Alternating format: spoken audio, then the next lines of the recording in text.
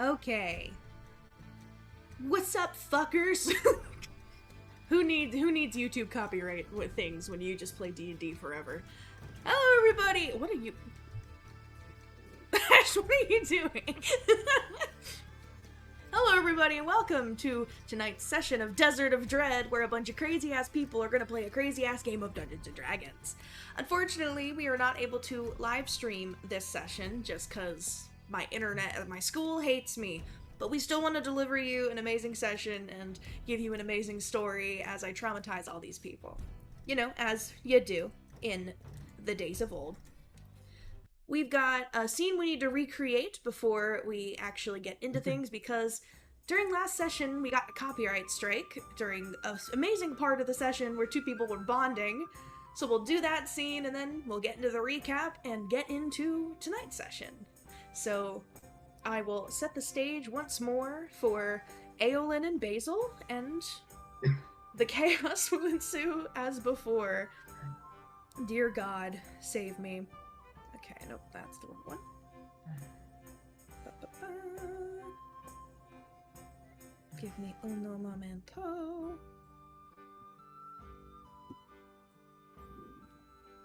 Okay. Oop. Where is the Donde Está festival that I made? ¿Dónde está la fiesta? Stupid. Stupido. There it is. All is well. It's okay. I fix. Okay. Sure, everyone's kind of gone off on their own, spreading out across the Festival of the Waning Crescent, like Xander and Rowan going to get their face painted. I'm remembering everything that happened now. Danya rushing to repair the strong arm machine that they broke, and Allri just kind of sauntering off into the middle distance after shopping and going about to just look around now that all the kids are being babysat by Danya now. Basil and Aolin, you guys saunter your way over to the cakewalk, set up outside of Emery's Baked Goods, a little pastry cafe of sorts, where there is a large stall set up. There's a big old wheel with numbers 1 to 20 on it, and people would spin it and try to win a cake made by a group of children from the local orphanage that Aolin, you know really well. As you approach and you get settled, conversation starts between the two of you in small, just figuring out what numbers you'd like to pick, and let me double check.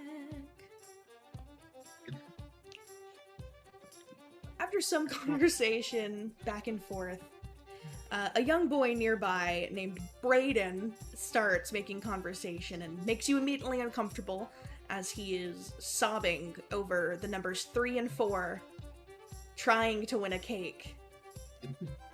As you kind of pull off on your own away from all this, Basil, a few questions have been dancing around in your head, and you finally have gotten Aolin kind of to himself, where you can hopefully learn a little bit more about him. So, if you would. Hey, Owen. I was just curious, how did you know Allri? I saw you two, like, fighting monsters there. Are you, like, friends? I actually don't know them particularly much more than you do. We were connected by Jed about 2 days ago, just to help settle that chimera. Well, then you know the rest. I don't know. It seems cool. Yeah, It reminded me a lot of that other stone statue that we met, Grung. And I swear, if anything ever happens to Grung, I'm going to lose it and just start murdering everybody. I didn't really get to know Grung, but Oh, when he You- was off, you- well, I can't wait to meet him. you, such a cool guy. You're gonna enjoy his presence so much. We should get him a cake. We should get him a cake. Let's buy a cake and put it in one of our bags and bring it to him. Are you from the area? You seem to know a lot about the festival and everything. Yeah, I've lived here for about 5 years now. This is turning into a German accent. Yeah, I've lived here for about 5 years now. Not born here, but just kind of wound up running amok with a motley crew of us. Brayden, the halfling boy, kind of leans over again and, still sniffling, goes, I've been around here too. Yeah, we've been hanging out. I didn't win, but they're looking for donations. And he goes, she just kind of leans back, looking sadly at the numbers 3 and 4 that he once again puts 2 gold on and just sits.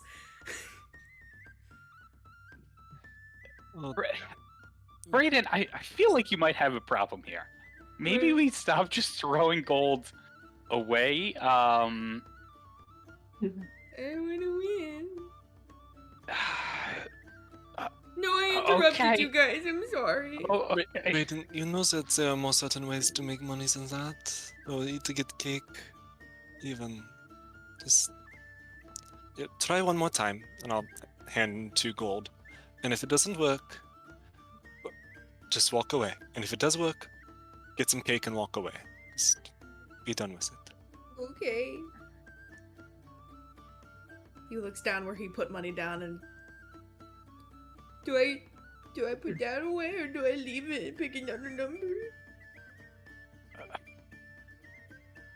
Leave it and pick another number. Increase your chances, but then be done.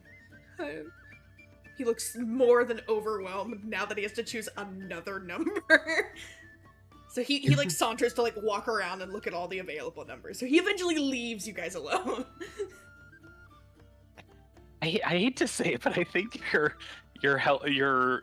encouraging his addiction. He has a problem. Nothing we've ever tried will stop him. He does this every year. So you and your motley crew, do you like just roll around town? Do you guys make the cakes?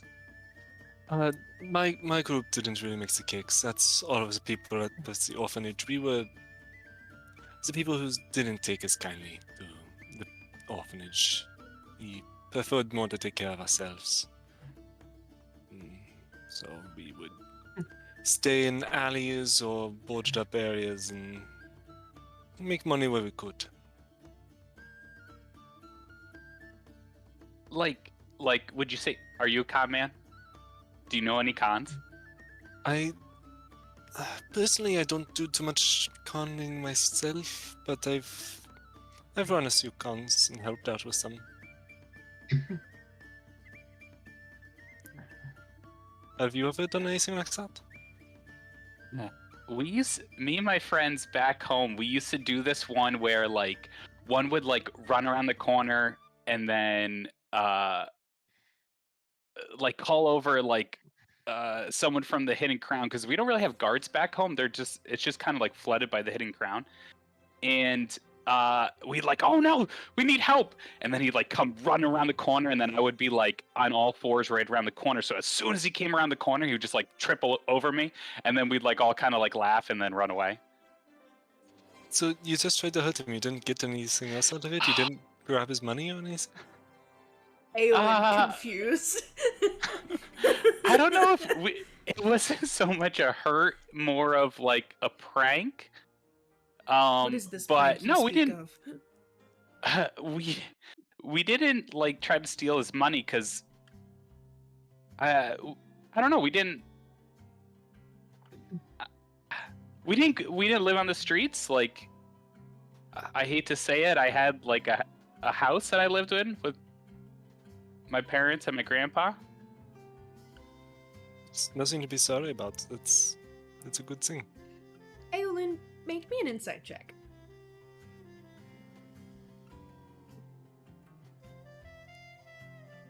That was almost a natural 20, but Damn. ended up being 14 for a total of 12. Oh, buddy.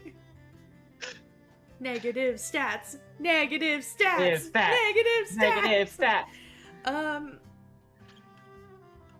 Basil, as he's like talking about his home life, like there's obviously joy in remembering his friends and his family, but you see a twinge of sadness as he mentions his grandfather. Basil just kind of goes quiet for like a millisecond. One of the rare times that he isn't talking a mile a minute. You pick up on it almost immediately, and then he goes right back into just describing his life back in his home. Because I don't think he said where he's from yet. I won't reveal secrets. So, where is home for you? Home. We're actually going to my home. Really? Matista. Yeah. So I'm from Matista. So, oh man, home is so much fun. It's kind of like Lawless, but in like a good way. But like the Hidden Crown like runs a city, so there's no real like guards, but they're kind of like less guards, more drinking buddies, and they kind of just like pal around. Like just as long as you don't really make them mad, then they'll be okay. But no magic. Well, yeah, probably shouldn't do magic. They're very like nervous about magic. What makes him so nervous? Anything can be dangerous.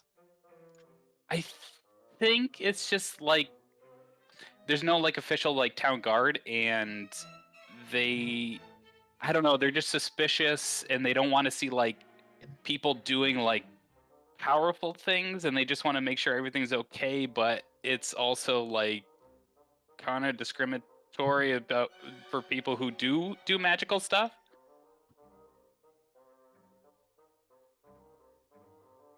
Actually, we should mention that to Xander too, because I think Xander can do some magic stuff. Yeah, we probably should just talk about. You should just tell us what your city's like, what we're getting into, while we're on the way there, and maybe you can show us around some. It's super fun. Oh, and my family has a map shop. A shop? Yeah, so we have a little shop that my grandfather created, and now my dad runs it. And maybe we can go see my dad, and maybe we can go pop in the map shop. But it's like my grandfather was drawing all these maps, and he was like giving them out to people and selling them. But then the Hidden Crown kind of cornered the market, and I don't know. I don't think it's doing so well anymore. Little shop of horrors, bop, shoot, bop. Little shop of horrors. Sorry to hear that. I look forward to meeting them. It would be fun. Speaking of your magic, are you like? I don't see you like carrying around a book. Where's your magic come from? So when I was younger, I was trained. Sorry.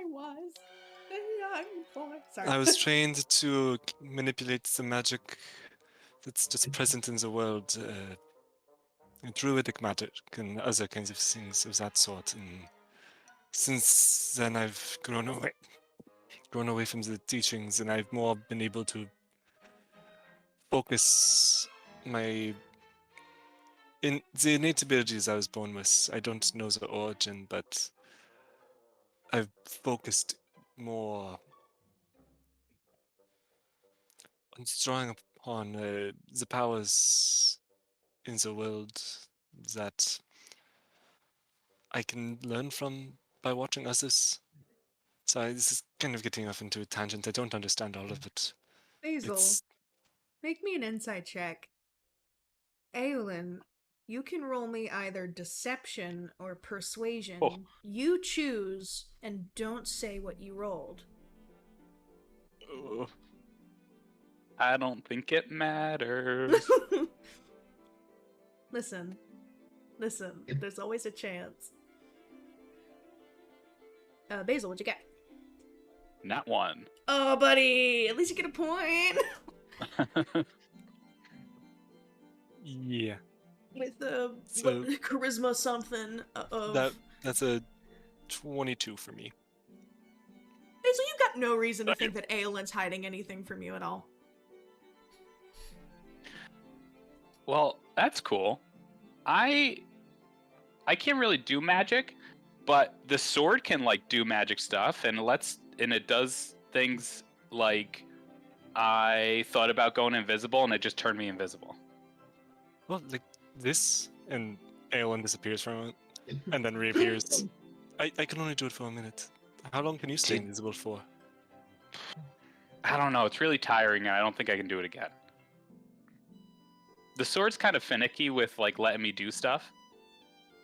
Basil, in your hand, the sword almost has like a static electricity from where the hilt is like slightly touching your skin, almost like a hey, watch what you talking about. Just like poof, it kind of shocks you a second, and Aolin, you see Basil like tense up, but like not really react to it.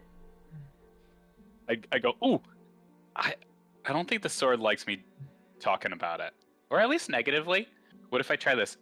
And I think out loud, I go, you're a good sword, and you do really well. You hear in your mind, Basil. Thanks. You don't have to try and... I'd rather not everyone know what I can do. But if you trust him, I don't mind. Just... tight lip. And then I'll say out loud, you got it! Are you talking to your sword? Is it conscious? Hmm. What's in there?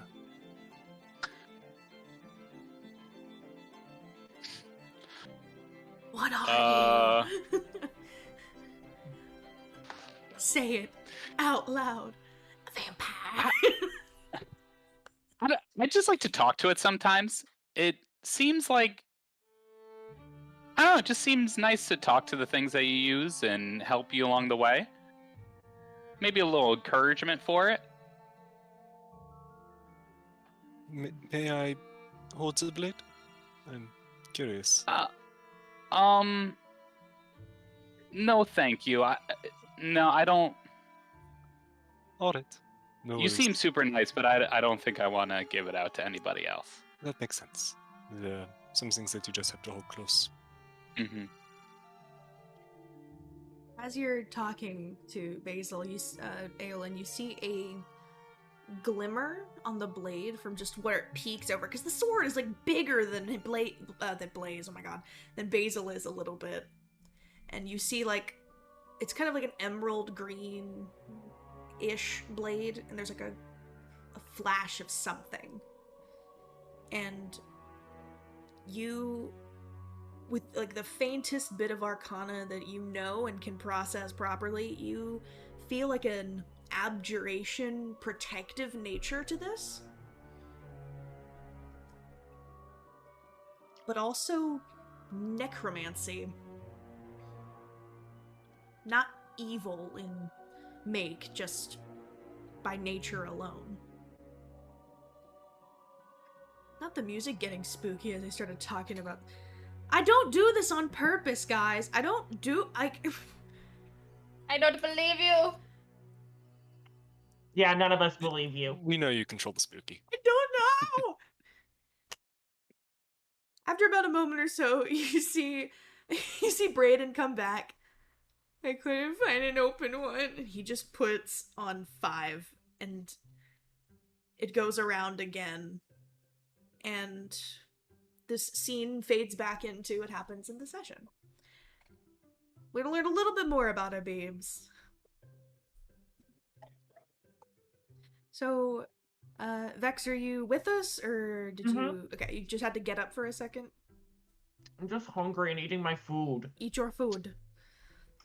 Well, let's get into briefly going over a recap and then starting the session. I was gonna start with you, Vex, so hopefully... That's okay. Okay. So, episode 2, The Jubilee of Riven Serjal. After receiving their payment from Chancellor Spear, Xander's father, Julian, and his babysitter, desert guide, Oscar, greeted the party and craved a boon with them. Julian entrusted the party with delivering a quote-unquote key to an ally of his in the city of Matista, purposefully being vague on the use and plan for the key. As Basil took the key and hid it in his traveling pack, the party gathered that the vagueness was Julian attempting to keep them safe from whatever might be coming after the key. Xander wished their father well as they took off ahead of the group, the party heading to the Jubilee of Riven Serjal to enjoy themselves before heading to Matista. The amusement park was gigantic. Every inch of the southern district of the city housing rides or stalls of various goods.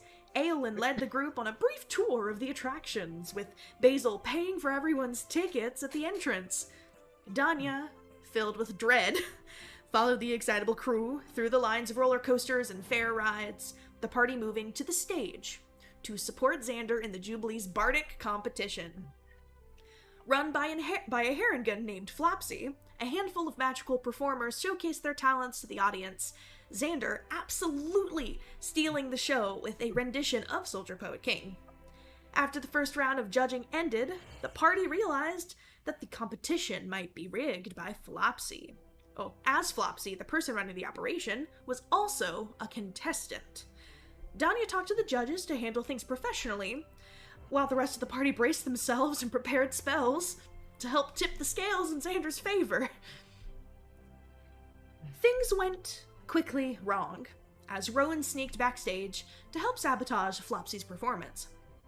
While backstage, Rowan discovered that Flopsy was tied up and being impersonated by a doppelganger on stage. Before they could react, a dagger pricked the skin on their throat, two Feywild assassins appearing to take over the bardic competition and kidnap Rowan. The party jumped to action and quickly dissolved the situation, managing to capture one of the assassins for questioning. Though one was able to dimension door away, the party interrogated the remaining thug and learned that someone from Rowan's past was trying to build a magical contraption of sorts in the Feywild. After the interrogation, the party argued about what to do with the assassin, ultimately deciding to follow Danya's lead and hand him over to the proper authorities. After the high priestess of the Temple of the Radiant Dawn allowed Danya to bring the assassin within the temple for this planned drop-off, Danya drained the assassin of life, essence, and blood, and quickly redirected the party's attention to the festival once more. Danya and Allri stuck together for the most part, participating in a strong-arm contest and breaking the machine as quickly as possible. Rowan and Xander got their faces painted while Allri and Danya shopped in the market for protective magic items. Everyone moved back together to support the cakewalk, where Aolin and Basil bonded over backstories and brownies, among other desserts. The party decided their next steps would be to participate in some fortune readings, with Allri escaping to take part in the underground battle arena's fight bracket first.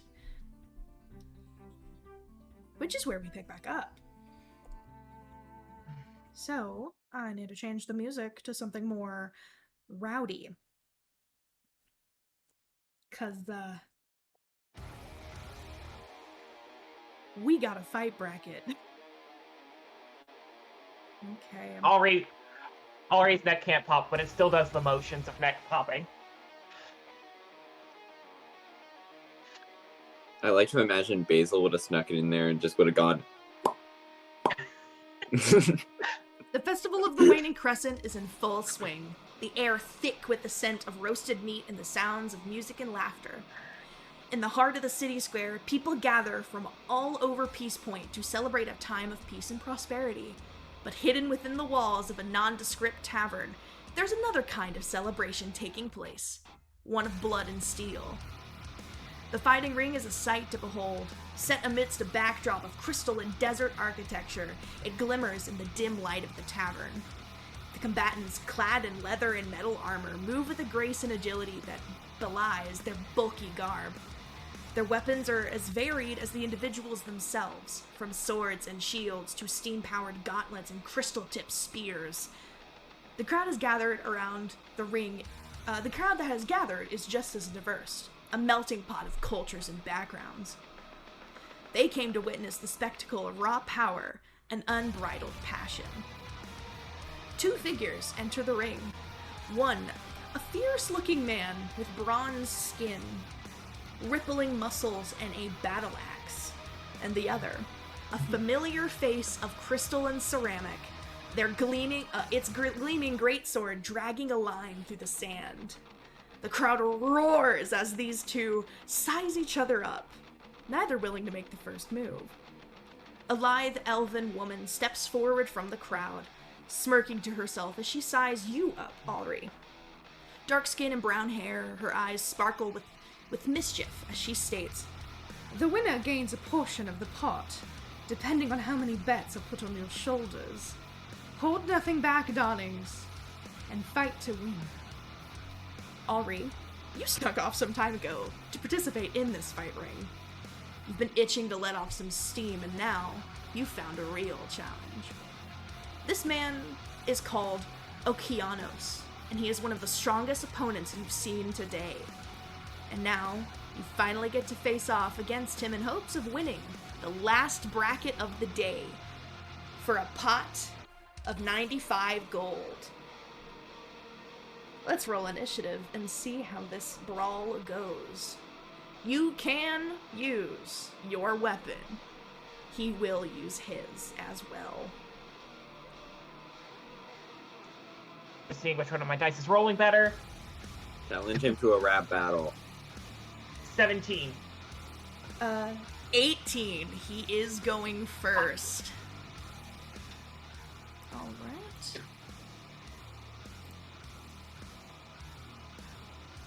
He is going to do a bit of setup here.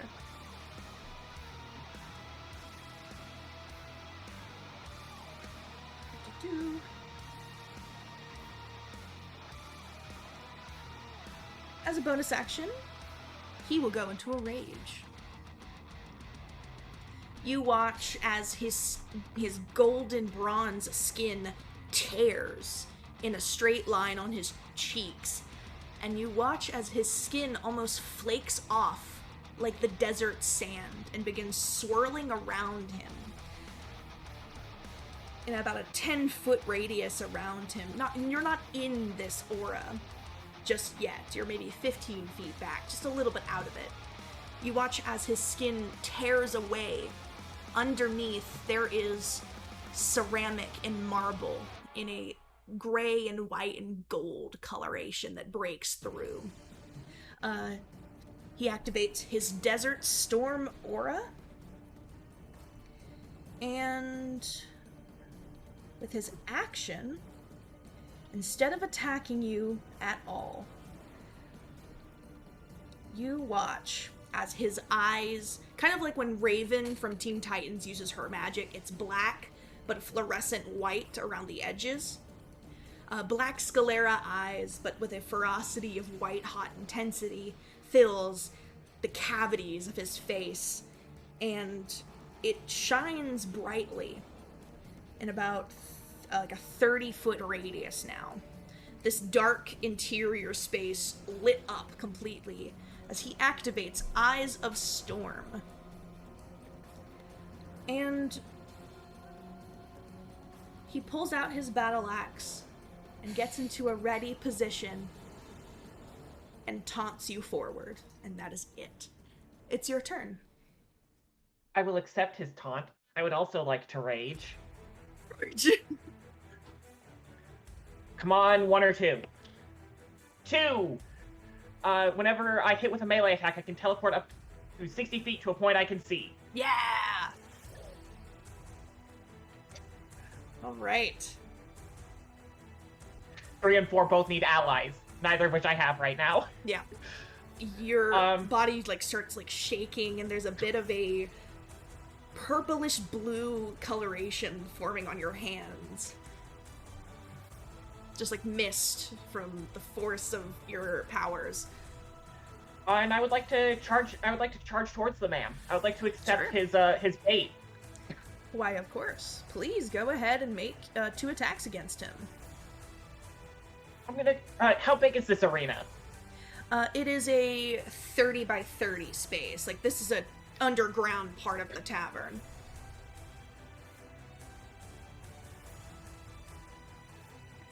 Damn, I was hoping I could like teleport 60 feet away from him and make him waste his entire turn getting to me, and then attack him and teleport 60 feet again. It's 30 by 30 by 60 up. If that helps. Is there anything on the ceiling I could grab onto? Like a rickety chandelier. Do I think it could hold my weight? No. Okay. You are made of ceramic and crystal. So you charge Super him? fair. I'm trying to decide whether I want to go reckless.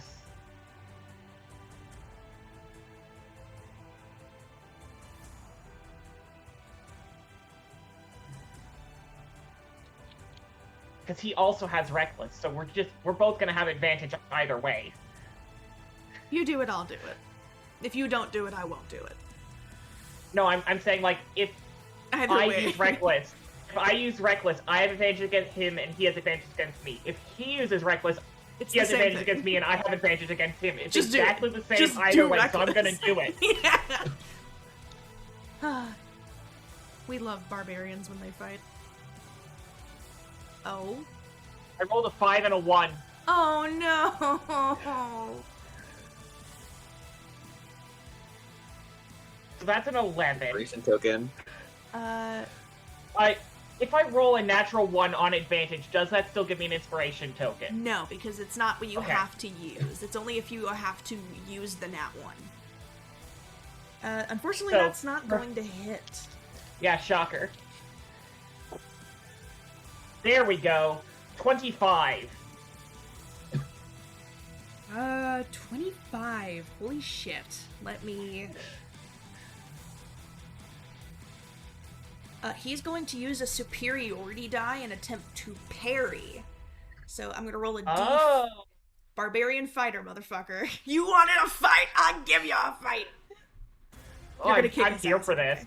I'm here for this. So I roll a D8. 25. Mm-hmm. 24. He rolled it and missed it by 1. You still hit him. Wait, he has an AC of 23? He has an 18. I roll a D8 plus 4. I rolled a 2 Superiority- plus 4. Wait, parry is plus 4? Reading it again. I thought it was just the D8. You expend 1 superiority die to reduce the damage by the number you roll plus Reduce 4. Reduce the damage. Oh, never mind. I was thinking of the parry from like a different thing where it raises your AC. He's still gonna do that because you're gonna kick his ass. So please, by all means, It does.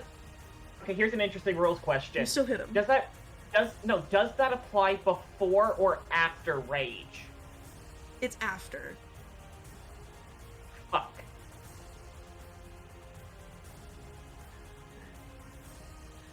You that still basically- damage. That basically doubles it. I will re-roll it because I rolled it for a different thing. So you do hit. Go ahead and roll me damage. Let's see, 2d6 Mhm. plus 1d8 And plus 2 plus 5. plus 5. The rage bonus is Yeah, 3 from strength, 2 from rage. right. Cool. I'm not good at I rolled barbarians. terribly. 9 damage and 3 radiant, which is not reduced by rage. Hey, at least that goes in. So 9 and 3. Okay, takes all of it. Right. You do see he has also previously been hurt, so he's not at full health. Am I also not at full health? He has more hit points than you, so I'm gonna say that you're at full Okay. health. I'm gonna give it to you. Okay, he's gonna roll and try and reduce that damage. I rolled a 1, so he gets 5 hit points back. I rolled worse than when I rolled before. Great. Is there anything else you want to do? Okay, but it's 9 physical, half to 4. Yes. So he only takes 2 damage. Yes. Barbarians. It's gonna be a long fight. I mean, Alright. he's not looking good at all. Alright, is that your turn? Yep. Okay. Alright. So you are starting your turn within his aura. You take 3 points of fire damage because Half of his... to 1. Half to 1, yes. Because Bear Totem Barbarian. Yes, all damage. Except Psychic. Except psychic. So you take 1 point of damage. And then he's going to... Oh, you are also in the Eye of Storm.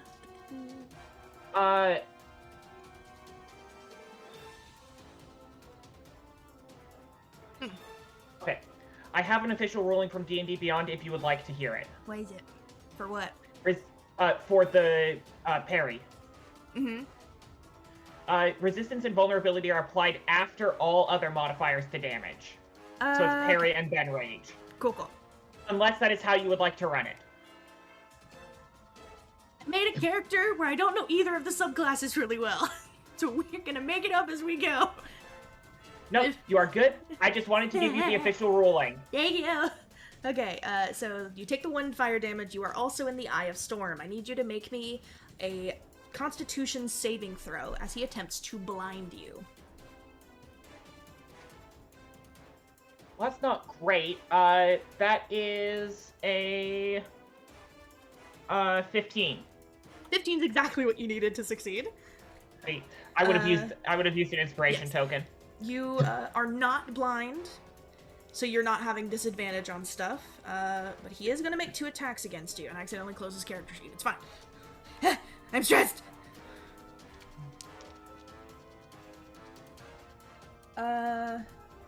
He has advantage against you because of Reckless. That's going to be a dirty 20 to hit. That hits. And 17 plus 9. Yeah. Beats me on the dice. Yeah. Okay. He is going to use another superiority die in an attempt to disarm you. So you need to make a strength saving throw.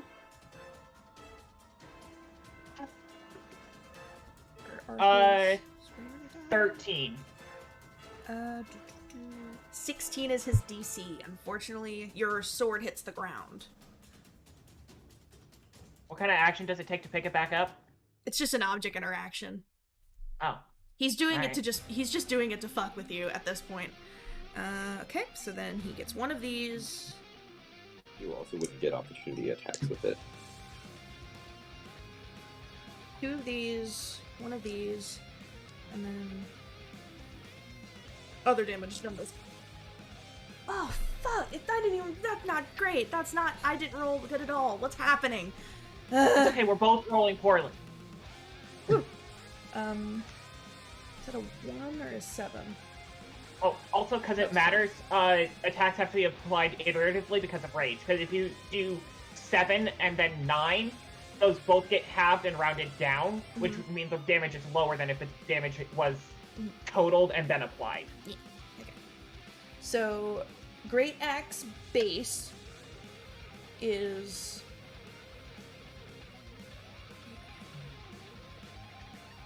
Ooh, I can't do math. 23 points of damage from the Great Axe. Half to 11. Yes. And then the superiority die, 7. Half to 3. Yes. And then you take 2 points of thunder damage from his storm. Half to 1. Yes. Wait, I already took the damage from his storm. At the start of his You turn. did his storm aura, and he activated a racial ability, so there's 2. Okay. Okay. That's everything he does. He stays right where he is, he knocks your sword to the ground, and he just, like, sneers at you. He is not, health-wise, really good at all. That's a 14 plus 6, that's a 20 to hit. That hits. And then second attack, another 25. Oh my god. Yeah.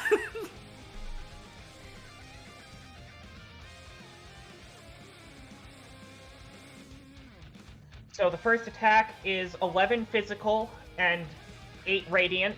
So 8 radiant that he has to take. yep, and then 5. 11 half to 5. And I'm going to expend a charge from my Crystal Greatsword to regain 8 hit points. Nice. Oh, we're not doing great. He was already And bloodied. He's second not attack. doing so good. Ooh!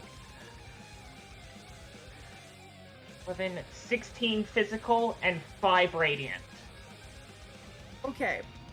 And because it's not an action, I'm going to expend a second charge from the Crystal Greatsword to heal another 5 hit Cool. points. He's gonna use his superiority die to try and get some health back. Sure. So he get 11 off of all of that. So he takes 5 physical and 5 radiant. Okay. He's now expended 3 superiority dice. Yes, he has 1 left. He looks genuinely concerned. He is in the teens of health right now. Shouldn't have come to play, big boy. You should have come to win. I like you. You're fun. He wipes his face. Alright, is that your turn? Yep. He's gonna try and kick your ass one more time. You take 1 point of fire. I've already halved it down. You take 1 point of fire damage. It's gonna try and hit you twice. Bear Totem Barbarians are great. Yup.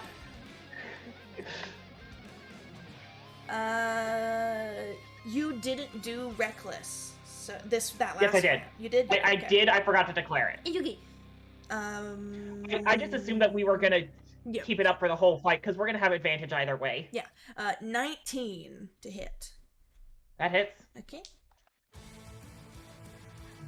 19 on the die. So both Definitely those hit. So roll the first attack and total the damage for it, and then roll the second attack and total the damage for it. And then give me those 2 numbers. Okay. I'm using his last superiority die because I want to trip you. Because I can. Because I'm an asshole. Make me a strength If he trips me, he has advantage. Advantage. So 19 on the die. Yeah, no, you're not tripped. He goes to trip you, and he just hits ceramic. Alright, so he still gets the superiority damage, but he His doesn't. shin is going to be bruised in the morning. He broke his toe. He broke his big toe.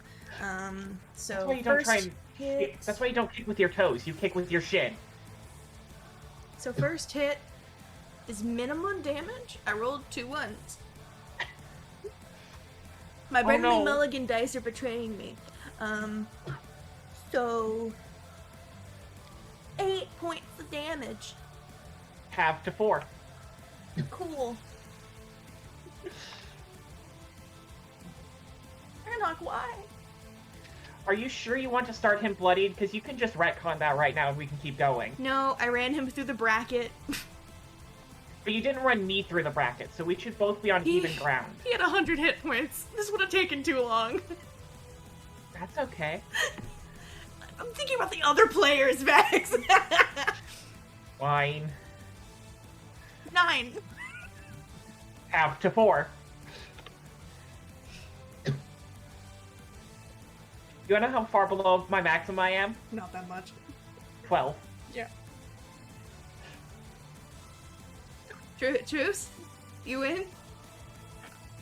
Oh, you're surrendering. Yeah. Well, you have to drop your weapon and declare that pretty loudly. I mean, yeah, it was just fun. He drops his great accent. I need a medic! Do you let him surrender, or do you kick the shit out of him? He surrendered. Okay. I'm not gonna kick a man when... Look, his pride is already wounded. He doesn't need that. Alright. And that cleric can't heal. Players, can I get pity claps for Okeanos? Pity claps. The entire tavern, like, pity claps, but he reaches over and, like, goes to, like, give you a shake, like, good game, like, you did good job. I've never had to fight anybody like you before, so it's a bit of an eye-opener. I might need to train a bit more. I'm usually not fighting people made of ceramic, but that's the world. I'm Okeanos. What's your name? Allri. Allri. He, like, leans in. Are you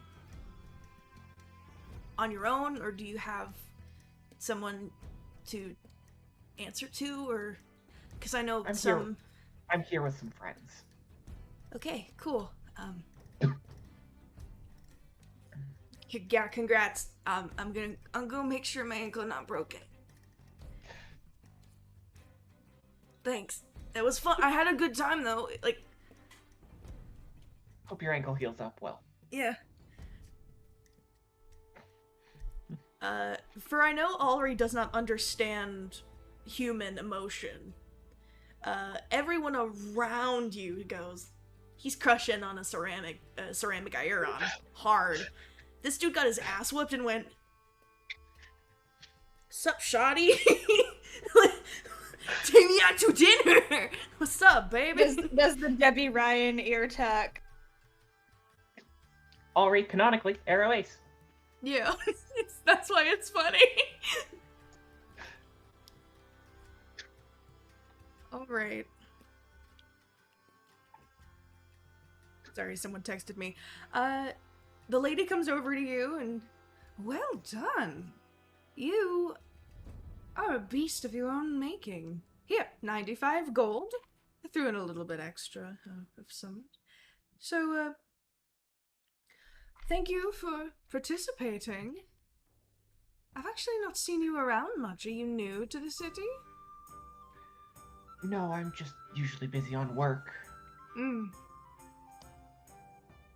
My contractor keeps me busy. Ah, I understand. I run the tavern here. It's how it is sometimes. Well, you're welcome back. Anytime. Thank you. I'll have to see if my schedule in future allows it. I hold you to it. You are a face I will not forget. And this was a night I will not forget. I hope. You eventually wander your way, feeling pretty good about how everything went. You register in your mind that you had fun. And internally kind of smiling to yourself, since you can't emote, you do walk with like an air of confidence. People that would look at you and like sneer, you don't even see. You just continue on your way, trying to find the rest of your friends. Make me a perception check. Ooh, that's pretty good. 17.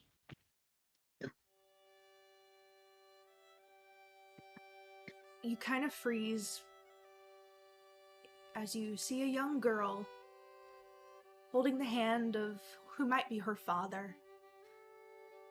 Dark black hair pulled into a little low ponytail. Maybe a year or two older than her, but almost identical. And there's this part of you that thinks for a fleeting moment, maybe it is. Were you wrong?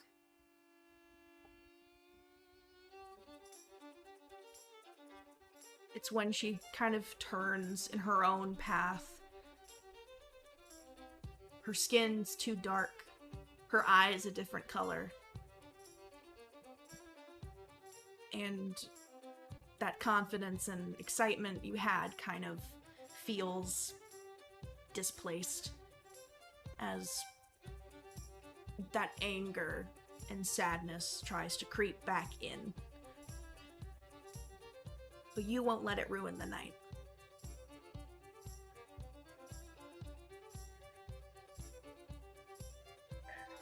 The young girl does see you and just wide eyes and like points at you and looks like gets her dad to like look over and like waves at you, and you can't hear them, they're too far away, but she just looks like she might have said something like that's a pretty Iron or like crystal lady or something. And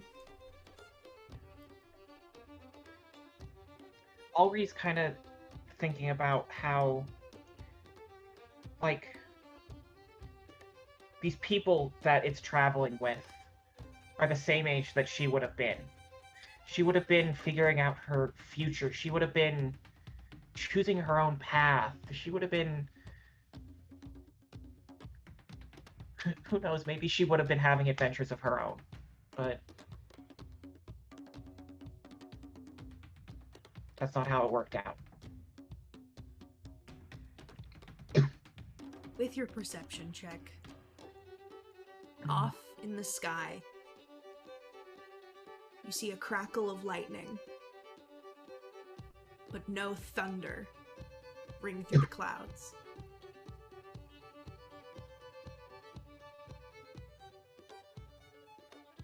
You were warned about that.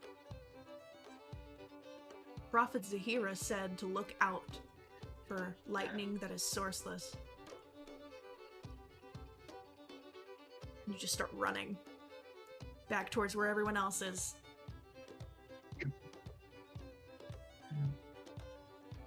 For the rest of you... Last thing, how much money do I put on my character sheet? 95 gold. It's in gold pieces. Tavern is efficient. All the rest of you are sitting outside of a cakewalk enjoying all your scrumptious little treats that you all won, except Danya.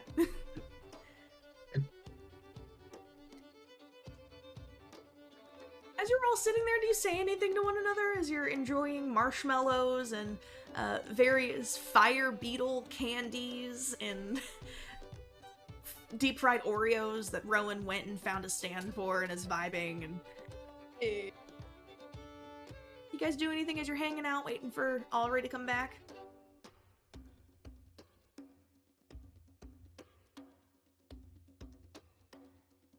How far away was the temple with all the gods from the... Well, let me move us to our city map now that it has been asked of us. You all are... Let me move the token to better represent where you guys have scurried off to.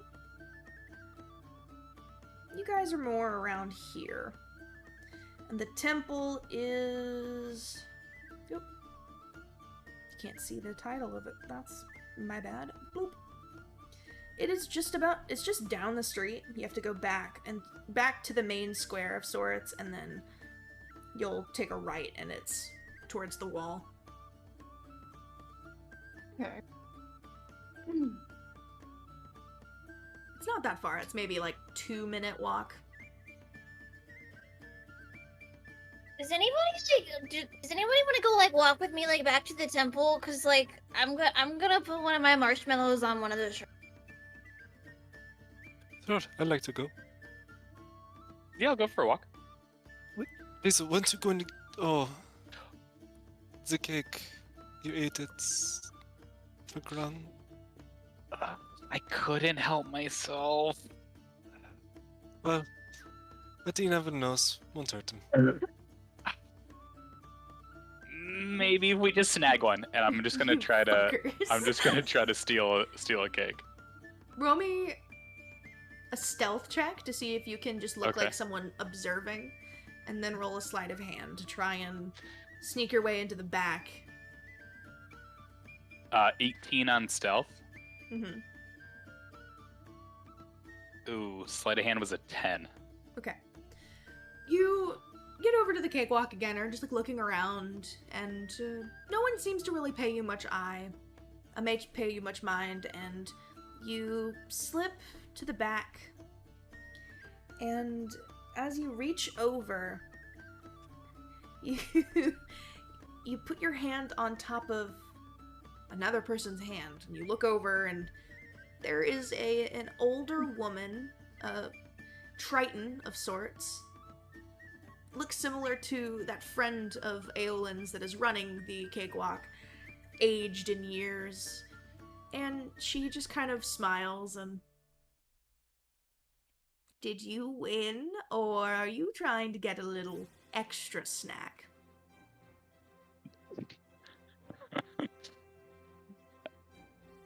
I definitely did not win. And then I'm just going to take 5 pieces of silver out of my pocket, place it down. Oh, no. And she, like, puts it back in your hand. No. I thank you for your honesty. Please, go ahead. And without saying a word, and my eyes not leaving her, I slowly walk over. I pick up a cake, and I slowly just back out of the tent without looking away from her. I hope to see you later today, Basil. Oh, that's scary! And I run away. I like this lady.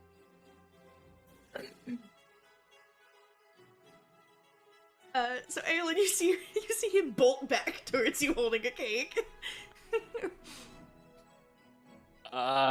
Some Triton lady just scared me out of the tent. Oh, Grandma Zara. you meant Grandma. Yeah, she does that. You were never in any danger. She just likes freaking people out. She tried to hold my hand. That is not what happened. Well, It was very soft. It was a little moister than I thought it was going to be. Do but it was not a very bring Moist soft Man hand. back into this.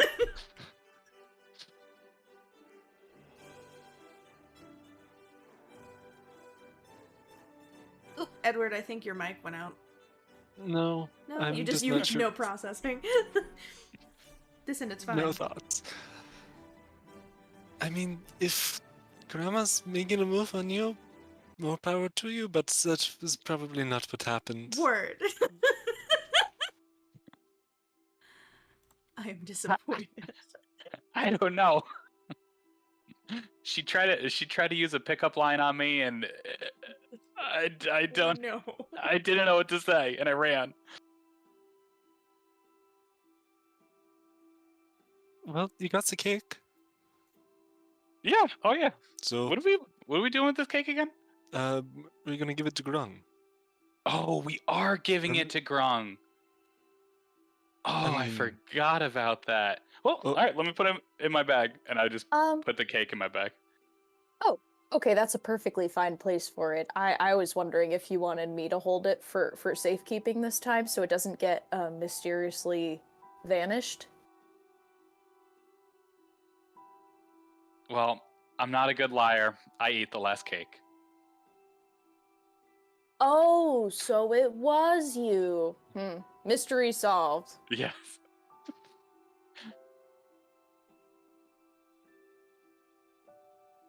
Danya, are you doing anything while these ruffians are eating cake and...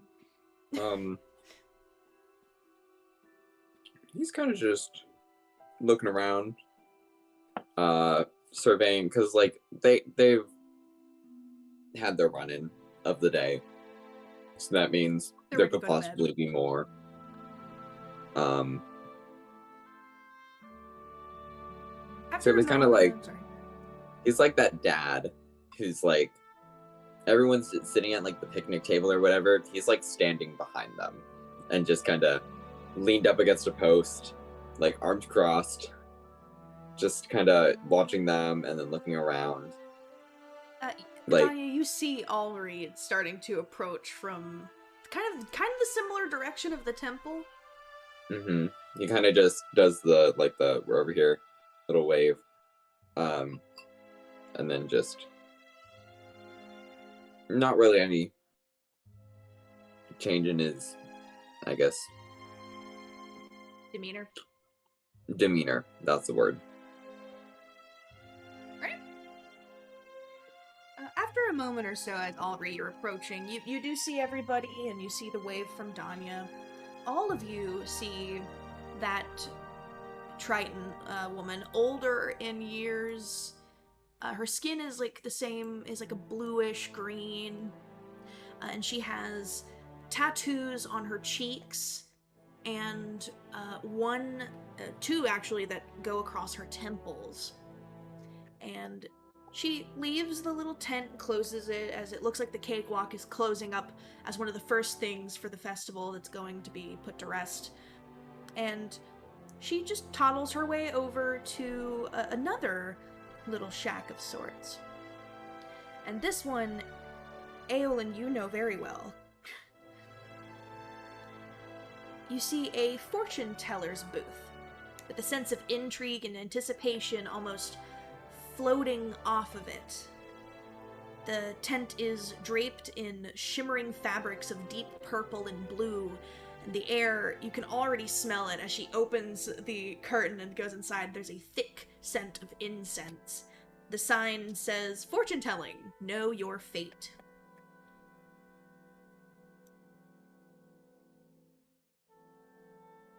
And you all are back together.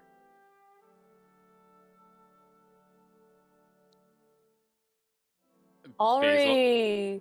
Oh, apologies. Go ahead. I was just gonna Allri, do something. how'd it go? It has like a couple new cuts across his shirt, but it looks mostly unharmed. Looks like you got by without too many scrapes. I hope you won something. Does it have any blood from the other dude on them? Yes. Okay. Like a splattering just on the face.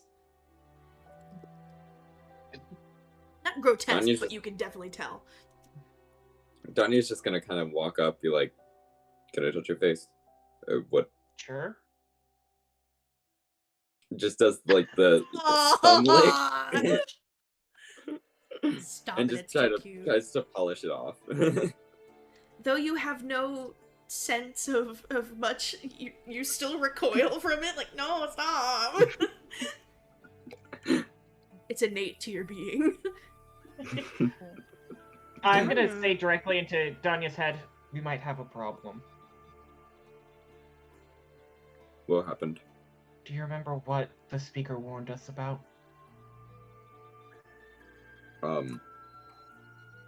The lightning stuff. I saw it. Well, I don't know if we need to concern the children just yet, but we may want to leave town sooner rather than later. Yes, when did they say the carriage would already be ready? Yes. As far as Say you know. probably tell the kids finish up what they can as quick as possible, and we ride. You ride at dawn, bitches! To my gaggle of kids, apparently, for you're all children, even though Aolin's basically 18. Basil's That's 20. That's a child in some countries. Basil, you're a child at heart. That's what matters. Gaggle of kids, are you guys going to the temple? Or are you doing the fortune-telling booth? Or anything else? Because I know Xander is wanting to go, and Aolin's tagging along. Can we like fortune tell and then go temple? Because like fortune telling is like really cool. We are right here. I know, and I really feel like I need to let her down real quick. Gotta let her off easy. I know. I feel bad. It took me a minute Aw, to. I'm sure she'll understand. Nick and does you know this what? shit every in the first Rhanok game he did this. He does this in all the campaigns. He thinks of an NPC doing anything nice or anything just like slightly shady. They came on to me. We're flirting, man. I'm He flattered. held my but- hand. You put your hand on. No, never mind. I'm gonna go over to Rowan and pull an amulet out of my bag. This is Hello? for you. You're gonna want to attune to it. Are you sure? It'll keep your pursuers off your trail. Appreciate it. They're gonna slip it onto their waist belt thingy mabobber. Do you attune to it? Yeah, I will right. attune to it. What did you give? It's an amulet of proof against detection and scrying, I believe it's called. If you just search amulet of proof, it should show up. Detection and location. Rowan, you attune to the small amulet and feel a shock of electricity almost cover your body for a moment. And you don't feel any different, but you feel like a sense of safety kind of wash over you. A thing about being of the Fae, there's always these like chaotic whispers you'll hear out of the corner, the corner of your hearing, and you think you hear something, but it's just the innate call of chaos. Your head is clear. You just hear the regular sounds of the festival, of people munching on food nearby, and you had actually been slightly overwhelmed from all the sounds and sights and smells. Your ears had kind of tucked in to try and barricade the sounds, but now it's kind of like somebody gave you earplugs and you just kind of feel a bit better in the space. Thanks. I don't think my mind has been this calm in quite a few years. I'm glad. They shouldn't be able to scry on you anymore, either, or find you through divination. That's good. Fuck him.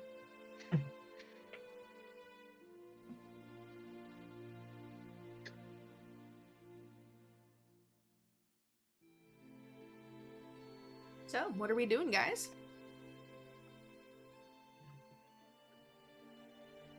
Adventure counselor shit. Reapplying sunscreen on everyone like the like the amusement park father he is. No, he's basically just like kind of just giving his said like get what you want and let's go.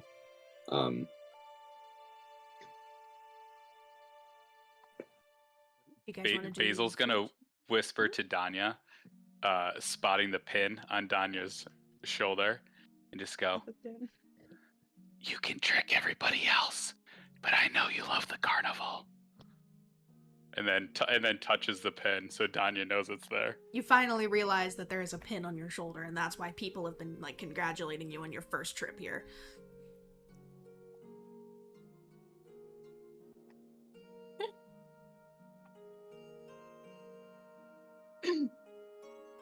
Just you little shit.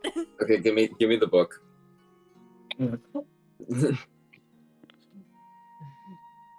Basil just walks away, pretends didn't Nope. hear him. Basil.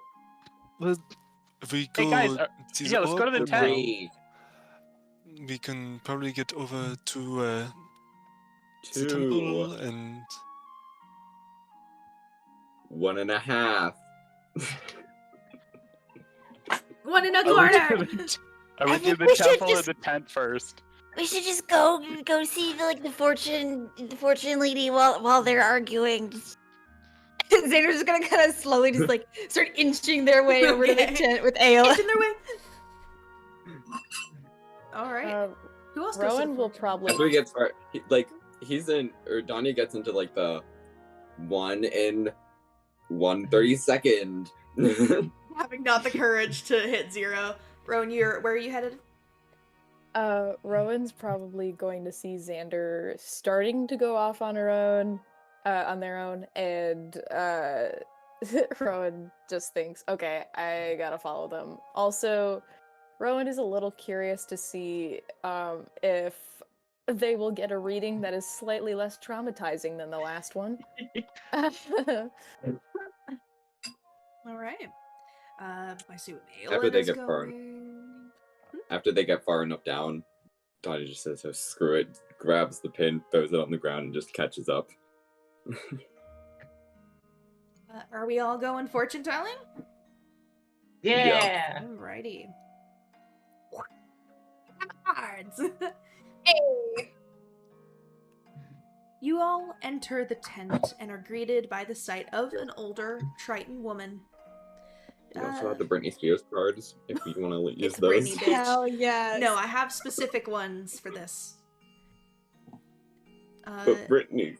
I'm sorry, Brittany, but they don't fit the themes and the plot of the game, unfortunately. There will be a game that Brittany bitch can be used. When I make my next character.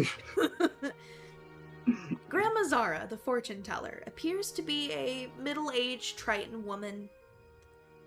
But, Xander, her piercing eyes gleam a bit of a true form, one that you would recognize.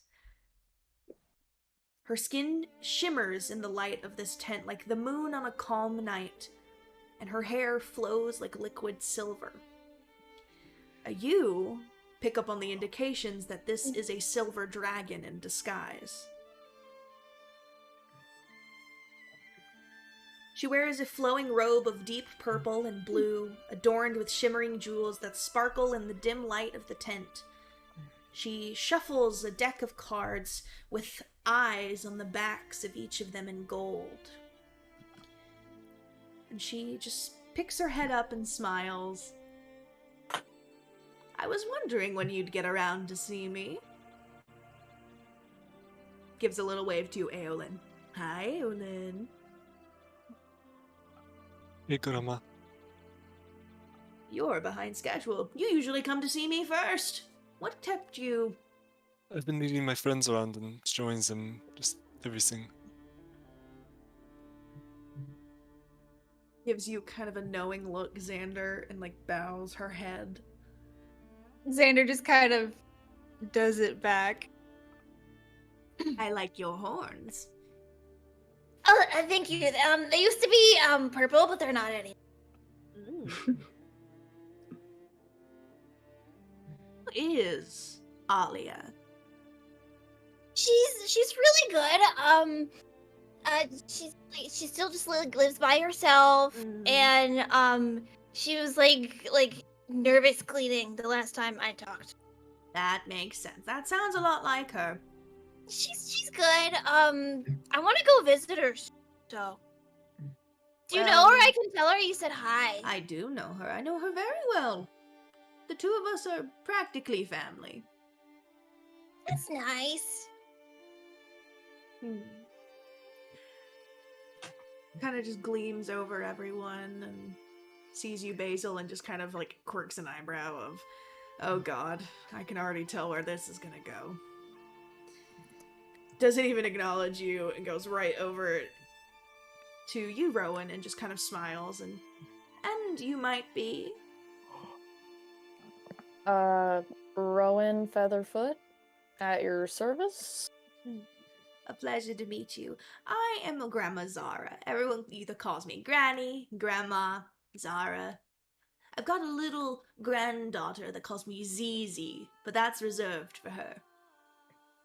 That's really cute. Understandable. I see all of you are travelers of some kind. Looking for something, looking for someone. Mourning. There's grief amongst this group. A large amount of it, actually. You each have lost somebody important to you. And yet, you might be closer to finding answers than you think.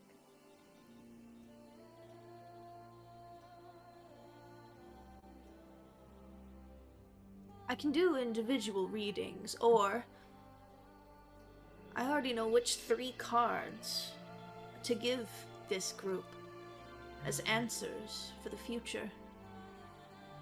I can just tell what you're seeking. It's up to you. I, a soothsayer, am not but truthful.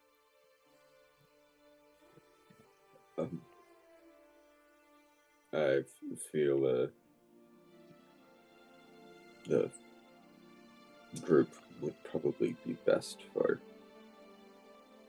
what is probably going to come. You shouldn't be ashamed of who you are, Danya. I'm sorry for what you've lost. I honestly, it's more about time, but You shouldn't push him away, you know. There will be a time he doesn't actually come back. What if the last conversation you ever had with him was, in fact, the last you'd ever have?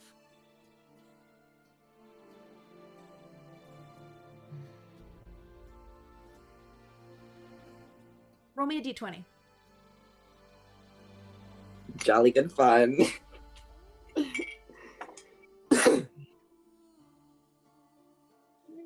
13.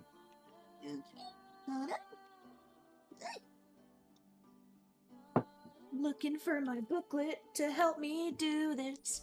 There it is. It's underneath my dice. Oh my god. 13, you said?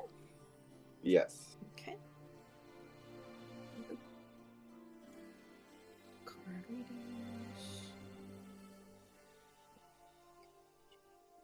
Oh my god, this is so fucking fitting. Oh.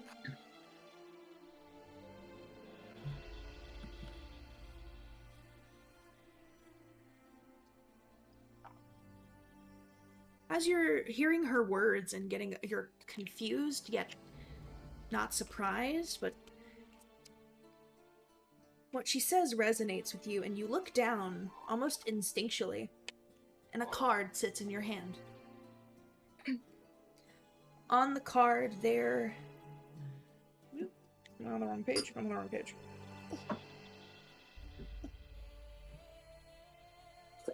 I'm on the wrong page. There it is. On the card depicts a magician of sorts, with the reverse being someone, almost an alchemist of sorts. Each side saying magician and tinker. This is the card of exploration. You are on a scientific discovery of sorts. I already know. You have not found much. The magician tells me that this thing you search for is beyond mortal understanding. Stick with these travelers. You will find exactly what you're looking for and more.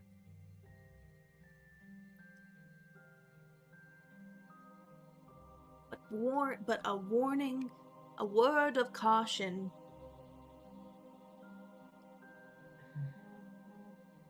Your studies might push you to madness. If you do not stay true to yourself, you will be lost to the darkness.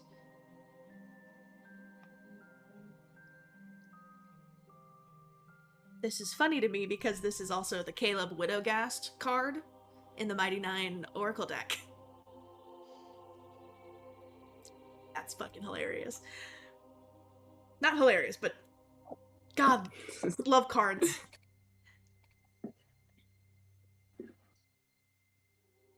Xander, roll me a d20. Whee!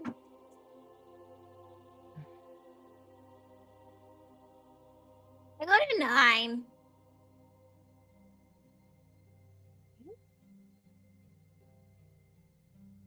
That's... Oh no, this is... We love when cards are mean. We love it. Give me now. It's really fucking sad, too. You see a card that depicts a tiefling standing amid a battlefield. The card is the Fool and the Soldier, the card of adventure. The tiefling appears heroic, almost divine, but the carnage beneath them is immense and hard to perceive. It's the Mollymawk card. I am a purple tiefling. I get the card with the purple tiefling.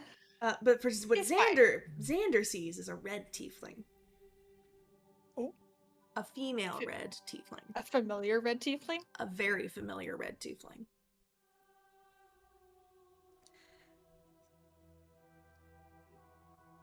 You have learned a lot from someone in your past. How to keep the light burning bright. How to stay clever and heroic. But you've also learned how to hide from things that upset you. Hide from things that scare you. When faced with immense danger, loss, or pain, you've hidden away in hopes that it'll go away on its own. The soldier is a warning, a word of caution. You can't run from everything. You can't run from the past. What you've lost has been lost. But don't let your naivete of sorts keep you from saving what you currently have.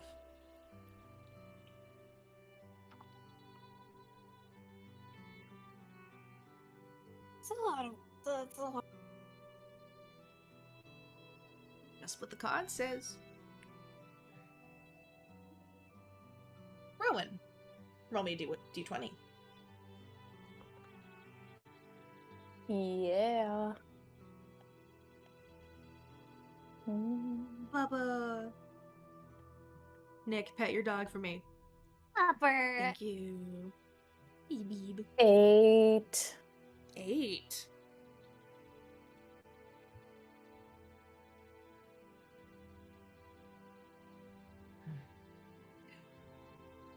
Ooh, okay.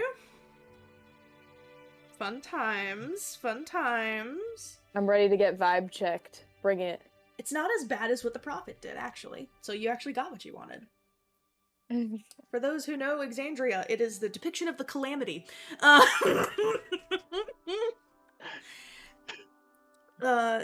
You see a card called Dream and History.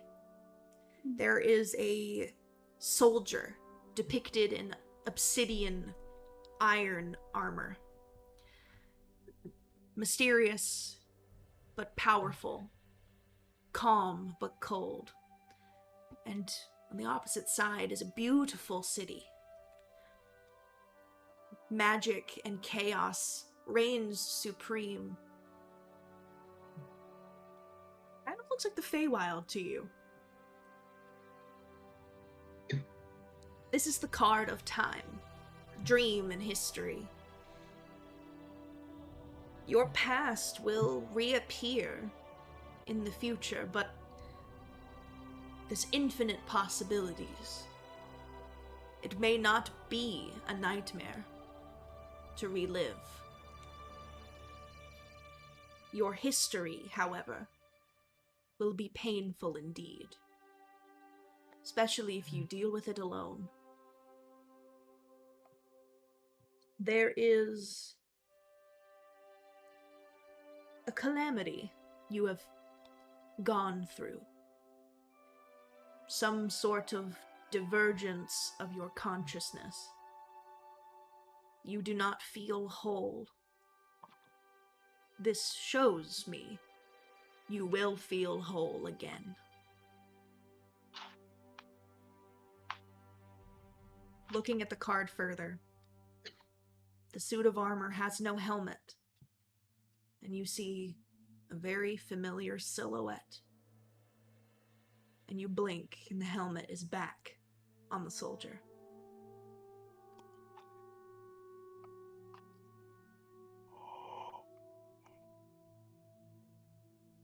Thanks.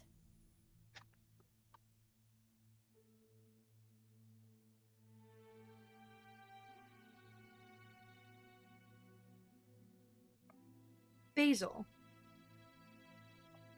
Oh, wait, no. Let me double check. No, yeah, Basil. Roll me a d20. 15.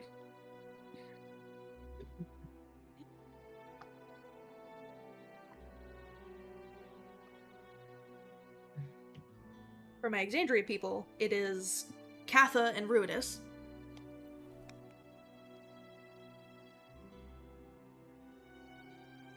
Revealing to you, you see the beautiful moon of Asdel. One of the two that exists in the universe, of the world of Rhanok, that powers the crystals of of this world, that connects the gods to the material plane. In a reverse, in a pool of water, is Seri, the darkened moon of Rhanok, controlled by evil and corruption. This is Moon and Mirror.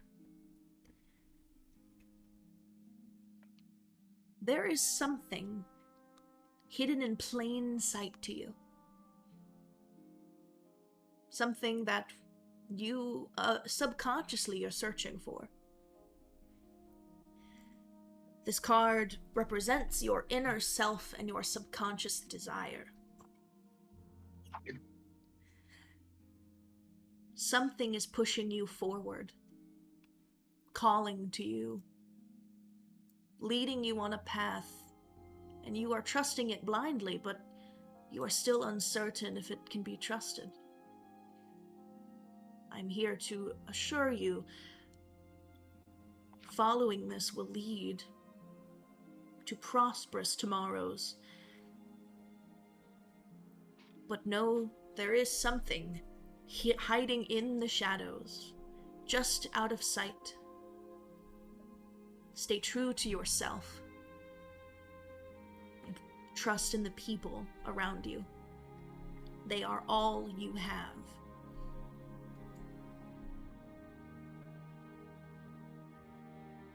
Aolin, roll me a d20.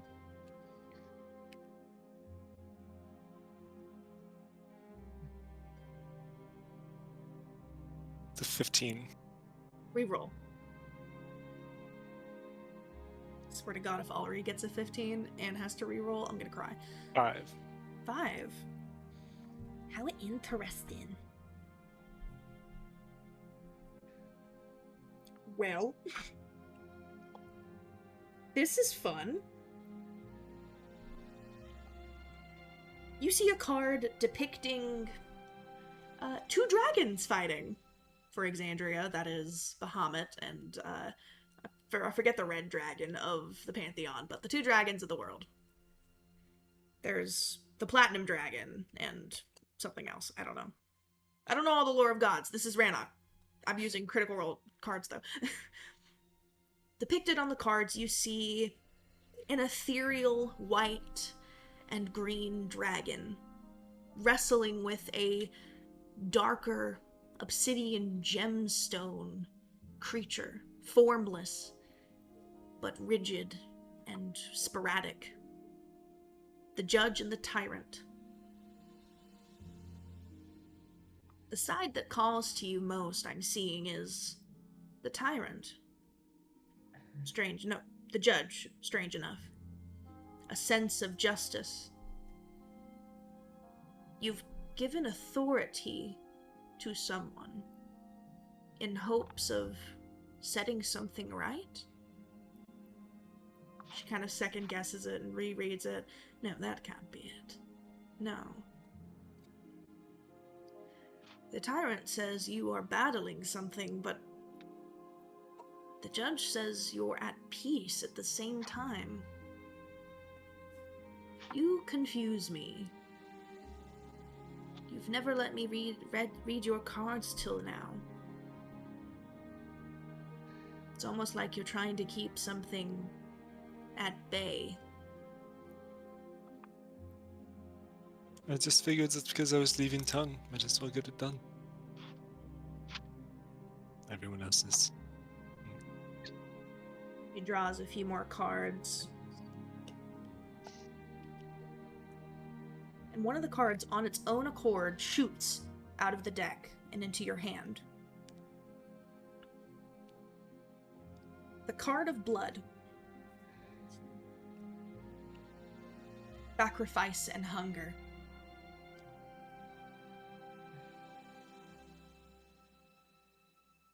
Payment.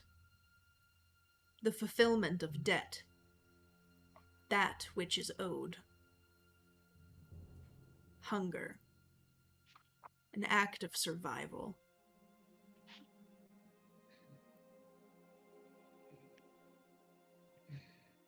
Unspoken, she stares at that card as you hold it in your hand.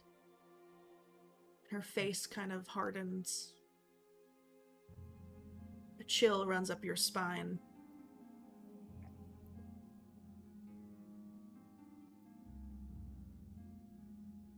You hear in your mind, Aolin, from a voice most comforting to you.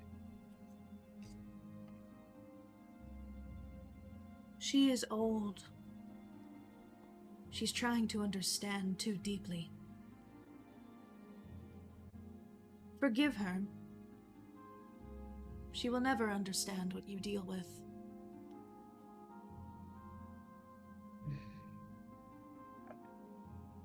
There's a darker whisper. Airy.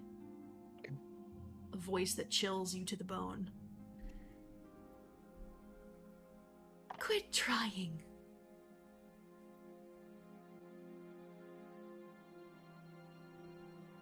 You'll never get answers.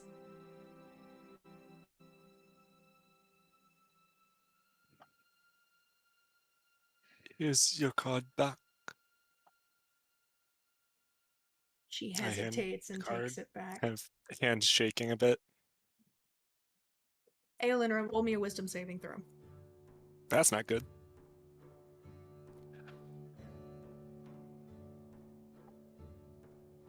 $14.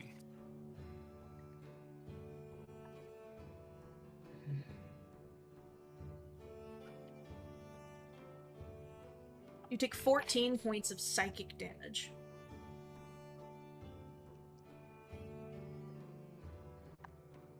Is this something that I would react to physically, or do I experience you pain can't from this? help it. You can't really help it. Okay. It's still it's pain that you can't hide. As that card passes back, there's this crackling of energy through your skull.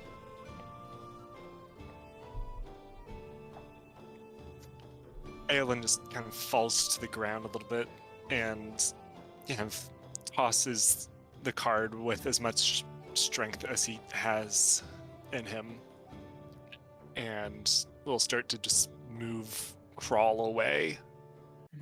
Okay. Buddy. Allri, roll me a d20.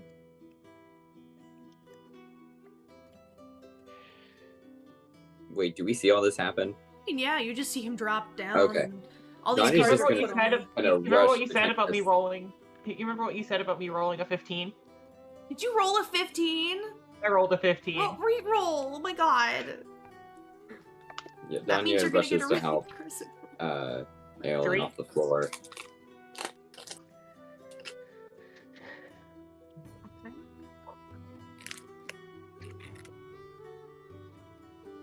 You help Aolin off the floor, and Allri, you grab your card, and let me find it. What did you grab? What did you roll one more time? 3.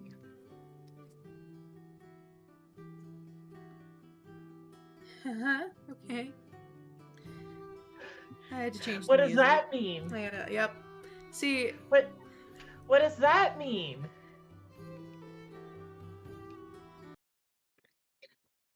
Cool, No. cool. You know it's either a good time or a bad time when Vex just suddenly switches the music, and I think it's the bad time. Cool. This is the bad place. Oh, this is the bad place. What the fork? Why can't I say fork?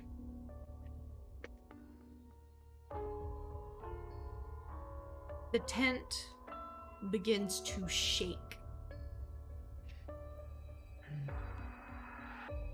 And an uproarious cry emits from outside.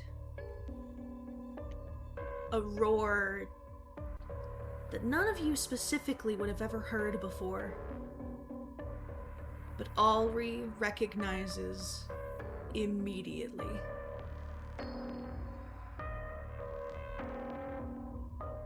Only the first time you heard it, it was mingled with the scream of an innocent child. Looking down into your hand. Oh, it dropped it on the table, and like he's like facing the door, like battle ready. The brief moment you looked at the card, you see the blaze. Fire and lightning, covering all sense. Grandma Zara stands up, her eyes overcome with flame as she begins screaming, clutching her skull, as her mind begins to melt from the inside. Did you do to Grandma? Xander's like hugging Basil, just like, what's happening?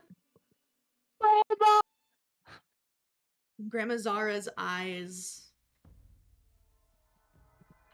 roll. The flame dies down. And deep from within her throat bubbles out a voice, a snarl. The blaze hungers. The blaze endures. The blaze consumes.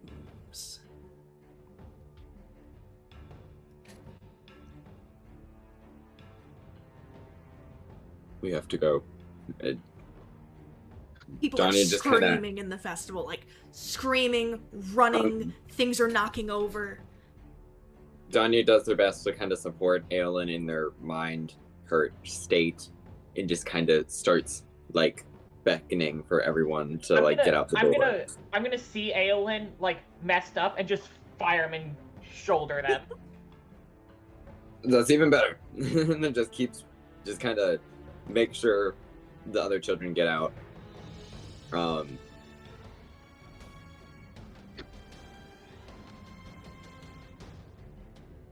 All of you exit the tent. As Zara's body drops, she hits her knees, and her head cracks back into the side, and a torrent of fire just shoots out of her mouth and starts to ignite the tent. So, if anyone's staying to do anything... If they choose to not leave, Danya's grabbing and pulling. Okay. On the way out, I grab the card from the table. Okay. I'm taking the card with me. You reach over, you grab the... Also, you just grab the entire deck. You just grab that card on top, and race out. Out into the city streets, you see the festival is in flames. But not from normal fire. You look to the sky, and you keep seeing sourceless, soundless cracks of lightning hitting buildings, hitting stalls, and everything's erupting. And Allri, this is moment by moment sending you back to the house, back to the moment you lost the one thing that mattered. You hear her screams reverberating in your head, but it's at another person down the street, or it's right in front of you, a young child crying for their mother. You all kind of are just looking around, confused and terrified. And then you see the Chancery in the distance. The windows cracking open and flame shooting out. The lightning striking it the most. You see crumbling columns. Something's happening.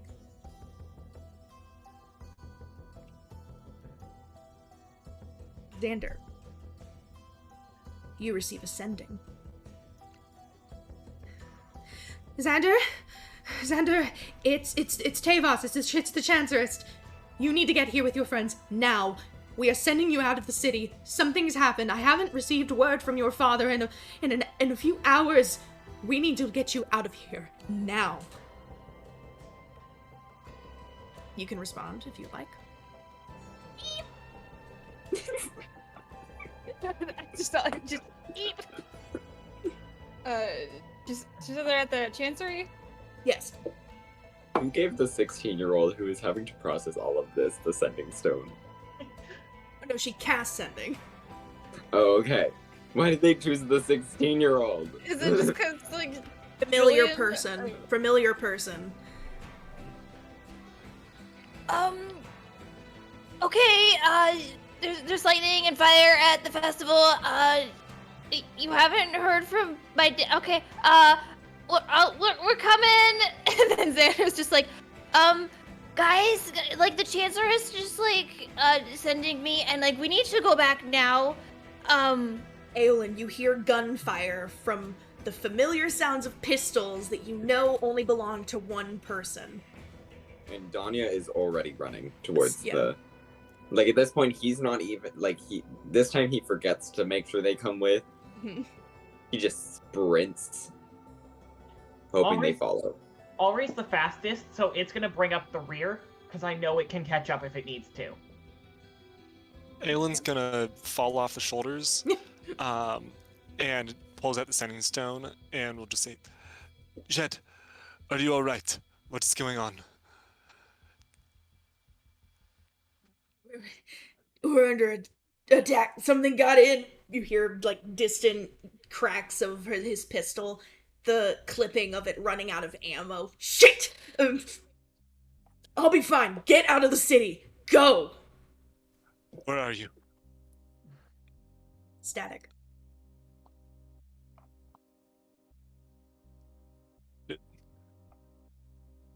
We have a job. We have to go.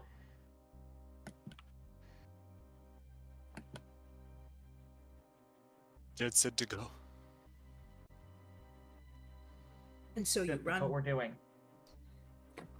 You run through the city streets, heading towards the Chancery, towards the fire, towards the lightning. Also, Danya's gonna take the time beforehand to activate their Crimson Right. Okay. So yeah. You get to the steps of the Chancery. It looks like the carnage started a while ago. Something detonated within the halls of this archive. Standing, limping, wounded, is the familiar face of Tavos Spear, the Chancerist. One of her arm, the only arm she's got, her other, the light not even lit, the crystal shattered. She is clutching her good arm to her chest, hobbling out. She's alone. But you see around the back, there's people who have gotten out from different service entrances and are running here, there, and everywhere. She stops you before you go inside. There's no use going inside. Everything is a mess. Everything's on fire. You all, to the carts. We're getting you out of here. Are you coming with? I can't. This is my place to protect. What's in Understood. there? Some sort of... I thought they were all extinct. There was a dragon inside. It got inside. It called itself the Blaze. It said it was looking for something. It said a key. And I feel like it has something to do with your father, Xander. It doesn't know what's going on. You need to leave, and you need to hide. That's probably why he didn't tell us anything. He told us to go and get it to where it's... Then you'd better listen to your father and get it where it needs to go. We can only hope that him and Oscar are going to be somewhere safe, or will be safe eventually.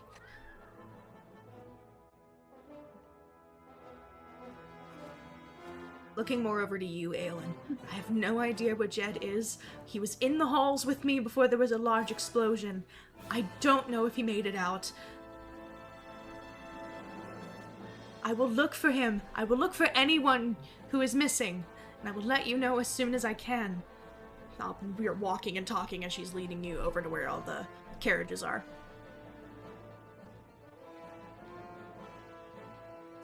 Yeah, it also said to get out of the city. I think we should go. Are the horses already hitched? Yep, two crystalline horses imbued without the ability to feel fear. Are they considered beasts? Yes. I'll just, as everyone's getting in the carts, I'll go to the horses and just start kind of explaining that we need to get the fuck out of here. We need to go. Does anyone want to do anything before hightailing it out of Riven Serjal? Okay. You all clamber into the carriage. Rowan, glancing out and looking into the chancery as you all are abandoning it. They grab your shoulder, Basil, and point where you can see just enough of the opening. You see a crumbled stone construct scattered across the ground.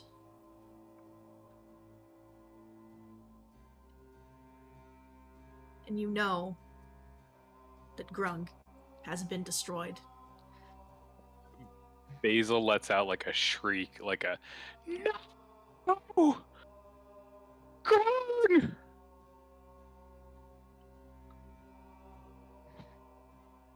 And then grabs Rowan and drags him over to the cart.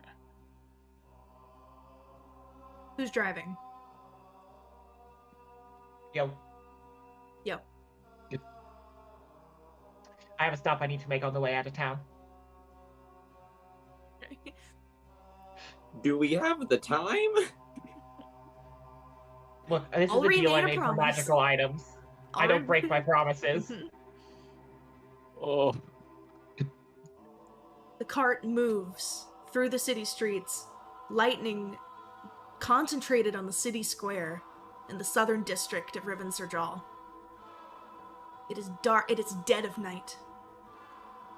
You exit the city gates, leaving behind the spires of the Prophet's castle, leaving behind the chancery, leaving behind dead, injured, breaking into the desert proper. Allri takes a sharp right turn and passes through one of the smaller villages on the outskirts.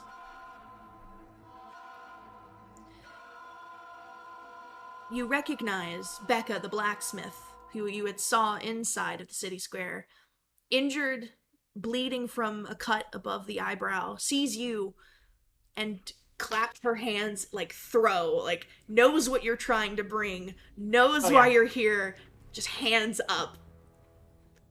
These are fragile healing potions. I'm gonna actually hand them to her. You could have thrown it. I have telekinesis. It's fine. Thank you. They're fragile. I appreciate it. Thank you. And runs Save deep it for into later. runs deep into the village where you know she is going to look for her father, who is sickly and ill, and hopefully get him out of this. Ugh.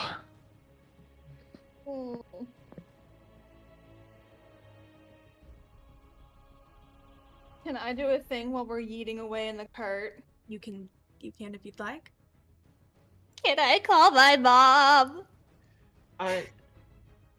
Real quick, can I have slipped 40 gold into the package with the potions? Sure. I don't imagine she had much time to take money with her, and her parents. She probably needs some money to get a carriage out of town. The city's in shambles. Yeah. Needs to survive in the first place. You pull out Money your helps you do that. Yeah. You pull out your sending stone to your mother, Mavis, and hold it close. What do you say? Because I feel like Xander would kind of grasp the fact that something bad is happening, and maybe they just shouldn't like say everything outright like they always do. So they're just like, have you heard from Dad at all? Like Xander? recently? Xander, babe, is that you? Yeah. Are you okay? I'm fine. Are you okay? Yeah, there's just like fire and like lots of stuff happening. Like we're all running away. I still need to give Danya your other sending stone. But yeah, we're okay. Get out of the city, okay? I don't want nothing happening to you. I've lost one of my kids. I'm not losing another one today. We're going. Allri's making the horses go really fast, so I think we'll be okay. But have you heard anything from Dad? Then I need you to listen to me. I need you to listen to me well, okay? You're gonna stay with these people you're traveling with, okay? You're gonna go wherever they go. You're gonna stay with them until I get connected with your father and we come to get you ourselves, okay? You'll stay with them. You listen to them. You behave. And if you have to, find all you in Jianwei and hunker down underground, okay? Okay, it's just gonna be like when you and Dad had to do war stuff and I was with Tamsi, okay? It's just like that, okay? Okay. I love you And, so like, much.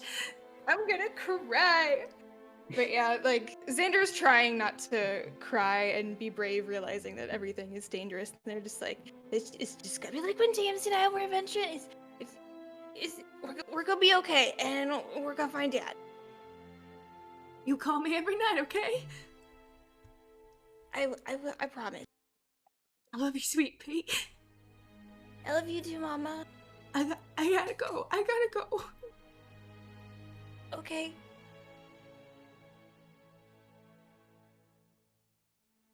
Static. and Xander just kind of like sits there. I don't know who they would be sitting by, but they just like sit there and they're holding their little sending stone. And then they just like reach up and take Ezekiel off the top of their head and just like snuggle him close for a minute. They just kind of sit there quietly.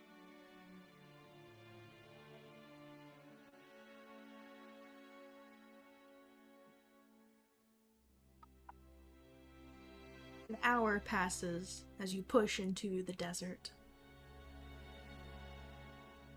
Aolin, your sending stone begins to glow. Hey, Aolin.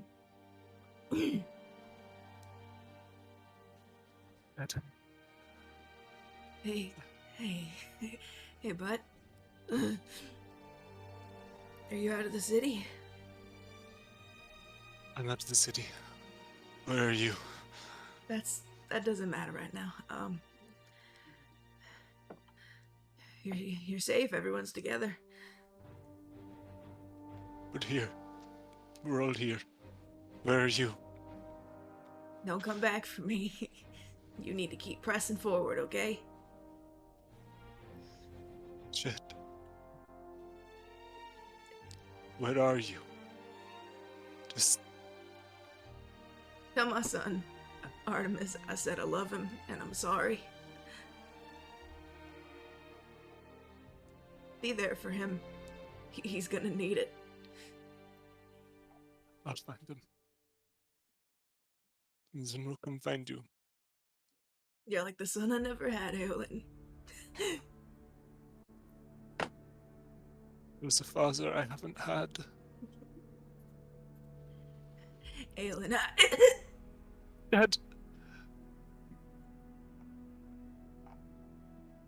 The sending stone breaks in your hand.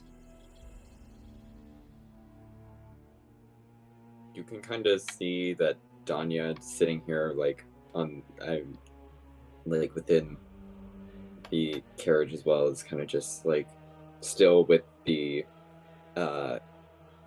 inky tears falling from his face that you cannot tell if they're real or just part of the what's the word? Illusion, the right, the crimson. You can't tell if it's just part of his feature or if it's actually him. But his eyes have been widening in just like different emotions, and you can kind of see just a lot of conflict on his face, even without the range of his eyes.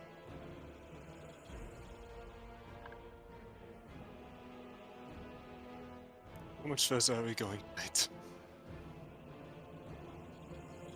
Pardon? How much? That was to the party. How much further are we going tonight?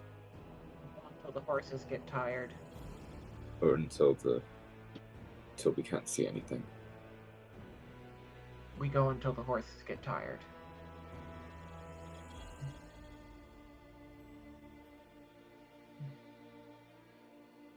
You travel in silence. The distant light of fire illuminating ribbons surge all.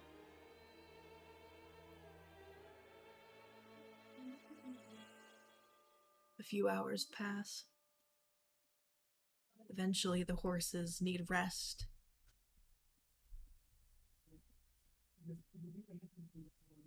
And strange enough, you pull over to a familiar outcropping of the desert.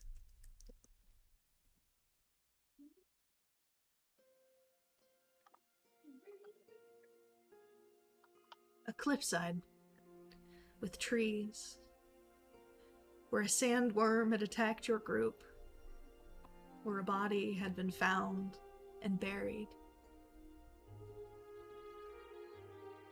Very lousily, but yes.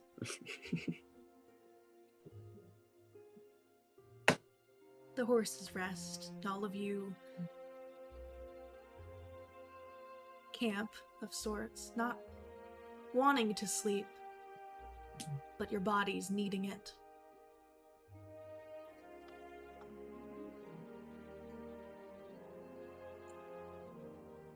A name given to the beast you hunt, Allri.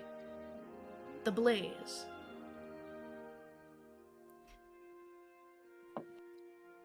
A farewell you never wanted to hear, Aolin. A broken voice you never expected from your mother, Xander. Realizing how cruel the world is, Basil. An argument you hoped wouldn't be the last, Danya.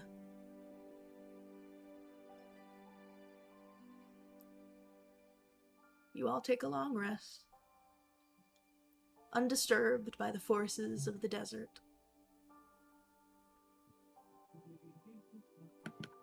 Reluctantly sleeping.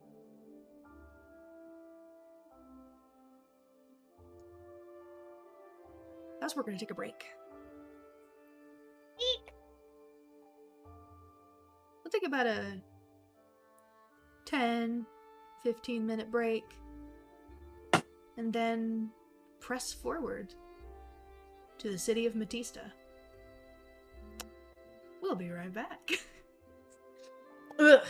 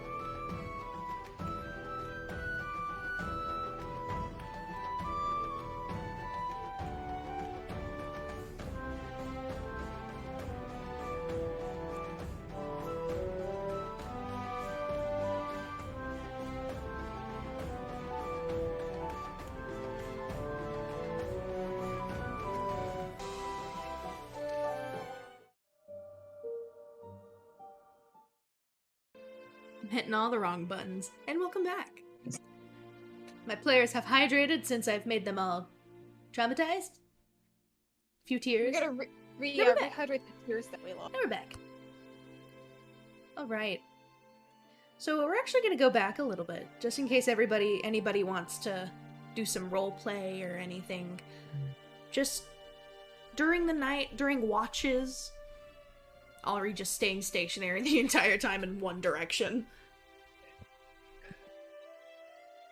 Oh no! Once everybody else is asleep, Allri can't hyperventilate or experience a fast heartbeat, but Would it be. has a panic attack nonetheless. No, baby, no. It just hits snooze on it. It can't make it go away forever.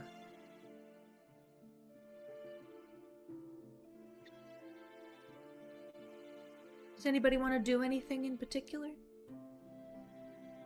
I'll during the night, Basil kind of like can't fall asleep, and I'll wake up and just knowing that Allri is probably never asleep, I'll just go over and sit next to Allri and just say, I got a weird question for you, and I've been thinking about it for a little bit, and I don't know how to say it other than there's this weird thing with constructs around here, and you're a construct, correct? Correct.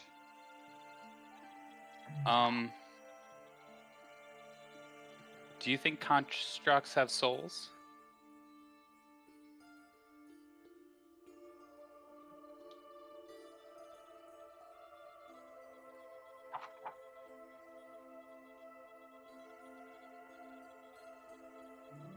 I think as soon as you try to define a soul and what does and doesn't have a soul, it loses meaning.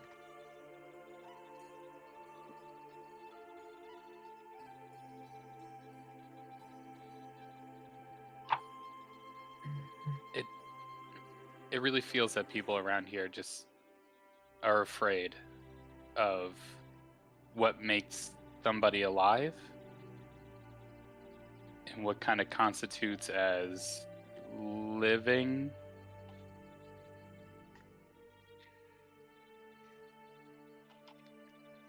People have always been scared of what they don't understand.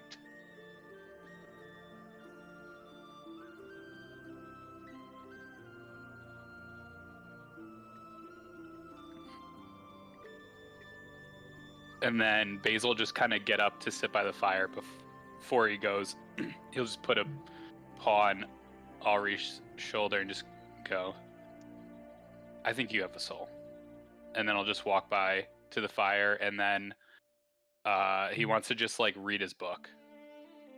Okay. You open the book, starting, of course, at the beginning. And you see there's an author's note. Of course, you know this is written by your grandfather, and you open to the author's note and see, to my grandson, who I know will continue telling tales of his adventures even after I pass away. The first adventure is one you've heard millions of times from your grandfather. How he climbed to the top of Touchstone Peak and touched the hand of a god. He was blessed with some sort of gift, and his adventures all detail him discovering this.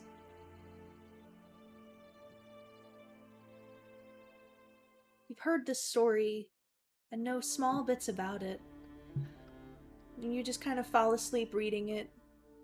It's a very big book. He does have a tendency to kind of go Charles Dickens run-on sentence style, but you understand how to read it. You know how he would speak it. And it's kind of funny, because it almost feels like you can hear his voice in your head reading it to you. Even after you fall asleep.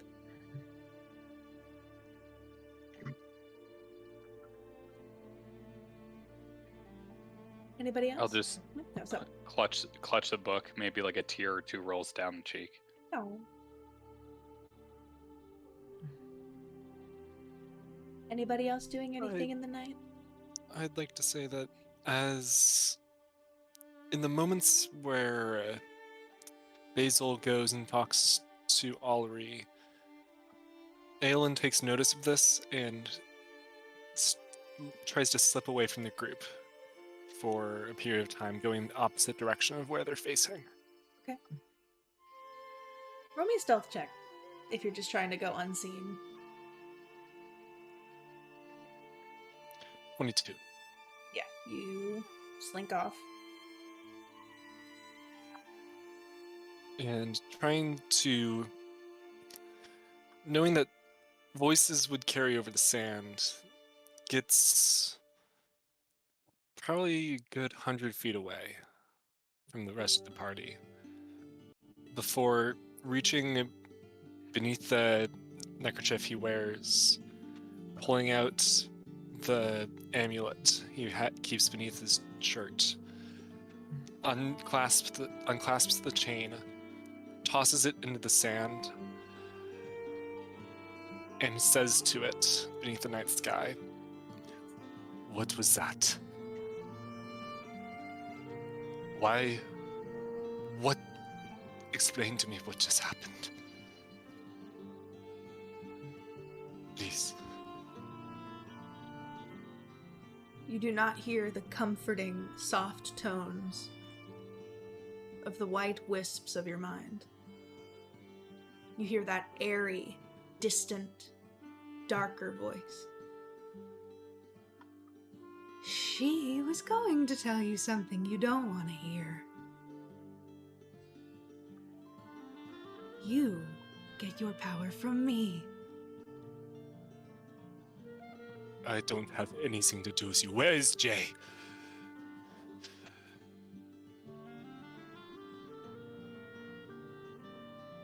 Even important powers need to rest. You've depleted some of your resources.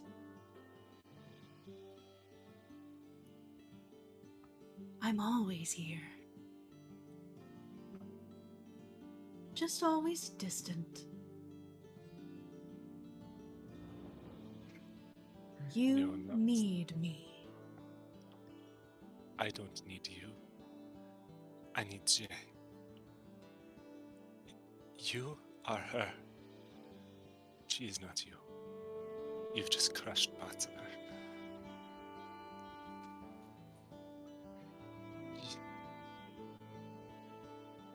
You're still trying this? Really?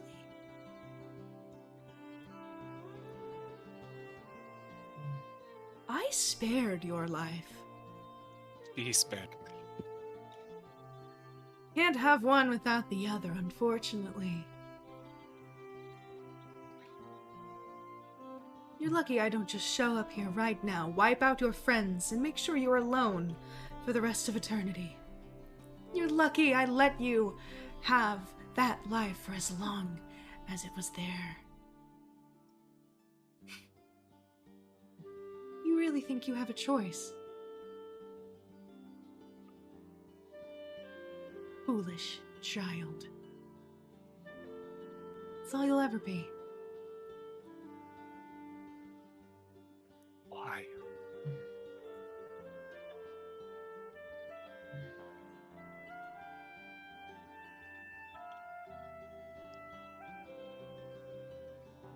How do I It has to put be- this lightly?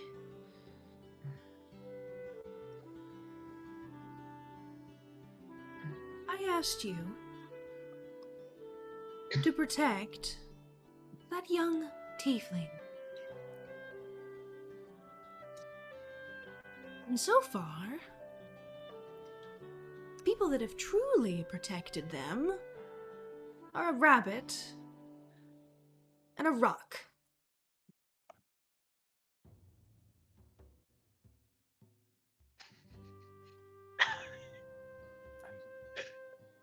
What have you done exactly to make sure they're not in harm's way? I tend to the suffering. I prevent suffering. Prevent suffering. Now, isn't that rich? I do with what I can with the powers you have given me, or that Jay has given me. Prevent suffering when it's inevitable. You know that all too well, don't you?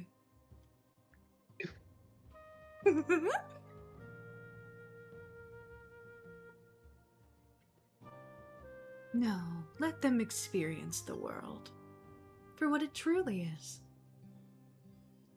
Desolate. Deceptive.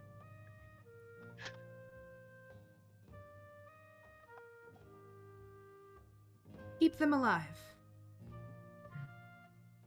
That's all I ask. Aolin walks forward and picks up the amulet, and before reclasps it and says into it before tucking it back beneath his shirt, I will keep them alive. I will.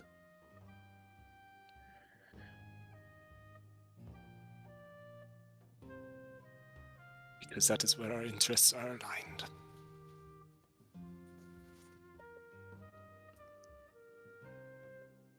I'm going to tuck the amulet back in. You still can feel that like icy cold darkness.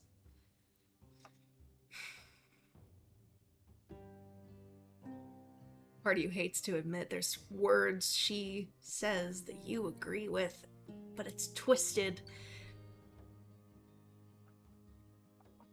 You don't know how much longer you'll be able to play to both sides anymore. It used to be easy. It used to be. Yeah.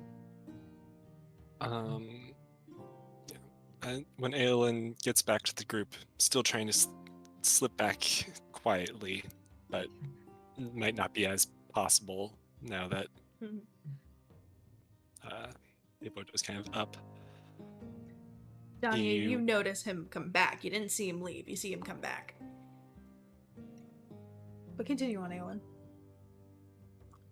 He glances over, and is Xander hurt at all? Mentally. Physically or mentally? Physically, they're fine. They're probably just like, because they're gonna toss her a little more fire. But they're just like sitting there by the fire in their little jacket. They're like hunkered up, knees to chest. They like have like little Ezekiel is just like snuggling with him. They're just sitting there staring at the fire. Aolin will just sit down next to them. Are you doing all right? I mean, like, I wish I knew if my dad was okay. Like, he's like, he acts kind of dumb and silly, but he's really smart, and so like I think he's okay.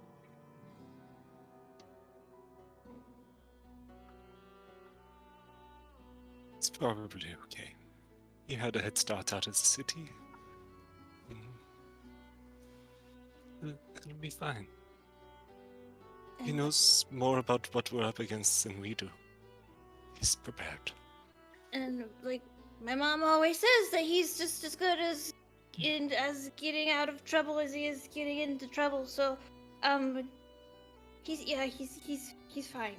He's gonna be okay. And it's just like Xander's. You can definitely tell they're more just saying that to themselves to be like, yeah, he's okay. He's fine. He's smart. They're just reminding themselves. He seemed like a silly man, but he does seem strong and smart. Now, all we can do is wait for him.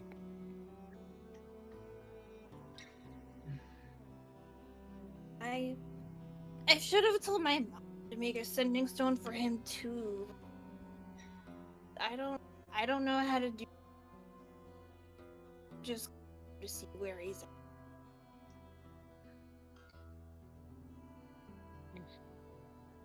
I'm sure there's a way to contact him. And so your mother's trying to find it? I Probably, and she's like really smart. So like, I think it's scary, but it's all gonna be okay. It was okay before, so it's gonna be okay now. And they're just like, every now and then they'll look over at Aolin, but they're more so just kind of like dissociating, like while they stare at the fire and talk. They're not really making a whole lot of eye contact.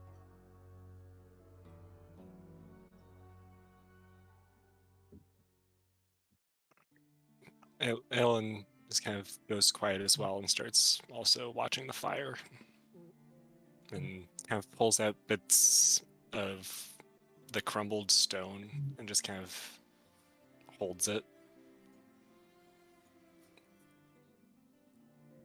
Kind of bits of rubble and dust. Danya, are you doing anything in particular? I'll come back to you as well, Xander, to do your thing, but this would be during conversations and things. Are you doing anything in particular? Danya probably wants to talk with Vera about what the fuck just happened. So he's just gonna... Good evening, Danya. Little floating orb.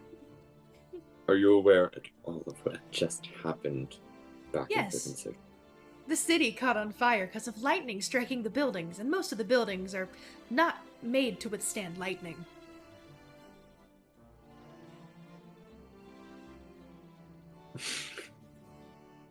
What? Was it something I said? This is Ash. No, Get no. fucking- Danya's expression would probably be like, bitch! It's like, so casual, damn, alright. You know who the Blaze is. Scanning database. There's a soft whirring sound. Just soft whirring.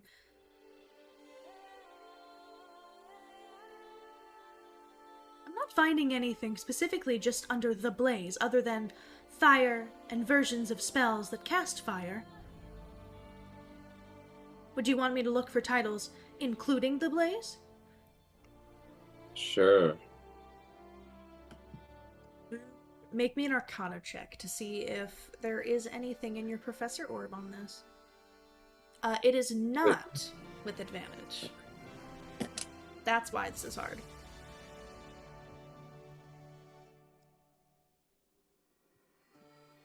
This many. That nanny. She scours her database and comes back empty-handed. You've set me to specifically tune into fiends, fae, and undead, and I'm not seeing anything in particular other than a bunch of archdevils of Vernus. But other than that, I don't think that has anything to do with lightning. Have you I'm sorry. heard of any gods or... There is one god, well, goddess, that is pertaining to fire, but she is not vengeful, she is righteous. Lightning is associated more with the goddess of storms and sorcery, but she does not have the title of the blaze either. Unfortunately, I don't know what it's supposed to be, and I believe you would have to go to a different place, a different library, to learn more about this creature. What about... Sorry, I'm just laughing because I have to be so, like, chipper, and I'm a robot construct, and I have no soul, for I am a magic item. What about lightning with no thunder? Is that within any of your cult databases? There is one. A group Could of you share? cultists that follow what is known as the Dream Stalker.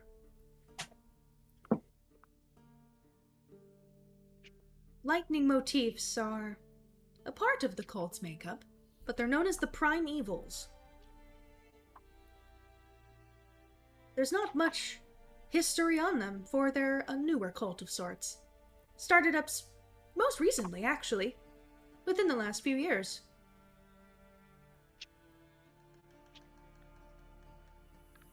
Funny enough, there is rumor that they are stationed out of Matista.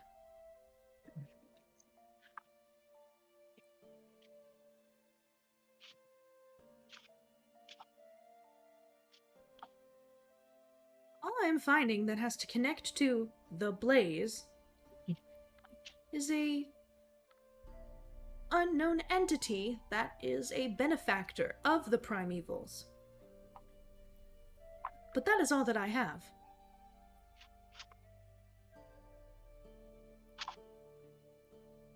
Thank you, Vera. I do what I can.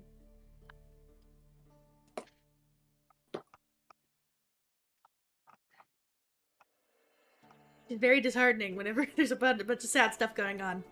She's just chipper as can be. She can't help it. She lives to give knowledge, and that is it. What am I?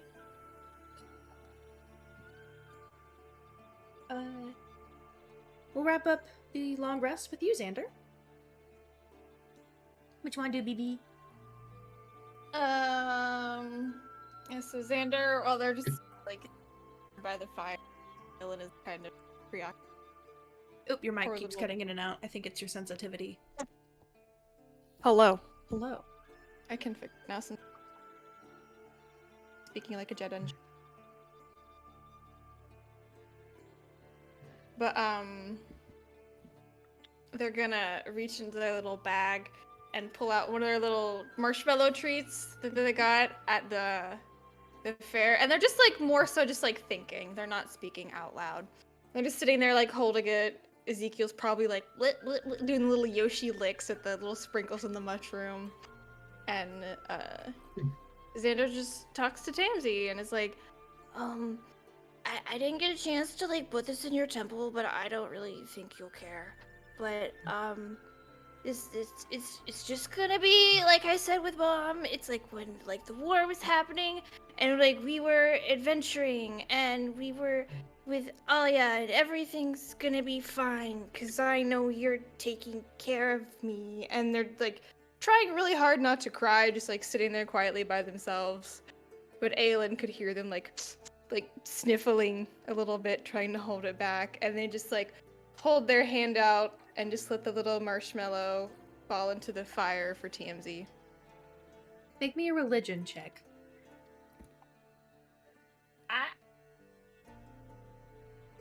With advantage, but you don't know why. Okay.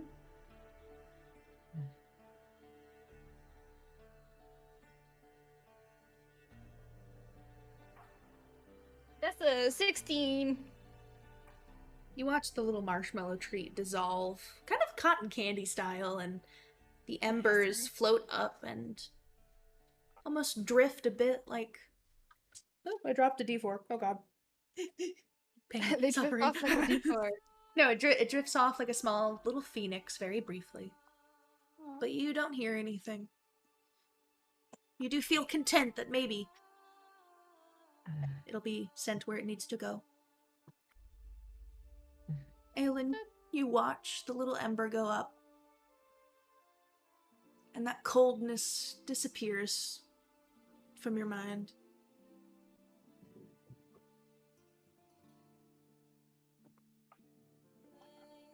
And I feel like because they are sad Babu and Aolin is a big boy sitting next to them, Xander's just kind of like quietly just like scooch over a little bit and just thunk like on his arm without saying anything, just thunk. And they're just like, they're like hugging themselves. Little Ezekiel just like on their shoulder. Aelin's gonna kind of take his cloak and just kind of drape it over you a little bit.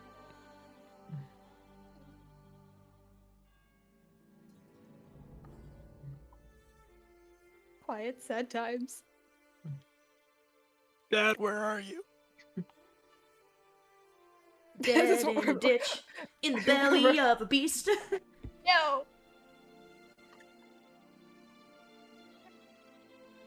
You probably not know until the end of the series. Hey. Alright. You all officially have your long rest, which is uneventful. Nothing happens in the desert expanse. We haven't had one of those since the session 0. Yup. Woo! You had one.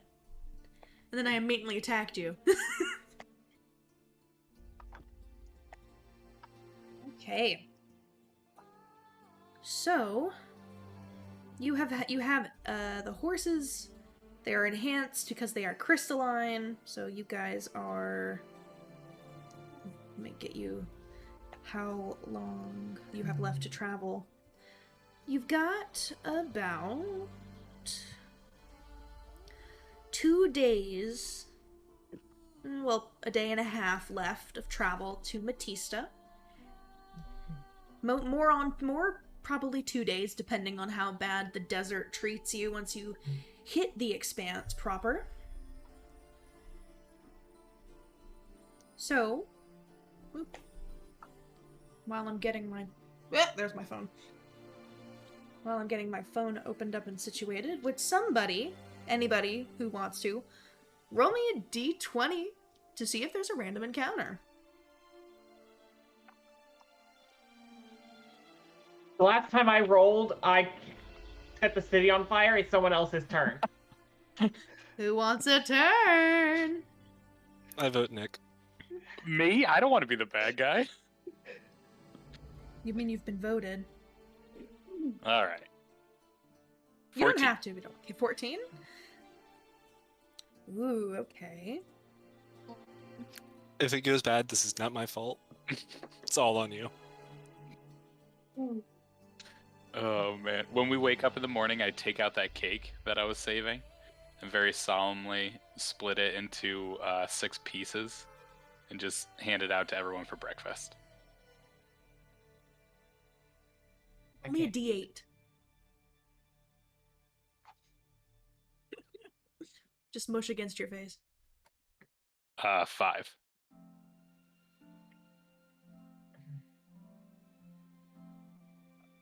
Okay.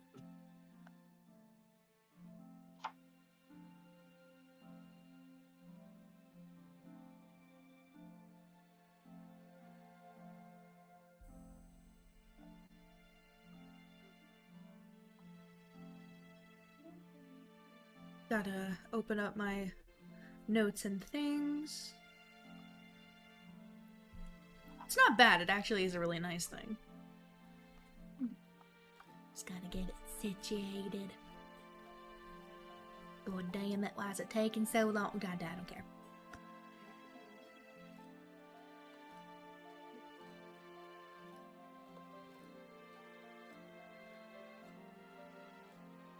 Sorry, guys.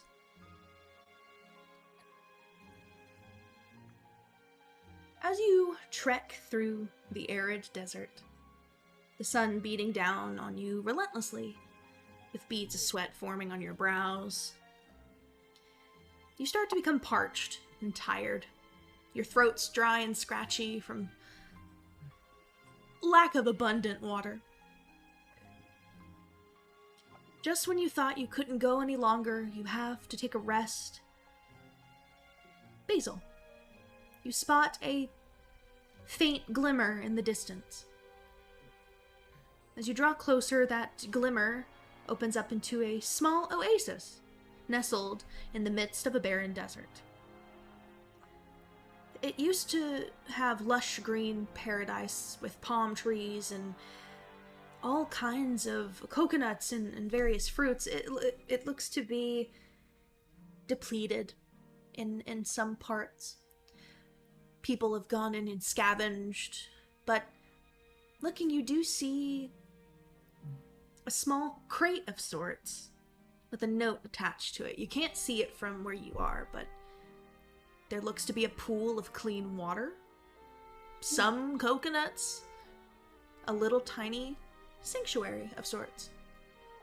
In the center of this oasis, there is a small stone temple.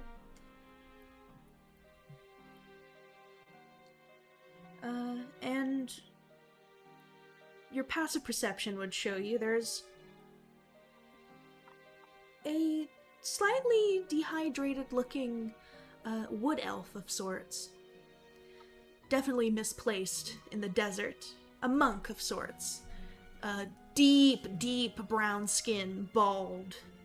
but with golden tattoos on the face and neck, breathing laboredly, leaning against the temple. I point it out to everyone. I go, I don't know if y'all can see that, but I hope that's not a mirage.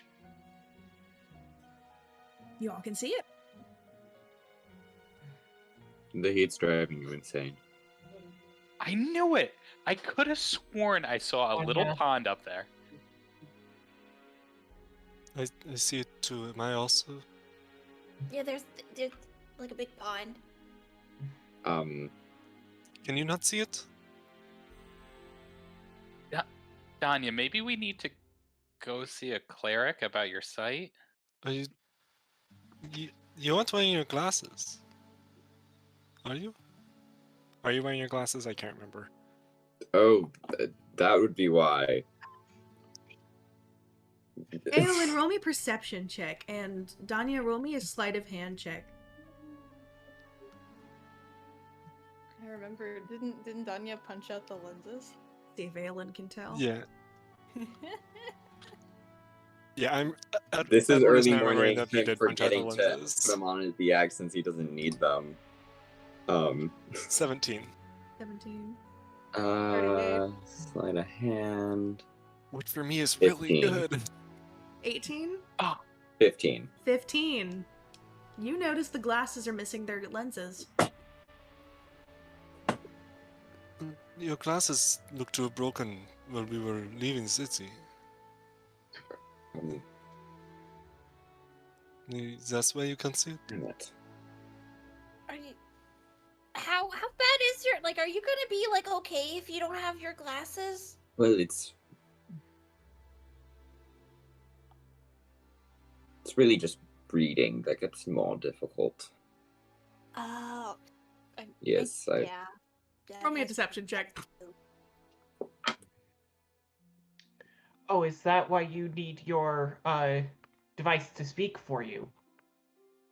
I'm gonna try and assist Danya. Just because I want to be a chaotic little shit. Oh, you have advantage! Oh. Vex is like, no, keep the secrets.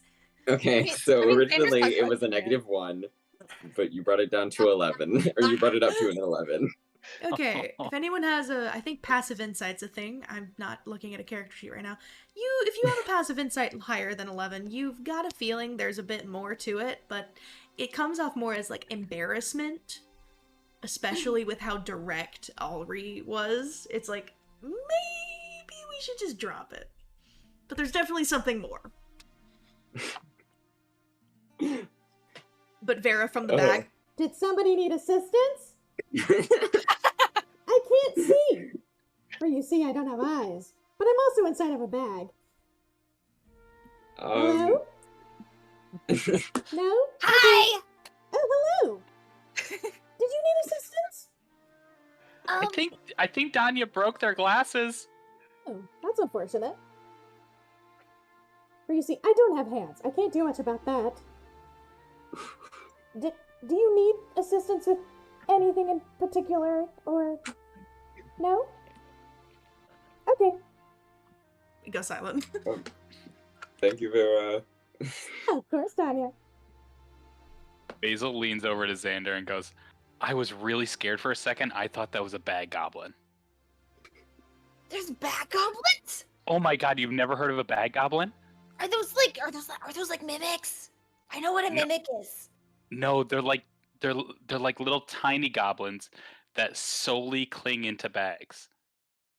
Xander just like looks in their little bag of holding, looks in their little haversack.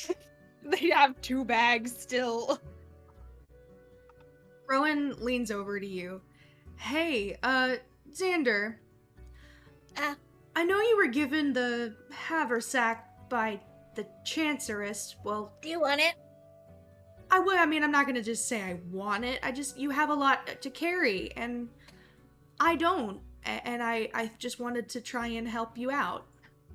I mean, you can have it because I already have my one other bag. I've just been holding on to it because she Cool. like gave it to me, and like if anybody needed it, they can have it. So like, Mm. yeah, if you want it. This makes Xander just like I'm gonna be honest. In the middle of the night, I tried taking it off, but then you moved, and I wasn't able to grab it. Thank you. Sorry. Xander's like, you tried to steal from. And I'm just kidding. You can have it. Thank you. Sorry I- for trying to. It's okay. I was just holding on to it until like somebody else wanted it because nobody was like, "Yeah, I'll take it." Question. So, like, Basil, do you have the key still, or did you lose that?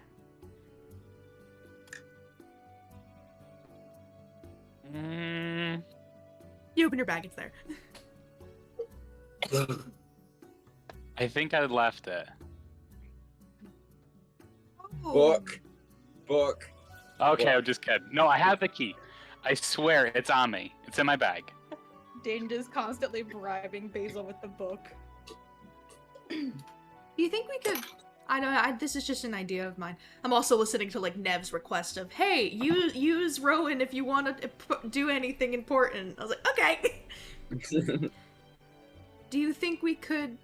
I don't know. Look at it. We didn't really mess around with it whenever Julian gave it to us. it's got real cool embroidery. It's like real pretty. We should. You know what? I've been constantly looking for a lock that it goes into. And I thought about using it back when we're in the city, but I haven't found the right lock for it yet. And I'll pull it out and just like hold it for everybody to see. Would anybody like to fiddle with the key? I feel like Aolin might have. May I see it? I'll hand it over. Pixalia. That's God damn it. God fucking Jesus. Okay. Aolin, you take it, yes? Yes. Roll me a sleight of hand check as you fiddle with it. 19. It's a 8-sided disc that's kind of little thick of sorts, and as you're moving things around, something clicks. And the disc is no longer flat and becomes a ball. It has ridges and all sorts of patterns on it. It's like a spherical Rubik's Cube, but not colored. It just pieces move. My mom has like a little toy like that on her desk. It's really fun to play with. Do I have any idea what just happened? You turned it and it popped. And now it's a sphere. You hear something rattling around inside.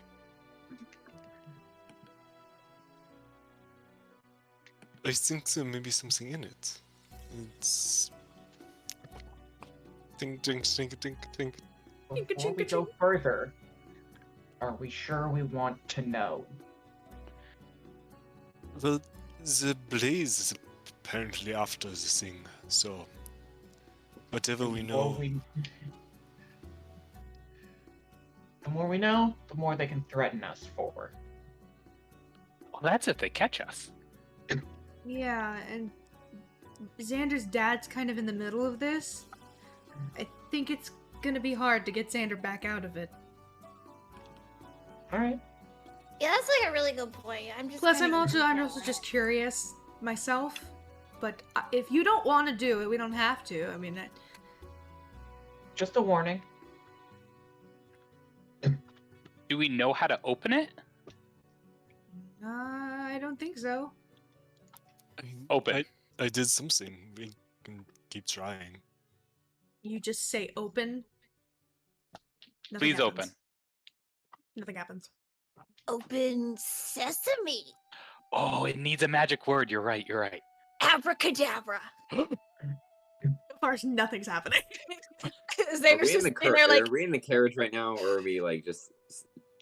Where's the oasis and stuff I pointed out to you with a random thing that you can interact with if you want, or you could have just passed it completely if you wanted. There's like a poor withering wood elf somewhere. He's probably Please just help me.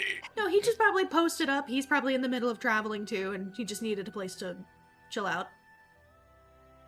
Or he's in that's charge of what the you want temple. us to think. You don't know. I mean, you That don't would be know. a shitty place to live, though.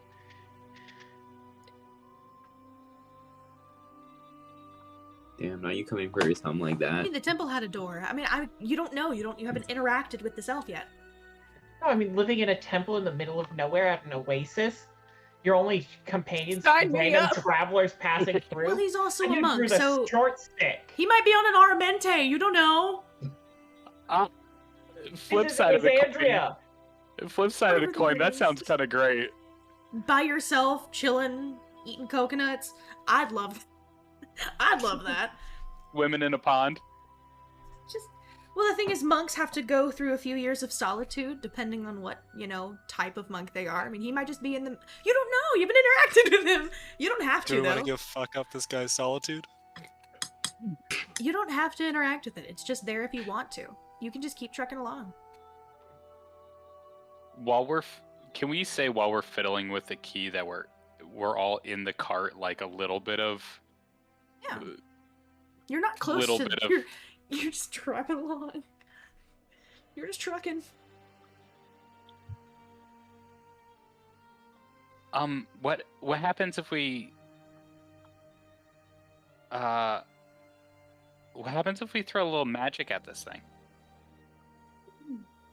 Do we want to try it? I'll cast Detect Magic. You cast Detect Magic on it, and nothing happens. I'm just trying to see if there's magic on it and what kind. You cast Detect Magic, it hits the key, and you watch your spell get sucked into it. I cast Detect Magic myself. On yourself? Detect Magic is just a spell you cast on yourself, and I'm just trying to cast it Oh. to get a vibe. I'm thinking Sorry. Identify and Detect Magic are the same thing. Whoopsie! Easy to make. Whoopsie! Easy to mix up. I learned something. Aggressive yeah. abjuration magic. I'm Okay. talking at the beacon.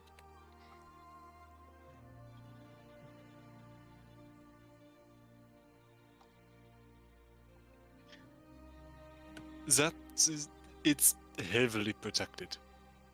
I've never seen something with that much magical protection. Is that a good thing? Like, yay, it's safe? It's safe, but it also could be trapped. It could. Holding it. What? Who's holding it, right? You I'm are? still holding it. Cool. What hand are you holding it with? Oh, God. You're not gonna need that hand anymore. Where are you weakest? The elbow or the shoulder? No. Am I holding it in my left hand? Okay. Here you go. Dax will remember this. That's such a Butterfly. concerning thing to ask. Who's holding it? Okay, which hand? Good to know. Does it look like a puzzle? Like a puzzle Yes. box? You definitely saw when it pumped out, I guess is the word. It can move like perpendicularly. It just changes. It's like every axis a sphere has, it can rotate on. Did we try to do the puzzle? It seems like a puzzle, right? It seems to like spin around and like fit in certain spots that it could puzzle together and then puzzle apart. Aolin, abjuration magic includes warning, correct? Could this warn someone if we opened it? Not beeping, so. Just because we can't hear beeping doesn't mean they can't hear beeping. It's also just Also, Rowan in general. It's not beeping. usually- How much would I know about like spells like alarm? Can you cast it? Uh, Do you have the ability to learn it?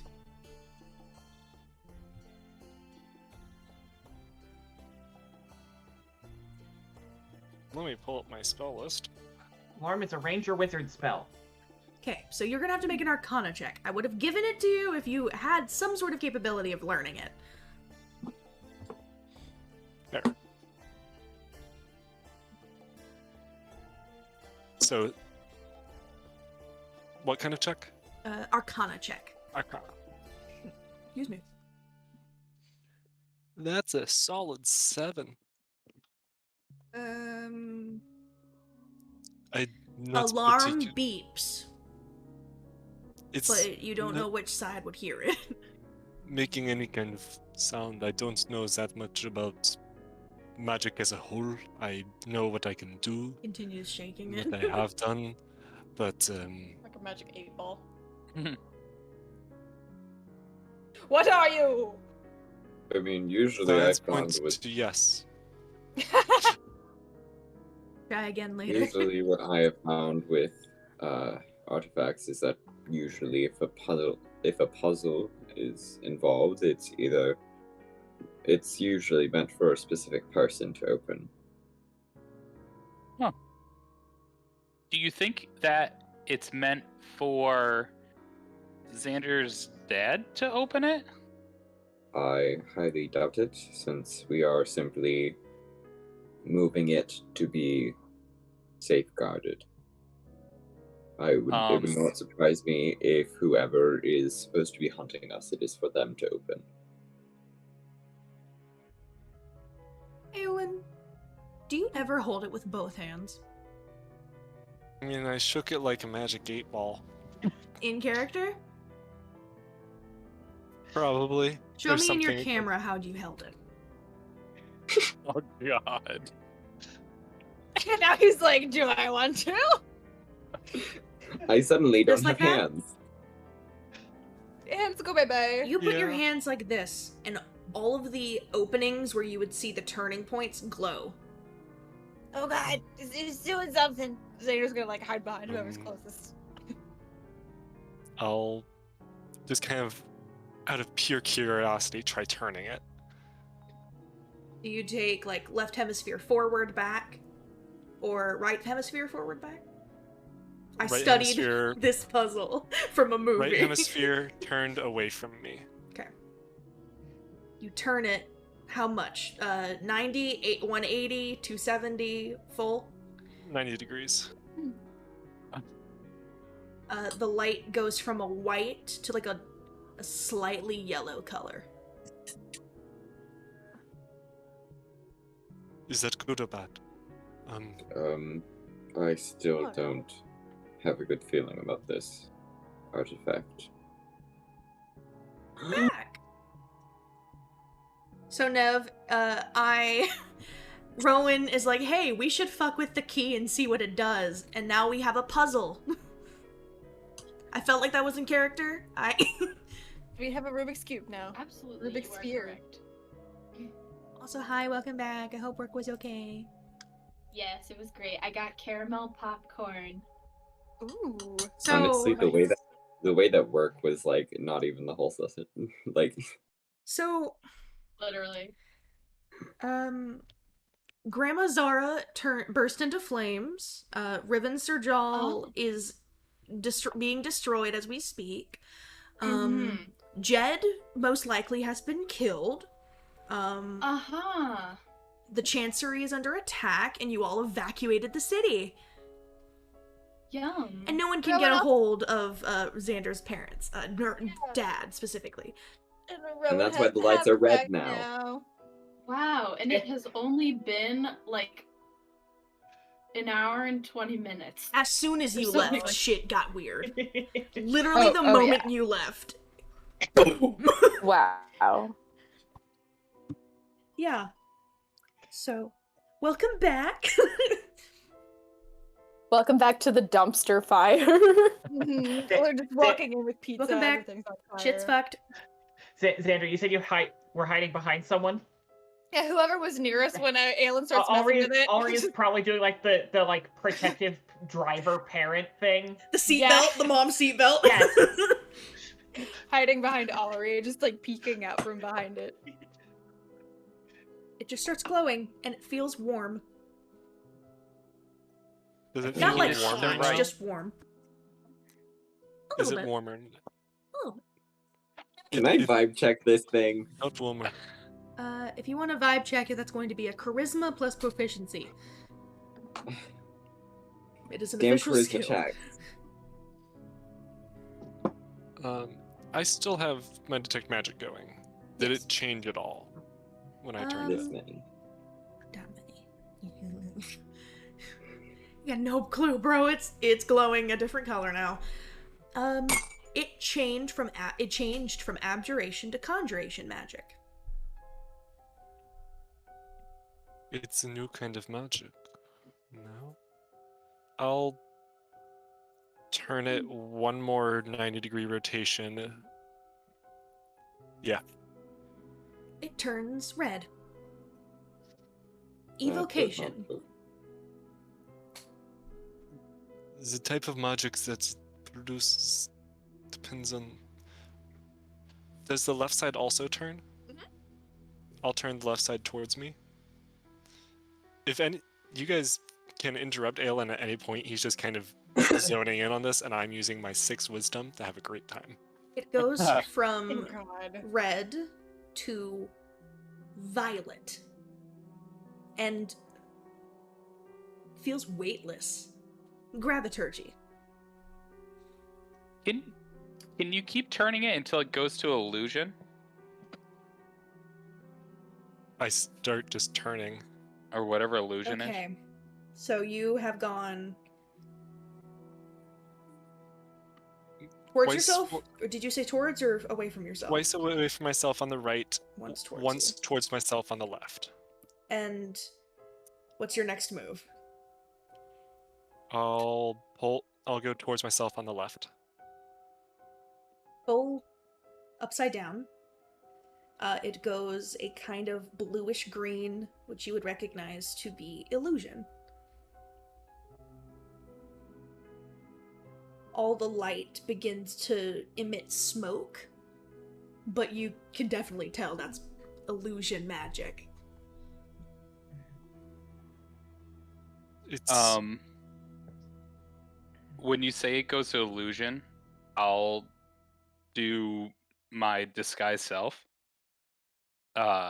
And I'll disguise myself as Oscar, the guy that Xander's dad was going with. Mhm. And then I'll just like put my finger on it to see if it does anything to the magic. You watch the disguise immediately crackle off of you and like filter into the sphere. You lose the spell slot because you cast the spell. Your disguise is basically dispelled and absorbed. It's a Eldritch invocation. Okay. Well, it is expelled from you. Okay. Do you think it sucks out magic?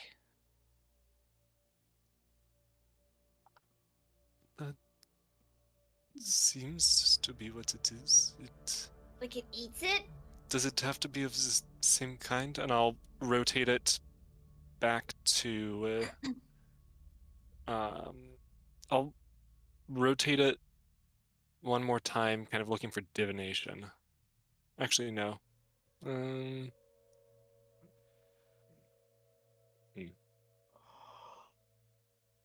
Yeah, I'll look for divination. You fiddle for a moment and you have it fully upside down, so you turn it back all the way to its normal spot. You flip it forward, the right side 180, but you flip the opposite direction because you did towards yourself and now you're doing away from yourself, left side, and you hit divination. I'll cast guidance on it.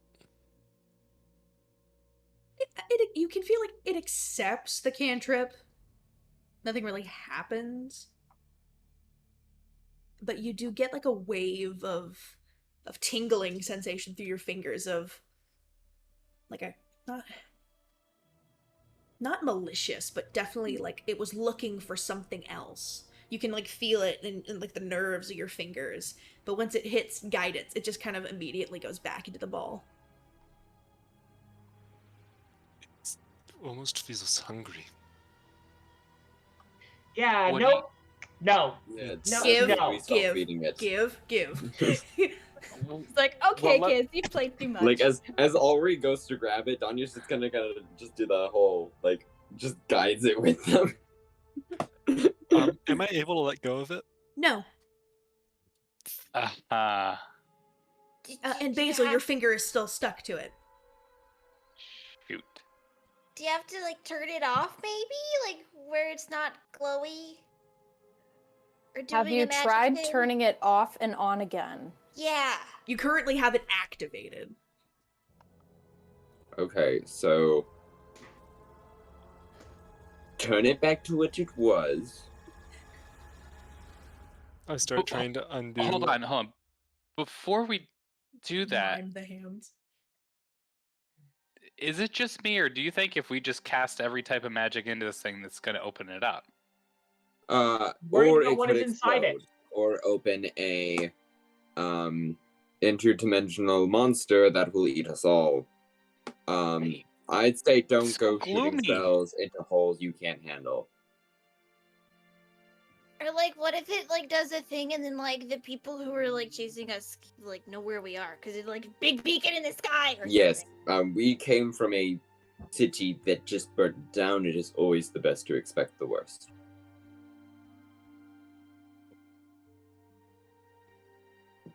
What are we doing? This is related to a thing that burnt down a city.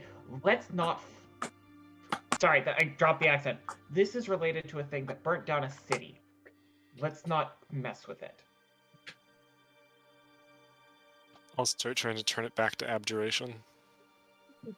You turn it back to abjuration, you can let go. But I need Aolin and Basil to make me wisdom saving throws. Oh You keep no! making me do these, and you know that they're not good. I'm aware. Oh no. That's oh a no. 4 for a total of 2. No, no, Oh no. baby. Oof. Why'd you just Dirty grab all 20. those dice? Nothing. Nothing. Put that down. Mercy. Put that thing back where it came from, or so help me! No, Is I'm looking it for a not specific something type different? of dice. Sure. I need D10s. I don't have all of my D10s out. I had to go and find them. That's how much health you'll have left at the end of this. Mm. Did I roll too many? No, I'm good.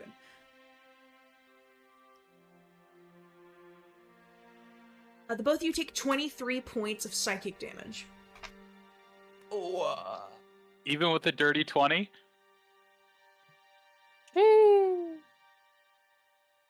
Oh. I have a feeling that didn't beat the DC. No. Oh. No.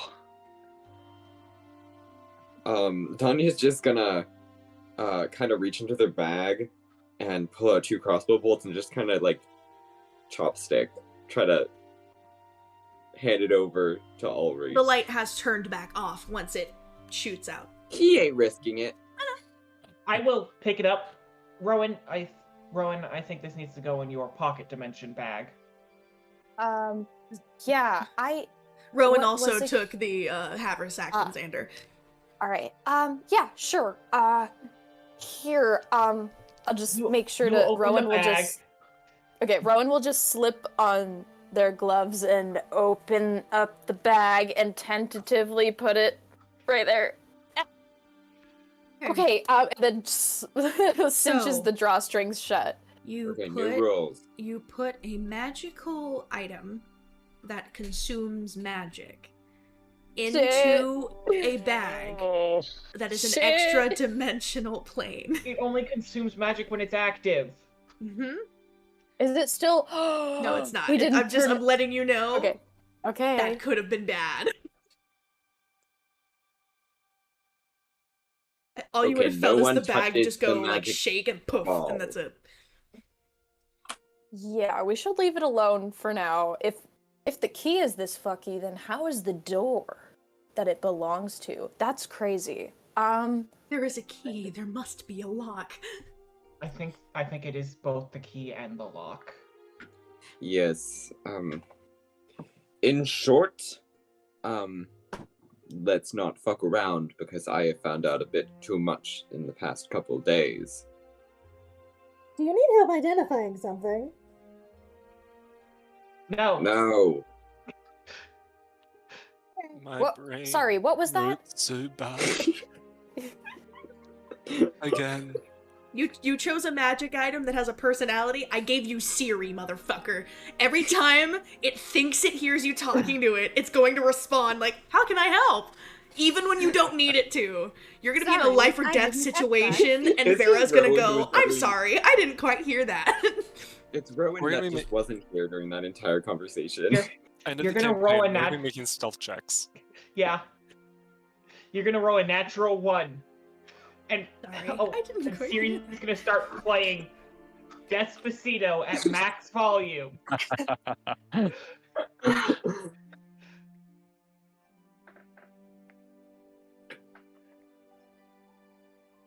So you continue on your way, completely ignoring the temple, right? You guys didn't want to stop and get any food or supplies. Do they have supplies at the temple? I mean, you didn't get out to look. Do we want to? Danya's in a kind of just move mindset. You probably don't want to ask the person who doesn't eat who is driving 2 animals that don't eat. I also, if you four are feeling hungry, I know young metabolisms. Do you not have require- Do you not have a metabolism? No, young metabolisms. I can run off a lot less. Y'all haven't been to college, so.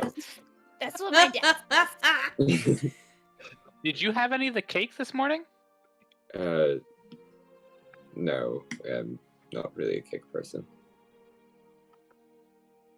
Danya, have you eaten at all today? Like, are you okay? Do you catch faint easy, or like... I can live off sodium noodles. Sorry, I Okay. didn't quite hear that.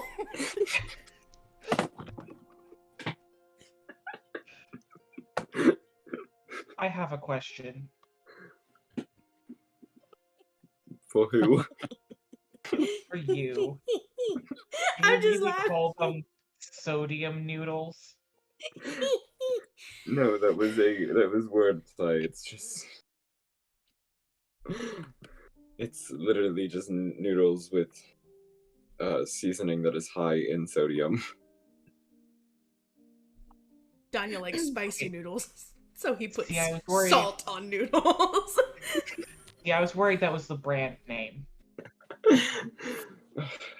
No. And we continue onward, alright. We ignored the temple. I love how it went silent, like, right after we learned, like, the small lore behind sodium noodle habits, and then, like, it was just like, We're walking. What's up, Xander? While we're going on our little trip, I still need to ask Danya if they will be my sending stone chaperone. Because I haven't done that yet. I still have the sending stone that Mavis gave me. Yeah, I've been sitting here this whole time. It's just like, they're just not gonna ask me the whole campaign. Well, we're at some miles behind us. And we got So- some more to do. Once we get going and we're like riding, Xander's just gonna kind of like hop around the car and like scooch next to Danya and be like, So like, I have a question. Yes.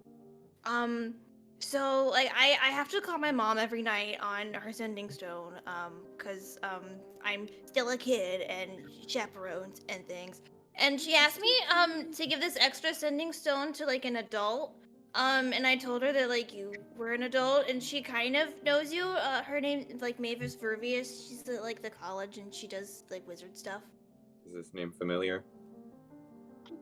Sort of. You never knew her, but you do know she's one of the professors at the Academy of Mysteries. Okay. And like, cause like, sometimes I forget to call her. And 'Cause she is sometimes not I fall a tiefling. asleep. So like she asked me if I would like give this to like an adult, and I like told her I could ask you. So like if you like, if like I forget to call her, just like so she has like someone else that she can call to like make sure I'm okay. I guess, is there like a time? Like if you don't call her by like sundown, should I? Or Usually it's like by sundown, and like most times it's just because like I fall asleep and she'll like call my sending stone, and like I'm sleeping, so and like because she did it with like my friend Tamsy, and like Tamsy would have to like answer for me. So she just like needs someone to like make sure that like I'm alive. I just kind of like there's like awkward like kid smile like. Yeah. Sure, I will take responsibility, I guess. Like pops the little sending stone. She's not gonna call unless she's like worried like about me. So like she's not gonna be like, "Hi Danya, like what's up? It's Mavis." So like you don't have to like worry about just like her randomly calling you. Just off in his little mind space. Yes. It's more for like emergencies and stuff. She just wanted like someone else to have one just in case. Okay. Thank you. And then there's just like a happy little like wiggle and like goes back to wherever they were sitting, probably by Rowan or somebody. I want to give you a chance, Neb, to do anything before we move on to our second day of travel. Did you want to do anything as Rowan in response to, the city burning, Jed probably dying, the Chanceress missing an arm again? That's normal though. But the gem is Again. But the gem is broken. They don't have a way of projecting an arm. Something that Rowan would have seen. The goblin Migo, that was the caretaker of the grounds. Neck snapped, eyes bloodshot, was also killed in the assault on the Chancery. And Rowan would have probably had the thought of, he will never figure out why his brother sleepwalks.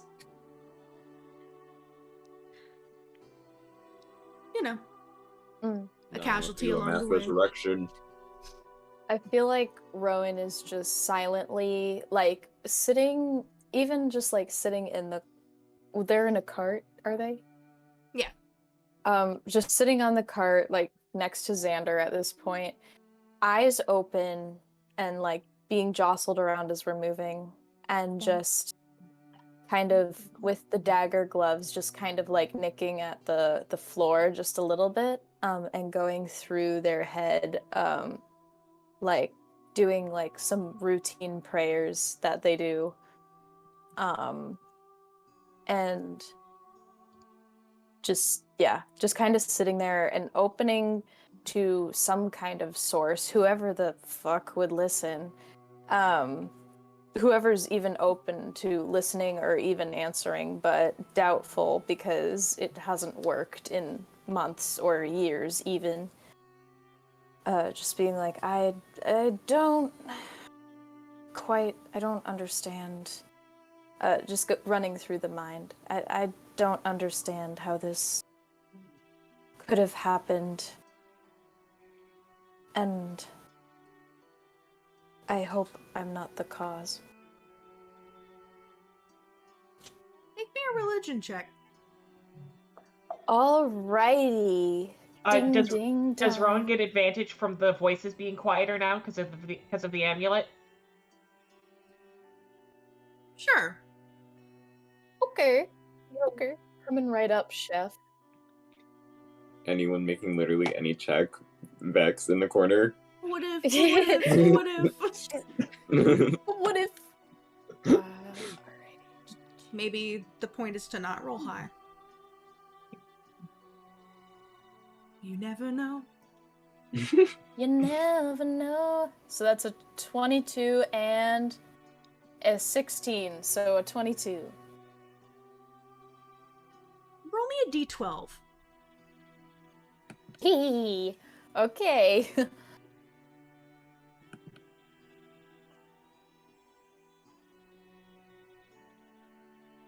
Whew, it was on the edge for a bit there. It's a 9.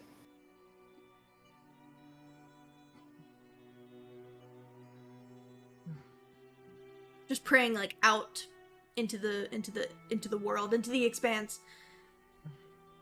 Yeah, just out into the open air, because at this point, that's all they feel is even there.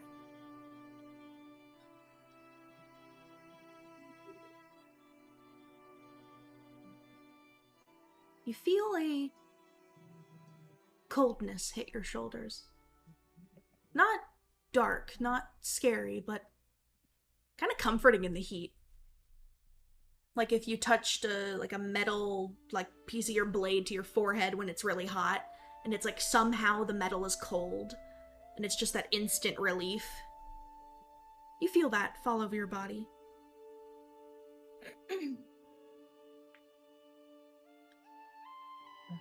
And you hear, in your mind, a voice you have not heard in a few years. You're not the reason.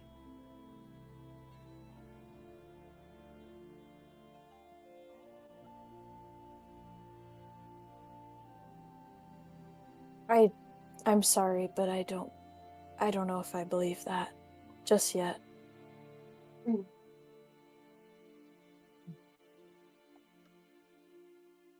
And then it kind of hits you. That was his voice.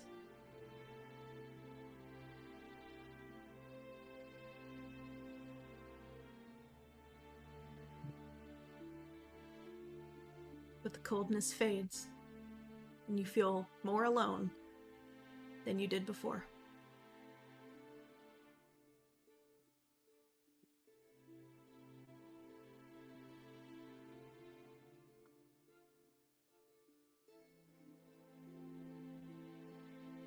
Rowan going, shit! I could have said something better than that! I could have been more... fuck. The one time he reaches out, maybe able to cast sending or something, the first thing I say is, I don't believe you. Rowan sitting there, God damn it! One time! No, that's it.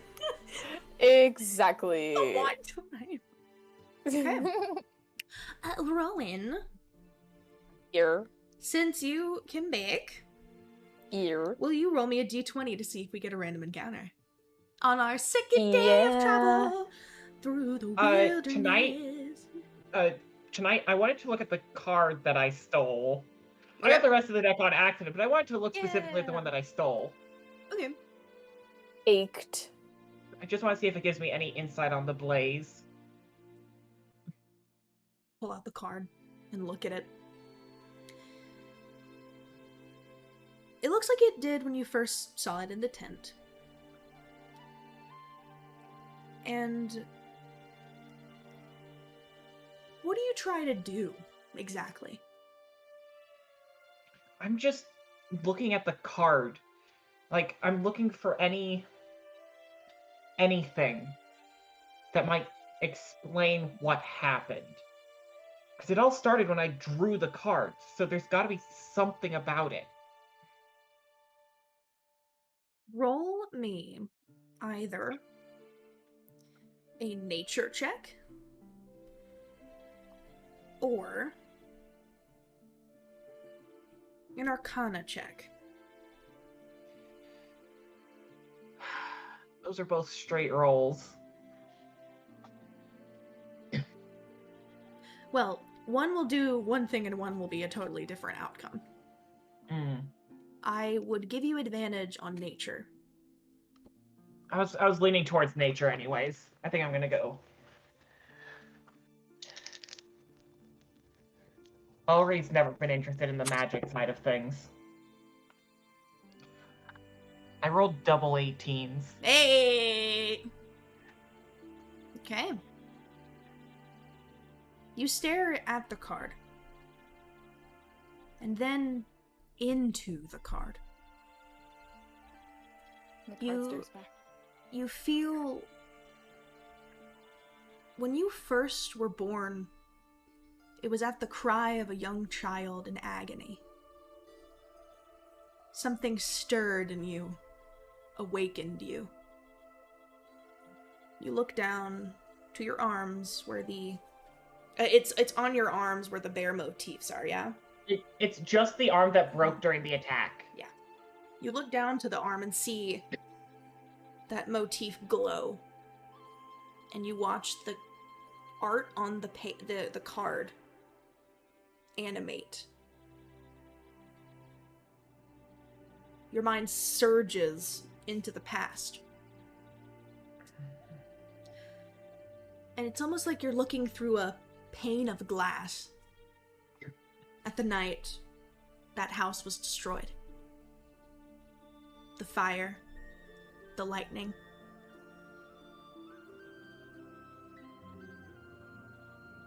It's slow, like it's moving through water in front of you.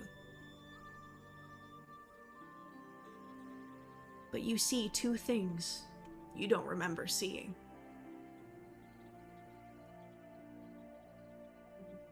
That young girl had a brother. And that brother is being scooped up under his arms into the embrace of an older man with brown shaggy hair and a cowboy hat. Jed Stone grabs the young child and races away from the house. He couldn't save them all, but he saved one. Anybody's dead, so I can't ask him shit. It doesn't look like Aolin. It looks like a human boy of sorts. Half-elven, maybe. Doesn't look related to Jed.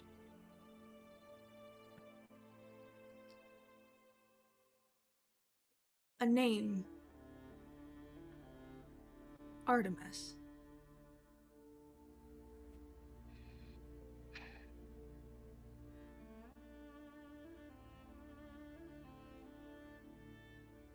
You pull back out of the card of the memory and stare down at it, and you realize what it was telling you.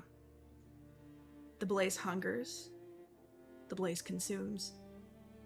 It left something behind, and it intends to claim it.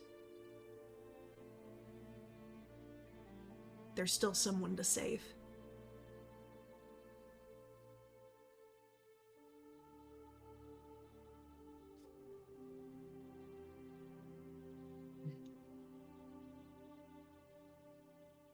And Artemis is in... Wait, I don't Where know. you're Hold going. on. You might have heard it in passing, but you don't know it too well.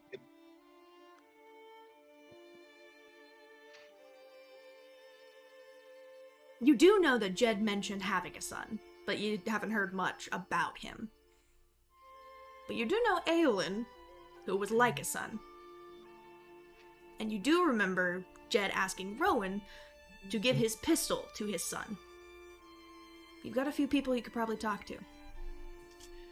Yeah, if you decide to. instead of being logical and talking, Ulri's gonna go punch a hole in a tree. Yeah, I know. You make a lovely bird nest for a flock of birds.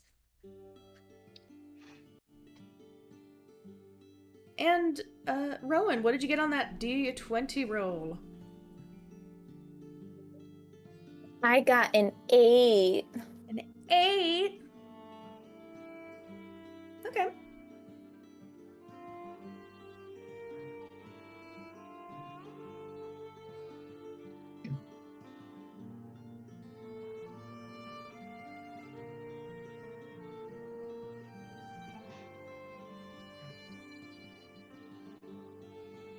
You press on another day into the desert expanse. Goose, what are you doing? You travel through the barren desert, your eyes scanning the horizon for any sign of civilization.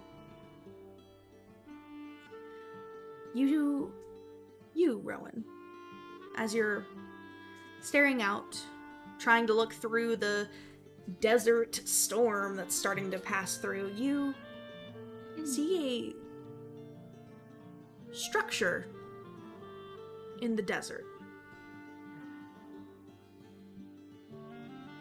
Curiosity, overcoming you, you tell Allri to stop moving the cart, and you stand on top of the cart, and you see a structure made entirely of glass. A shimmering, translucent tower that seems to rise out of the desert sands.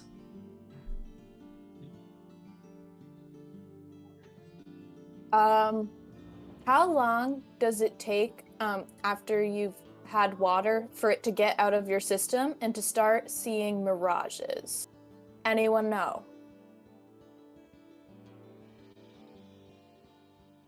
You're muted. What? Hello? Are you sure you put your glasses on? Can you hear me? No. I was talking to Danya. Danya was trying to say something to you. Danya said, "Did you put your glasses on?" I'll put my goggles on and see if it makes a difference. Lower your goggles. It puts a tint of black over everything so that the sun doesn't obstruct your vision. You can see everything as if it's nighttime. Nev, I want you to know that you'll understand that joke once you rewatch everything you missed. Yeah. You see Okay, that cool. You see that this is not a simple structure, but a work of art. The glass is intricately etched with swirling patterns and designs that seem to come to life in the sunlight. The tower looks hollow from this distance. You see maybe strange, there's these, shapes inside of it. It looks like a glass menagerie tower, just in the desert. At the very center, there is something gold that spirals to the top. Maybe a staircase? You're too far right now to get anything else. Is it just me? Or do other people see this? I think it's like a glass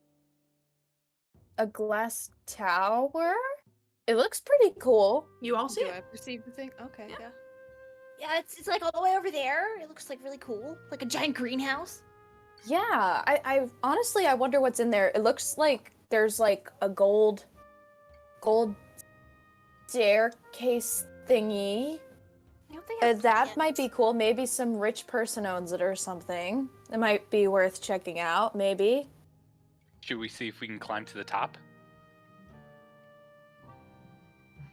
We'd probably have to get closer, but yeah.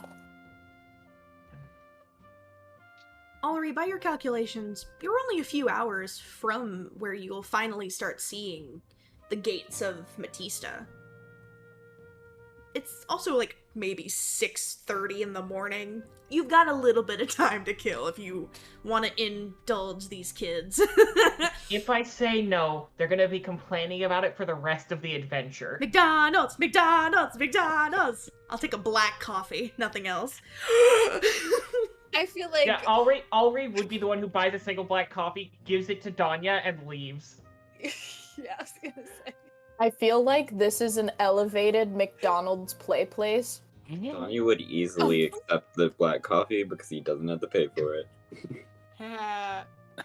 Do you think Free they have a ball coffee? pit? That would be Last time you guys were playing with a ball. I didn't touch it. That did hurt.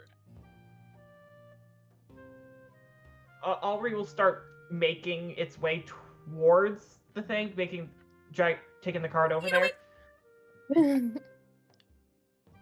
But it's gonna be keeping an eye out for giant angry worms. There were giants in the sky. There are Okay. big, tall, terrible giants in the sky. Don't forget the people who may be trying to feed us the giant angry worms. True. Yeah, but they tend to scream. As you approach the tower, you definitely can see the tower is hollow. There is a golden staircase. There are strange and fascinating sculptures and installations on display. Crystalline, carved. There are statuettes of people. Well, like, your typical busts where they're missing the arms, but it's the torso, body, and head for some reason. Looking at it, it does look like there's fabric, like, carved into these things. They look real and alive. Does anyone go inside? There is no door, it's just an archway. Hells yeah. Okay. So you enter the Museum tower. trip! As you enter the I'm tower, on the magic school, but you are struck by a coolness of air. A welcome relief from Danya. the scorching desert heat. Yeah. Danya looks over to Allri and just goes, I call Aolin and Rowan. These are my kids. You get those ones. Alright. Sculptures and installations are bizarre and otherworldly. Twisted metal forms, glowing orbs that pulse with light, mechanical contraptions that whir and click.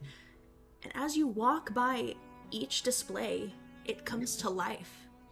The statues that see you, they wave and they do some sort of like preordained movement and gestures, and there's a small little mechanical duck that just waddles from one wall to the other across. There is... I am watching that duck. The spiral staircase leads up. You can see there's a balcony with a telescope pointed up at the sky. Would be something for the evening if you had found this then.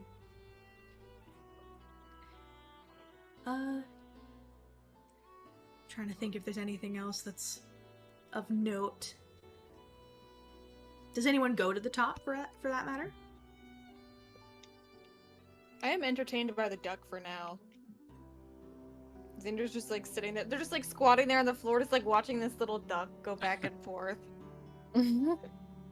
Basil wants to go to the top to see if he can see Matista from the top. Okay.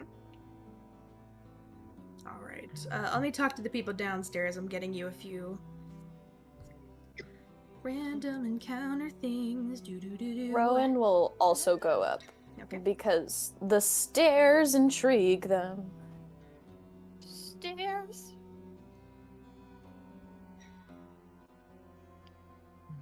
Danya's not going upstairs. Oh dear. Alright, I guess that means I'm going upstairs. Whee! Alright, downstairs. we established during the carnival episode, he's afraid of heights. There is a giant glowing orb that pulses with energy at the center of the tower. There's a faint humming that emanates from the orb, and the hairs on the back of your neck stand up, Aolin, as you approach it. As you look closer into the orb, it looks like one of those things you put your hand on, and there's like all the purple light that would go to your fingertips and crackle. If you know those little balls, they're like the little energy ball things you put your hand on. Do you touch it?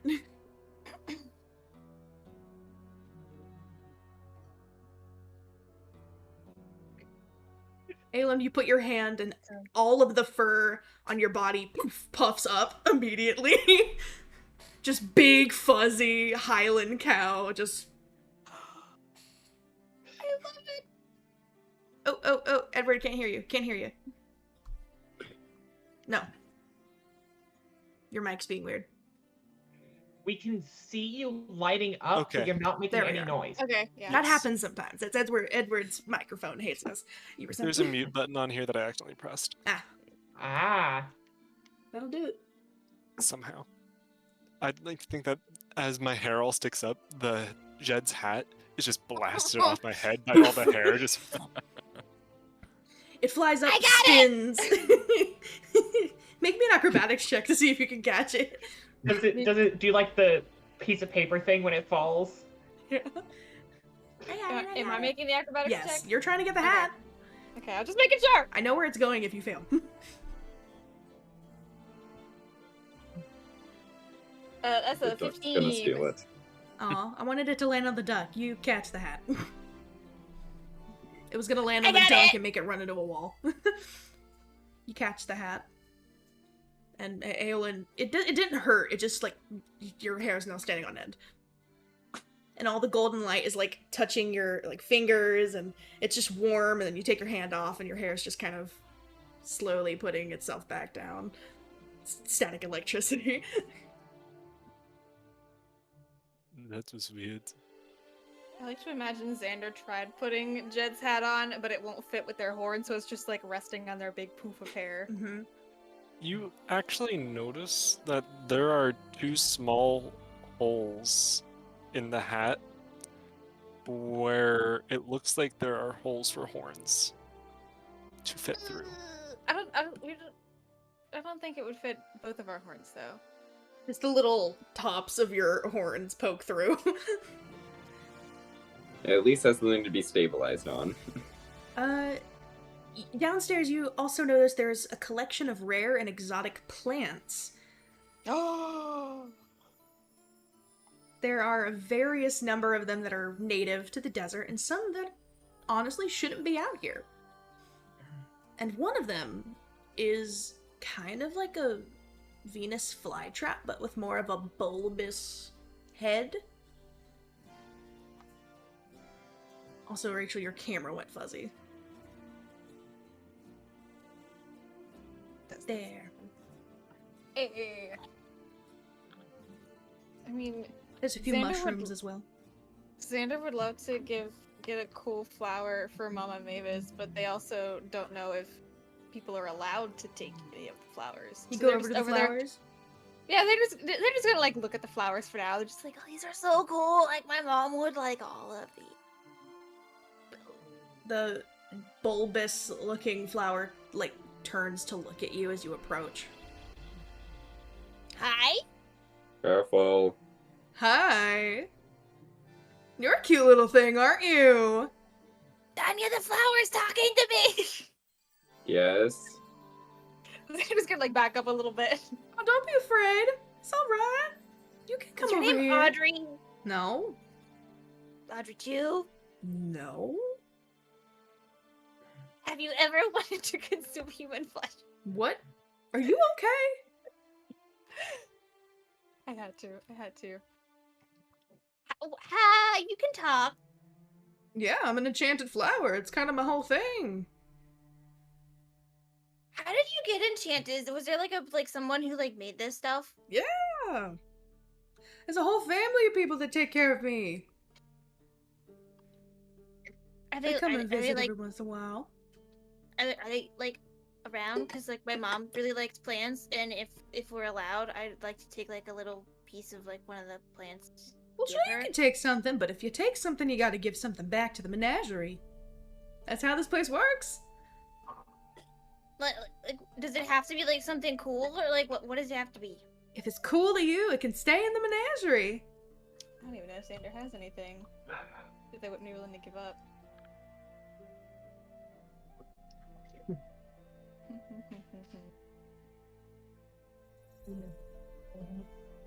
The flower is just kind of bobbing. It's kind of vibing.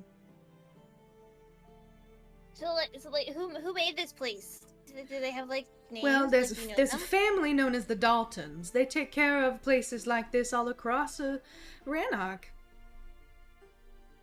There's like more places like this. Yeah. If you're traveling between two of the nations, I mean, there's a lot of forest, a lot of things to find out here, and well, we're in the desert, and we got a little bit of cool air. We got water. There was a little temple some ways back. Did you stop there? I think we saw it, but like we didn't have time to stop, so we Hey, just that's looked alright. at it and kept going. Some people don't really take easily to stuff in the desert. They think it's a trap or something. That happens.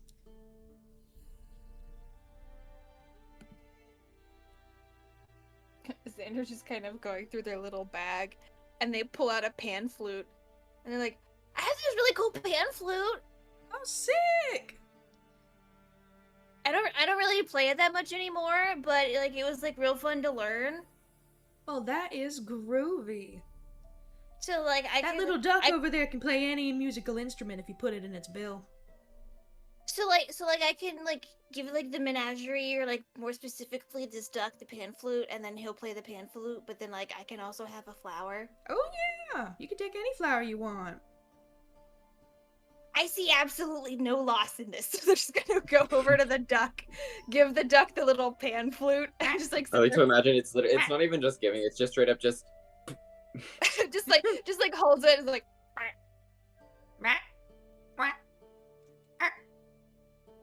Do you guys know the movie Barbie and the 12 Dancing Princesses?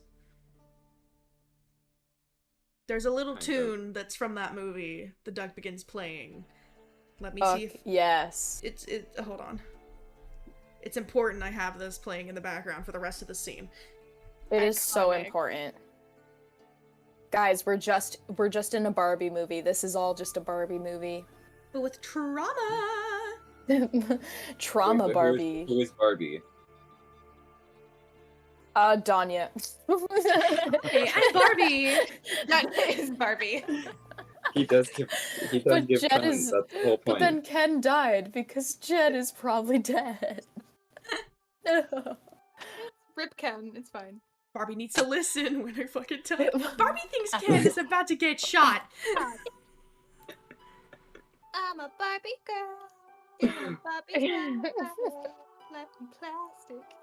With some general background music for the dancing poofy Aolin art, please. To the people upstairs. Oh, I know, Danya, you're just vibing. Basil, are you looking at anything? You're upstairs, never mind. Who else is downstairs? Aolin, you already did a thing. Danya, are you looking at anything? Or are you observing from afar? First, Danya was making sure that someone didn't get eaten by the giant carnivorous plant. Or giant plant that seemed carnivorous at first look. Feed Miss Xander, feed me all night long. My mom warned me about plants like you. If anything like draws his attention or like would seem his vibe, then he'd probably wander over to it. You see a bunch of mirrors slowly rotating at the corner of the tower. And staring at them long enough, you see that they are an optical illusion of sorts. Changing from it's kind of one of those things where it's like a picture of a guy on a horse, and as like the thing spins, it looks like it's a moving picture. As the mirrors are moving, it looks like a bunch of butterflies spinning around and dancing. He is walking away from that as soon as possible. You're just Last no time he looked fun. in a mirror. Last time he looked in a mirror, things didn't go too well. So he kind There's of a duck sees playing that, a stares pan at it flute. for a second, and then just 180. There's nothing cool. Back to go watching the duck play the pan flute. I have a small uwu request. Por favor. I mean, por favor. After Xander's probably gonna pick a flower they know that Mavis probably hasn't seen or hasn't seen very often. Okay. Whichever one that would be. Roll me D100. And they're probably gonna save it for a little bit until they can write a note back in the cart and drop it in the bag for as I drop my dice. Are double zeros 100? Yes. Yes. Okay, If cool. you were a cleric, you would not be good at divine interventions. I got 100. I mean, I got we all 100. can't be Melanie. Roll a divine This intervention. woman breathes and left she and gets right. like under a 10 always. You find a rose made entirely of glass. Thorns and all. Ooh. It's prismatic. And as you pick it up, there is an arcane sense to this. Ooh. Do I know what kind of This is a glossalia. This is an enchanted rose that usually is turned into some sort of spell focus for crystalmancy wizards or for bards of the Hidden Rose Bardic College. the place you've gone for summer camps and things. But once in a blue moon, one of these has the ability to harness magic. Basically, if you run out of spell slots, you can crack one of these open and you get a free one.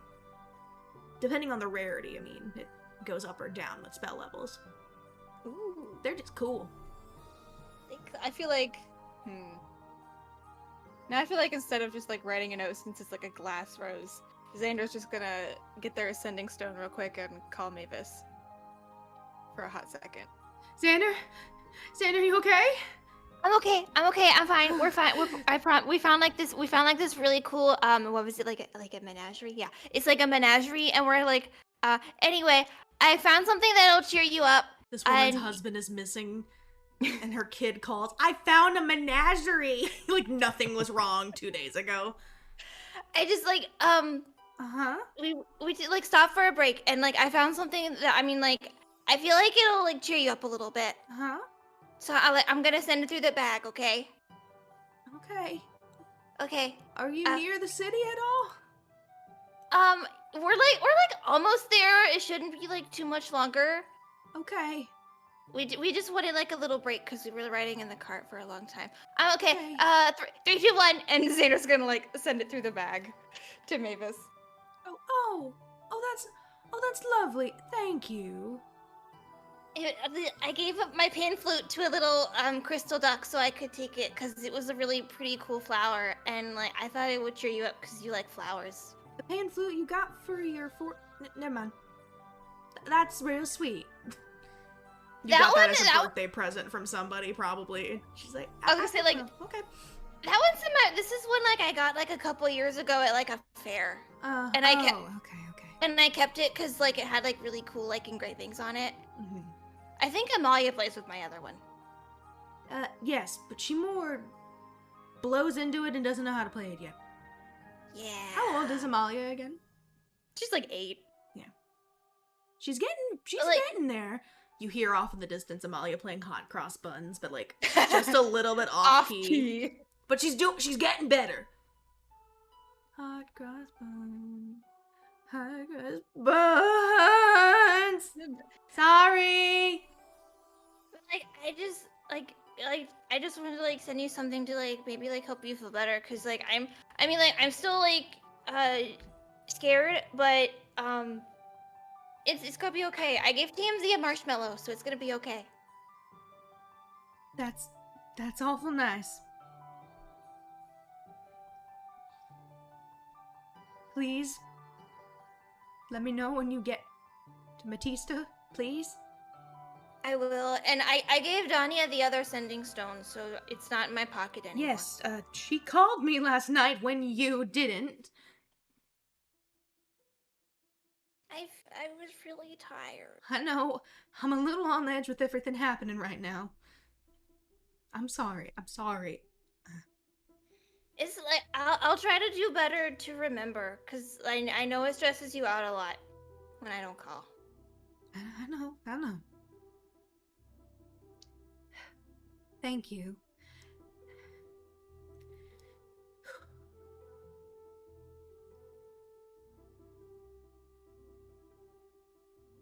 I love you, Xander, okay?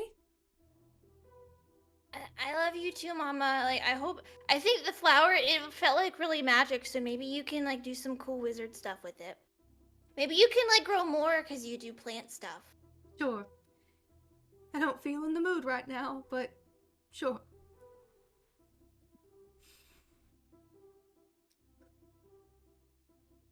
I feel like you need to go have some snuggle time with Amalia right now.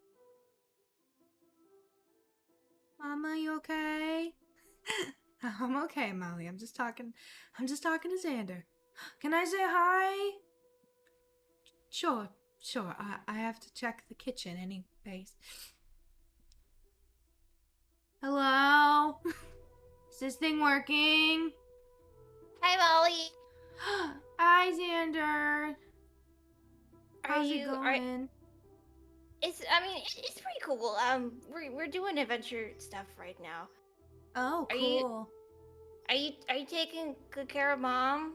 Yeah, she seemed really upset. She didn't really say what's going on. She just said that you and Dad are like doing something important. Yeah, it's like really really important. Is it like And a secret mission? it is kind of like a secret mission. And like I So have cool. been asked by the secret mission givers to give you like your own secret mission. Wait, I get to be a hero like you and Tam Tam? Yeah, it's like and like it's because like we don't keep secrets because like that's what Mom says. Yeah, So yeah. it's more like it's like a surprise, okay? Like Oh, your mission. okay. Okay. Yeah. So like I so can do it. you Whatever have it is, I'll do it. I'll do it right now. I'll do it right now. Okay, your mission Mm-hmm. as an honorary adventurer, Huh?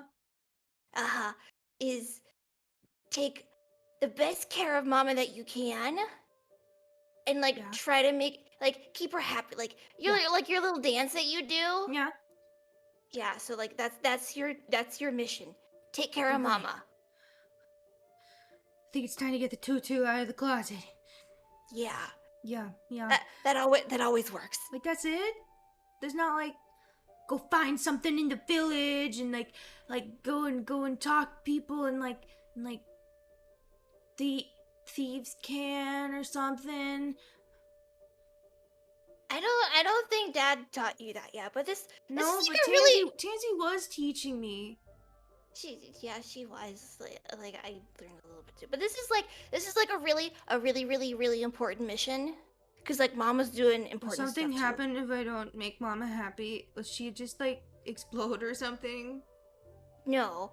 But like it's really important because you know how Mama like always does like really smart wizard stuff. Yeah. And like if you help keep her happy, she'll be able to do like all the wizard stuff. So just like cause she's kind of upset right now. So like Yeah. give her like extra hugs and like help her Okay. bake some cookies. And Okay. like if Inky shows up, play like you just like cause I don't want to say like be the man of the house cause that doesn't like make any I can be sense. the man of the house. I mean like if you want to I'll be, you the man can. of the house. If that's what the secret keepers need me to do. You can be the I can Malia dress of the up. I house. can dress up like Dad and put on his glasses. Is he in I like feel like that- hiding? Do I need to pretend to be Dad so that people think he's still here? He's not in hiding. Yet. Sure. Yeah. I get you being secretive. It's part of the secret keepers. I get it. I see what you put. I got you. You want me to make Mama happy like Dad makes Mama happy, but not the same way because that's kind of gross. I'm not gonna kiss Mama. Well, I mean, I'm gonna kiss her on the forehead, but I'm not gonna kiss Mama. Like in the silly way that Dad like me. Like do like I the can't funny tell little jokes things. like Dad. I mean, like you know, he has like a joke book that he keeps under his bed. Oh yeah. I gotta go find that. I will be the best not Dad that this house has ever seen. I'll even walk. I'll walk Inky and I don't. Does he need to walk? I'm immediately like on a tangent of thought now. Of I'm gonna go in my dad's closet. I'm gonna dress up like Dad. I'm gonna use his wand. I'm gonna pretend to be a wizard. I'm gonna try and cook dinner. Like is already on a mission. But yeah, that This like, one is gonna come into a room and see that it is just wrecked. but that's that is your mission. Tell all of like the really bad dad jokes that Dad says, and like cheer Mama up because she's like real stressed, and like you know like her brain works a lot better when she's not stressed, and just like give her all the lovin' since like Dad and I are out adventuring, and just like be like the coolest like little sister, like littlest daughter that you like can be, because they're like really good at that already. But just like now you get it for like a secret mission. Yeah. Okay, I'm good. I have a dad joke. I need you to tell me honestly if I'm good at this, okay? Okay, Hibby. What do you call a fish wearing a bow tie? Hey, Danya, what do you call a fish wearing a bow tie?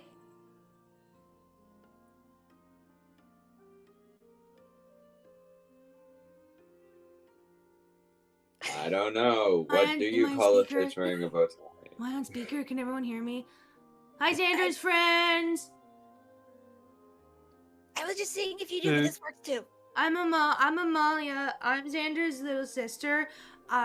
What do you call a fish wearing a bow tie? I don't know. Sophisticated! That was definitely a joke that Dad would say. That's Yeah? good. That's a good one. Nice. Okay. I think I can do this. For the secret keepers! For the secret keepers. For But the secret keepers. I gotta go back and go adventure soon. Okay, so- bye. I love you. Okay, I love you. Bye. Okay, bye. The chaos. I was like, what would 8-year-old Xander be like?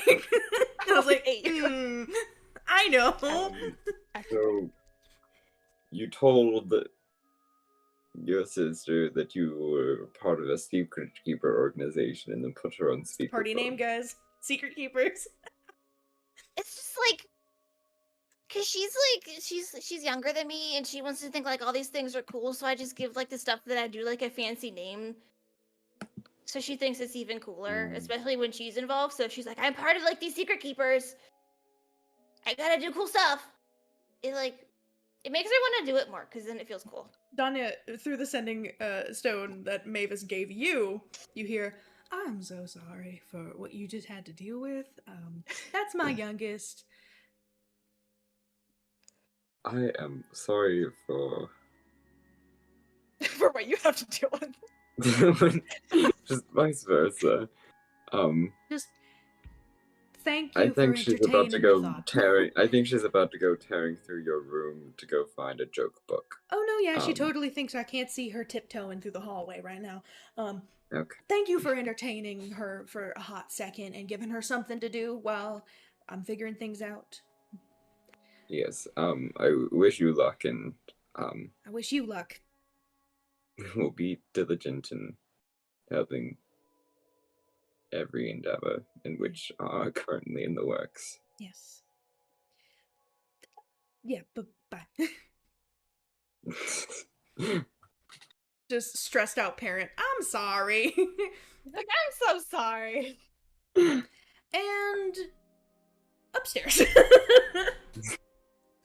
This will be the last thing. Chaos. This will be the last thing, and then we'll hit the city.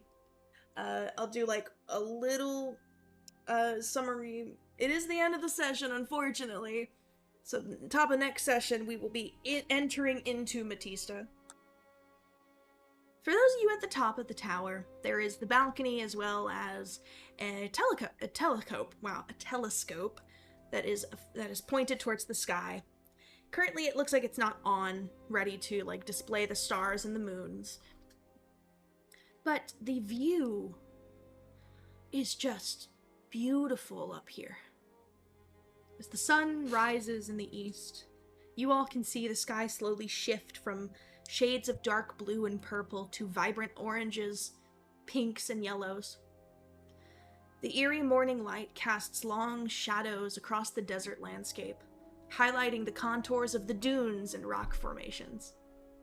The rays of the sun illuminate the glass tower, and you could just see a brilliant display of colors dancing and shimmering all throughout.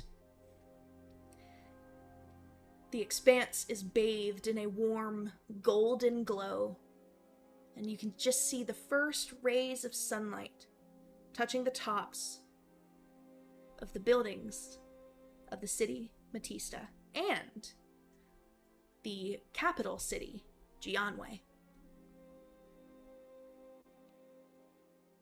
Standing up here, there's a invigorating and refreshing air to the heights. Sense of renewal and energy as you take in the beauty of the desert. It reminds you all that even in the harshest and most unforgiving of times, there is still beauty to be found. The world is full of wonder and magic for those just willing to seek it out.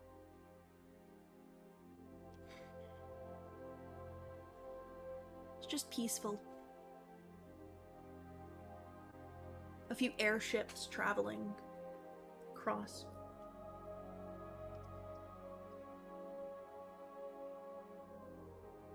But you don't see any other caravans. No dots of people. Unfortunately, no sign of a cart housing Julian Veruvius and Oscar, his guide.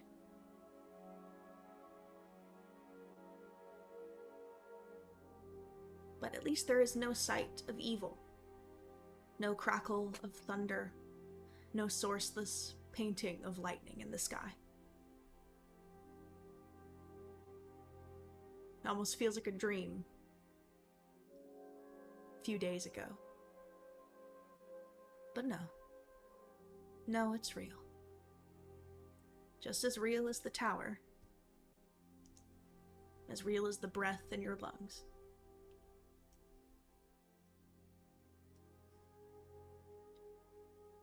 Do you do anything as you're up here, just looking out? Anything last in the tower before heading back and getting on the road?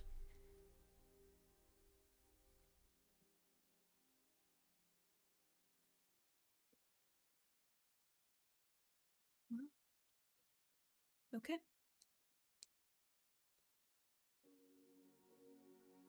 You all descend the tower, taking that moment just to breathe and gather your thoughts.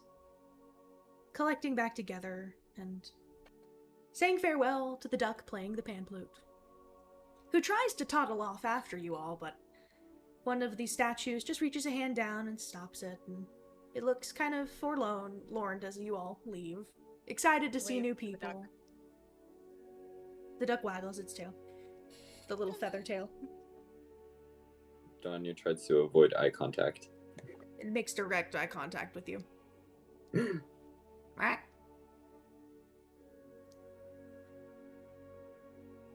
We're not getting another pet. Toddles back inside, going back to its usual place to walk back and forth.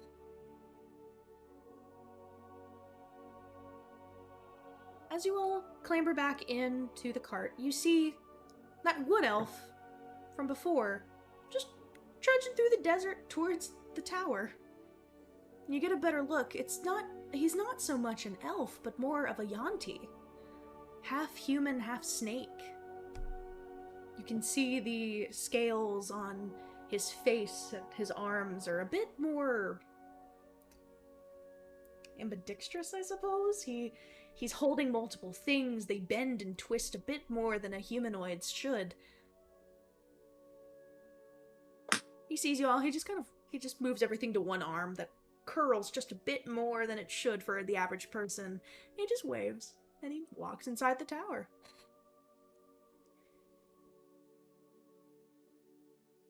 I hope he likes the duck with the pan flute. You hear like a laugh, like a joyous laugh. Just looking in and seeing leans back out and like a thumbs up, like thanks. Just confused. I have left my mark as a bard. Just confused but happy. Goes inside. Your travel.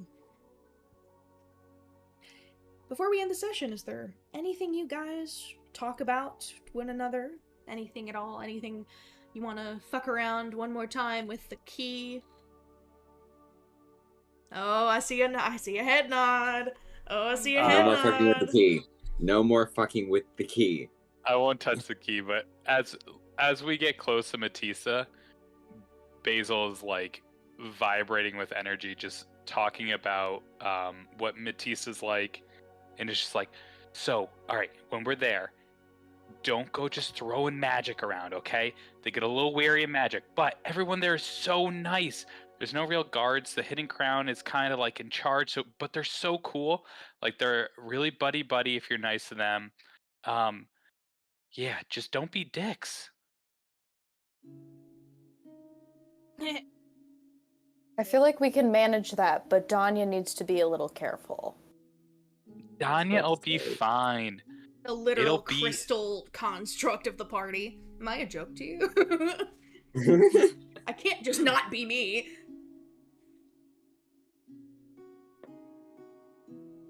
What if you are magic? Huh. Does Basil remember there being like any constructs walking around town? If there are constructs, they are metallic. And they do not respond when spoken to. You have a pretty good idea that Allri walking into this city will either be gawked at more than in Rivenserjaw, or literally be glared at the entire time. The people are just very cautious people. I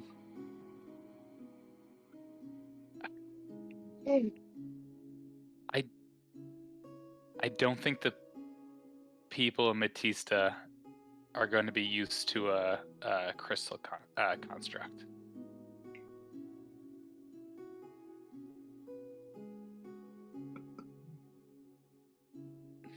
But just because they're staring at you, I don't think that means there's anything wrong with you. I think they're just not ready to accept.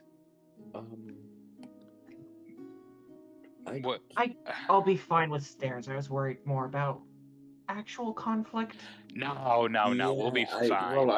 Well, I do not think there is anything to be ashamed of with your state. It could draw unwanted attention. Someone in a cloak hiding their appearance will draw more. Well, I mean, if you don't want any untoward glances or extra attention, only if you don't want that, Allri, I wouldn't mind a trade since you gave me that amulet. I could let you borrow this cape of mine. It's a little special. It'll they'll take it off their back and kind of flick it, and you'll see that it like blends into like the background of the desert. I appreciate it, but stairs have never bothered me. I just wanted to make sure I wasn't going to get arrested. Fair enough. You might get approached. You say this, Basil, instead of having to convey everything, but you know that if anyone's ever displayed magic and it's their first offense, they usually get a warning if they get the right person who's not gonna like spears up immediately, bring them in for questioning. My nose is just... If Allri were to just enter the city, they would probably approach and be like, what's your business here? Are you travelers? They might ask for some sort of identification. Usually the Otella bracelet, which kind of gives citizenship to anyone who owns it. Having this conversation with Allri, do you mention maybe just not having one of those? Look, I have paperwork that the crown forged declaring me as a construct belonging to the crown. It's fine. You're lucky that Jed is nice. Was nice. We're also on crown business. The city's run by the crown. So I don't anticipate anything being bad.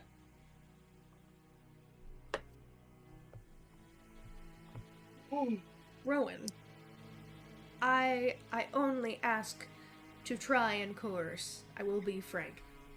Do you pull the key out just to get a look of it yourself?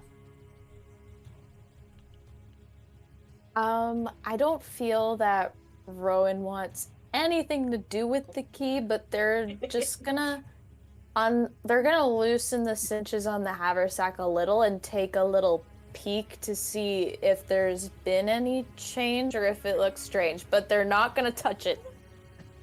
You notice that the ball has turned back into the 8-sided disc.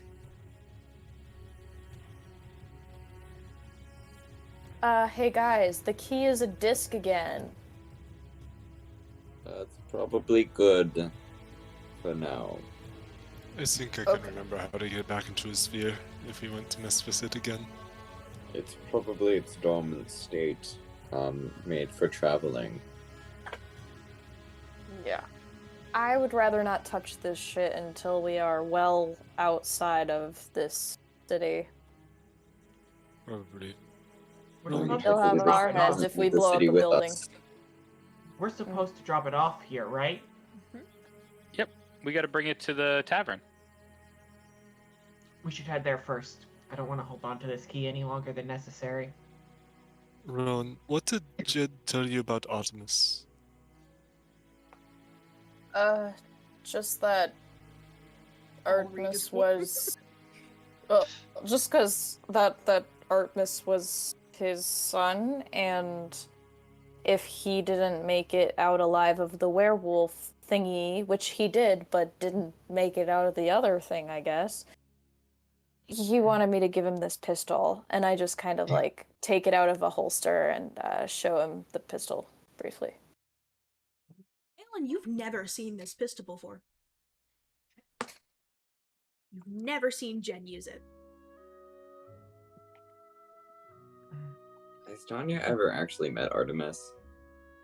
Yes. Once. You like him a lot. He has a bit of arcane knowledge to him. He reads. He is interested in the work you do. He's fascinated by the world and all the darkness that's there. He respects it. He doesn't fear it. As we should. Have I ever met Artemis? You have, yeah. I mean, you've traveled back and forth. He lives in Matista with, funny enough, it now rings a bell, the person you're delivering this key to, Jace. He works for Jace at the tavern that's supposedly inside the city. The reason that Artemis doesn't live with his dad anymore is just because of work. Jed leaves for about a few weeks or so and comes back and stays for about 2 months or so, and he just travels around because of the Hidden Crown. But it's more because Artemis is in school. There's a Shadow Academy, a portion of the branches of the Prey Sky Academy of Mysteries. He is studying currently because he's figured out that he might be some sort of wizard. The teachers aren't sure if it's divination magic or specifically chronergy magic he's good at, but he's shown signs of a little bit of both.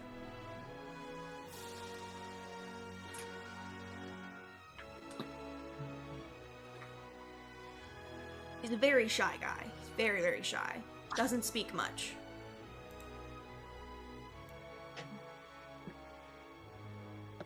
Very skittish, but sweet boy.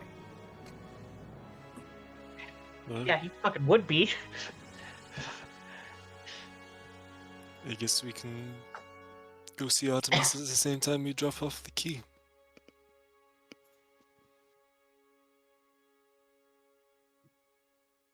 Okay.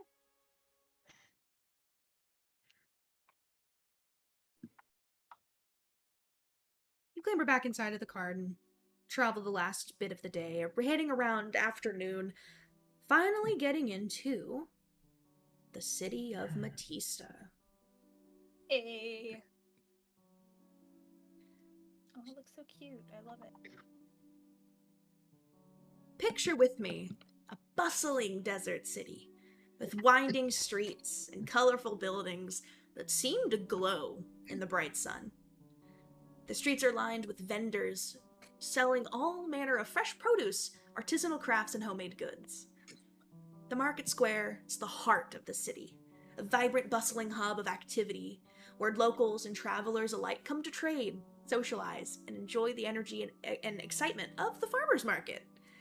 The square is filled with colorful tents and stalls, each one overflowing with locally grown fruit and vegetables, handmade cheeses and baked goods, artisanal goods like breweries' supplies, calligraphers' tools, handmade, handcrafted, and expertly staged. There are musicians playing lively on street corners, adding to a slightly festive atmosphere. The smell of freshly baked bread and roasted coffee wafts through the streets, tempting you all with the flavors of locally grown produce, homemade goods. Everything done by hand. No magic conjuring food. the blood, sweat, and tears of the people seen everywhere. As you're kind of pushing your way through the market, following Basil's directions, Basil, are you doing anything to welcome these people to your home? I think I am stopping at every single tent because I probably know almost every single person in this farmer's market and just saying hi and like shaking everyone's hands. And then I'll You get like you get a free pastry from one of the really, really old ladies who has like a little stall next to a set of stairs that leads to another section of the market. Oh, Basil, good to see you again. My, you've gotten so big.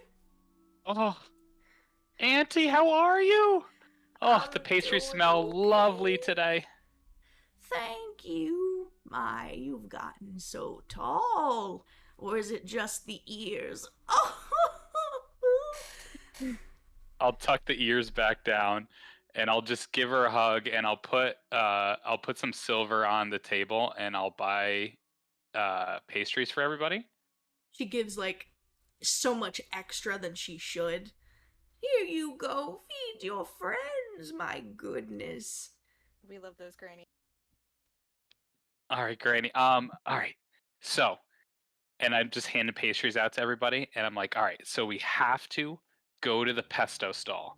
There's a amazing pesto in town. Oh, it's so good. And then you can go to the bread stall next to it. So you got to buy the bread, you got to buy the pesto. It Yeah. goes together. It's so great. While I'm talking though, do we have a stall in the farmers market? You do. Oh.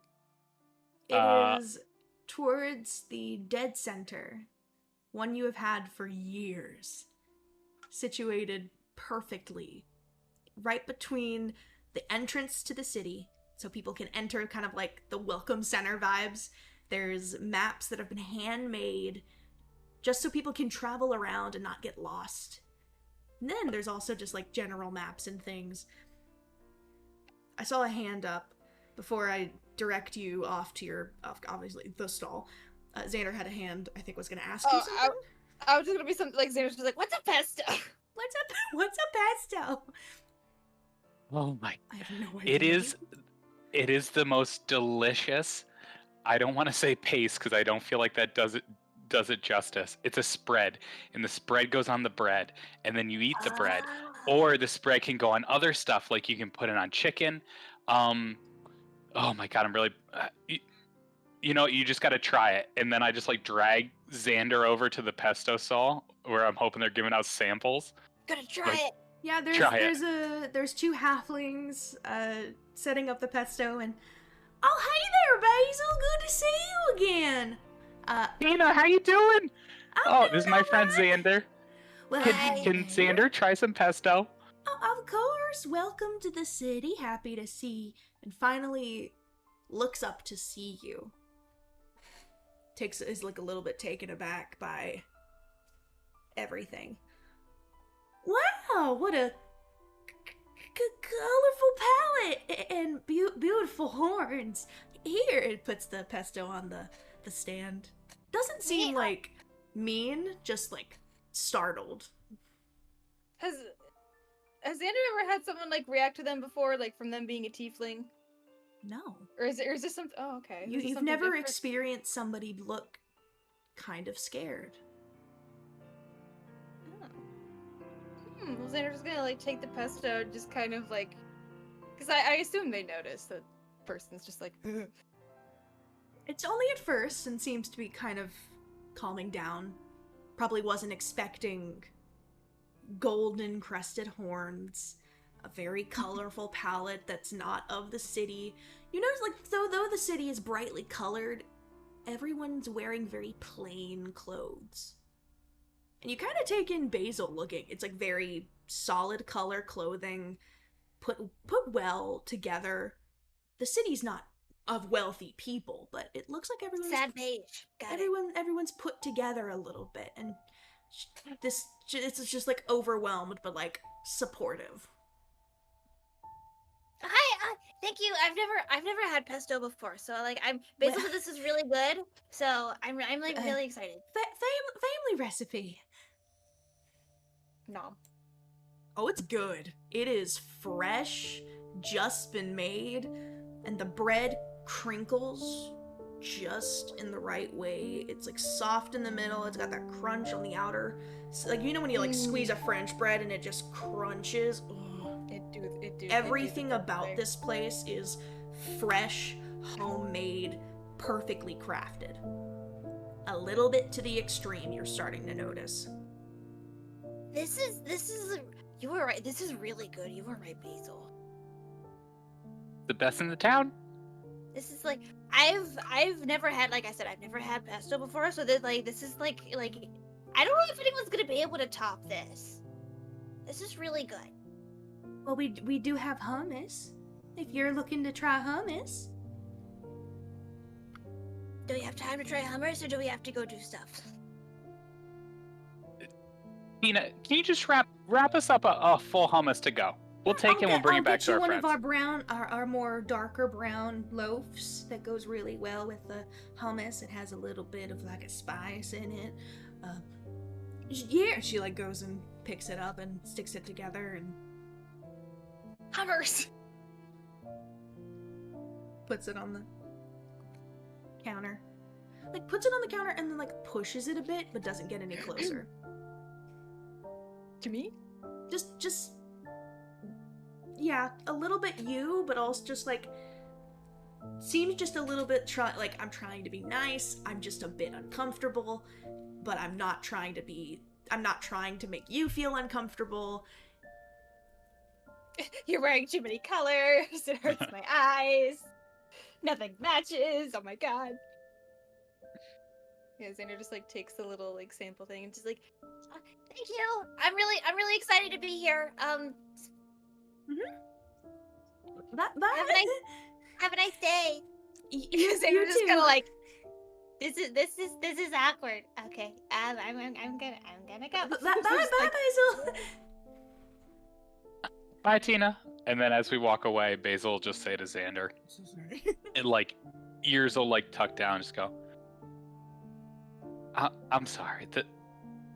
The people here aren't really used to a lot of outsiders coming through, which is odd because it is kind of, I don't know, they're kind of basic people, I guess, around here. Is it like, cause like I noticed like everyone, like I mean like your outfits all look like really nice, but they're just kind of like earth tone. Is it cause like nothing I wear matches? I mean like I do that on purpose, but like is it because I look like woo?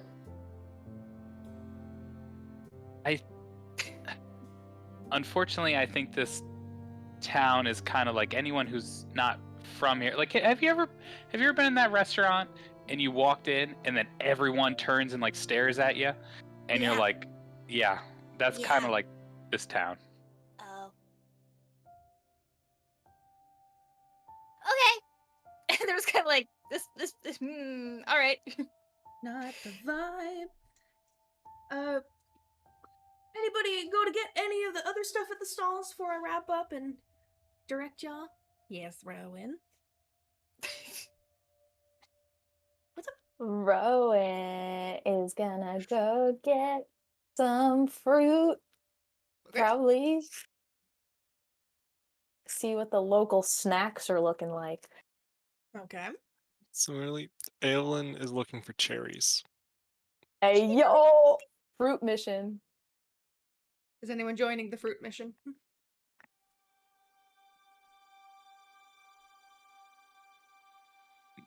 Just seeing two? Okay.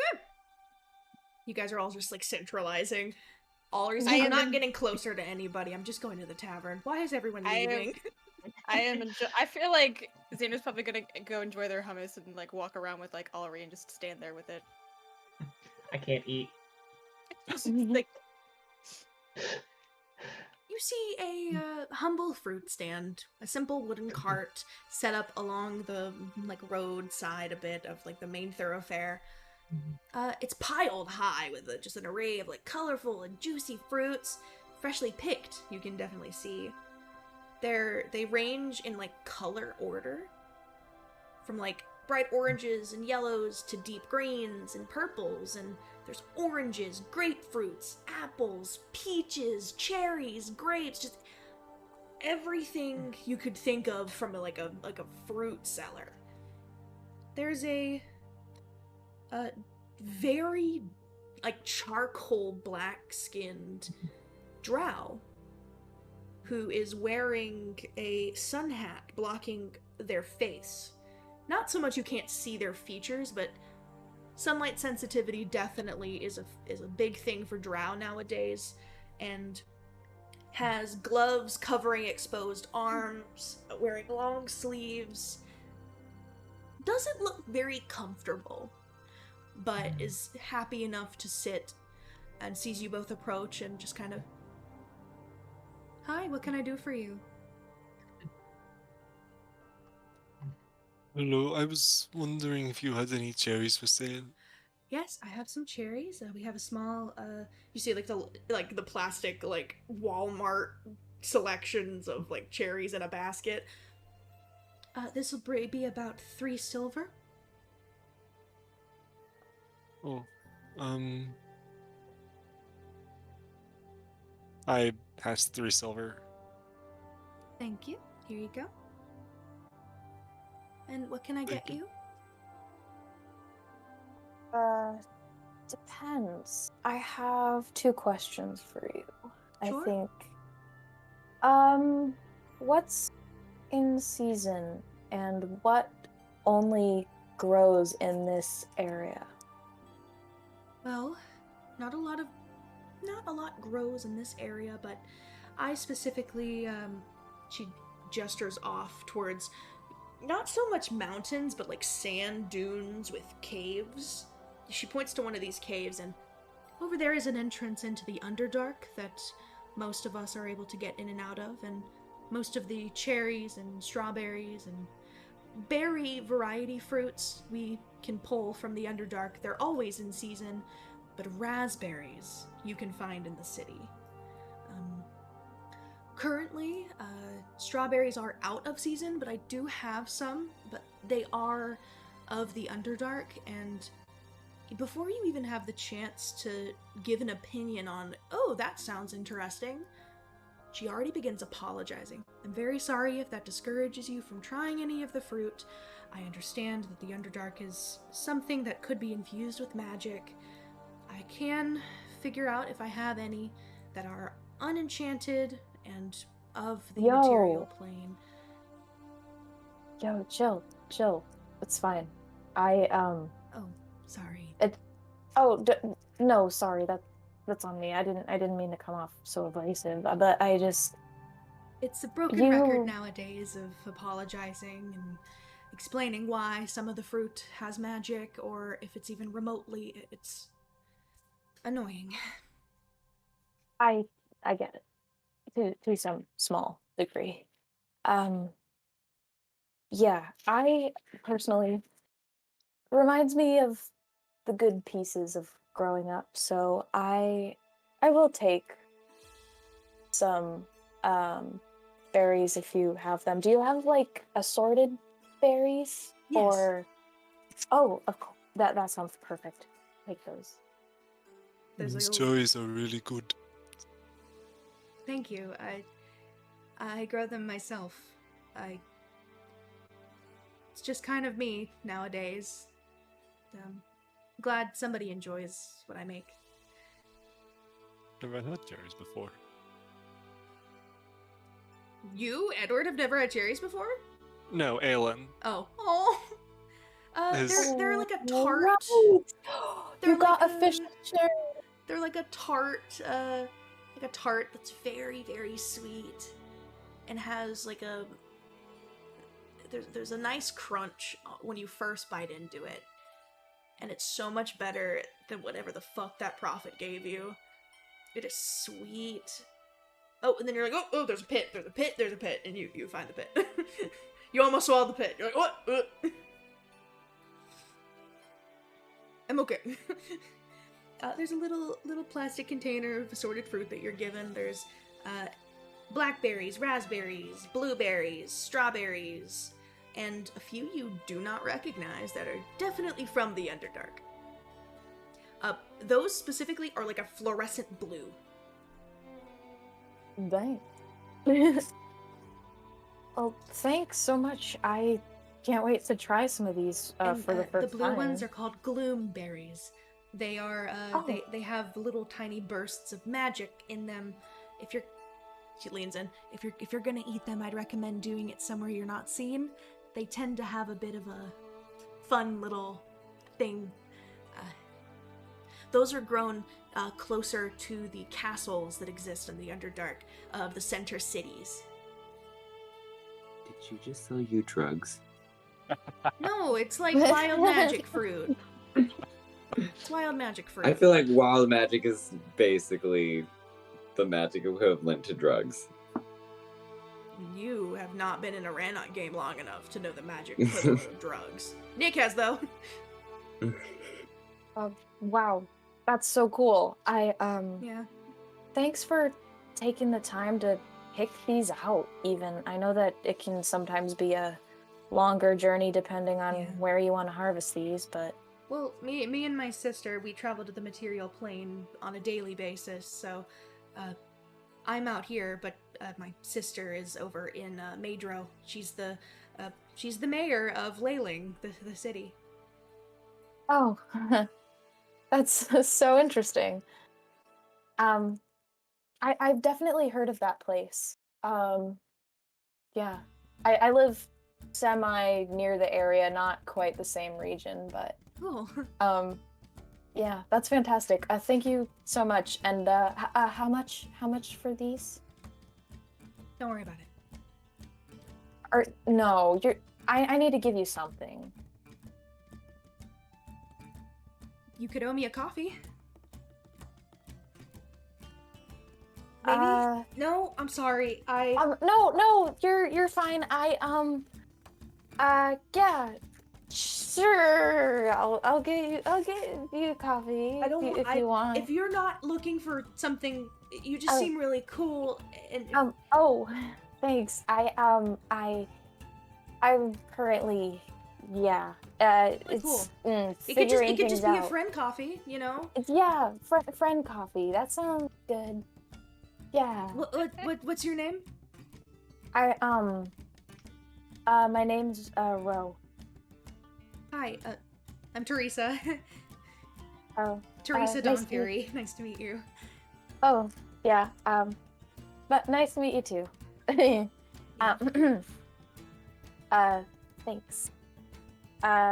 Just I can let you know where I'm staying, and if you want to get the coffee, you can let me know.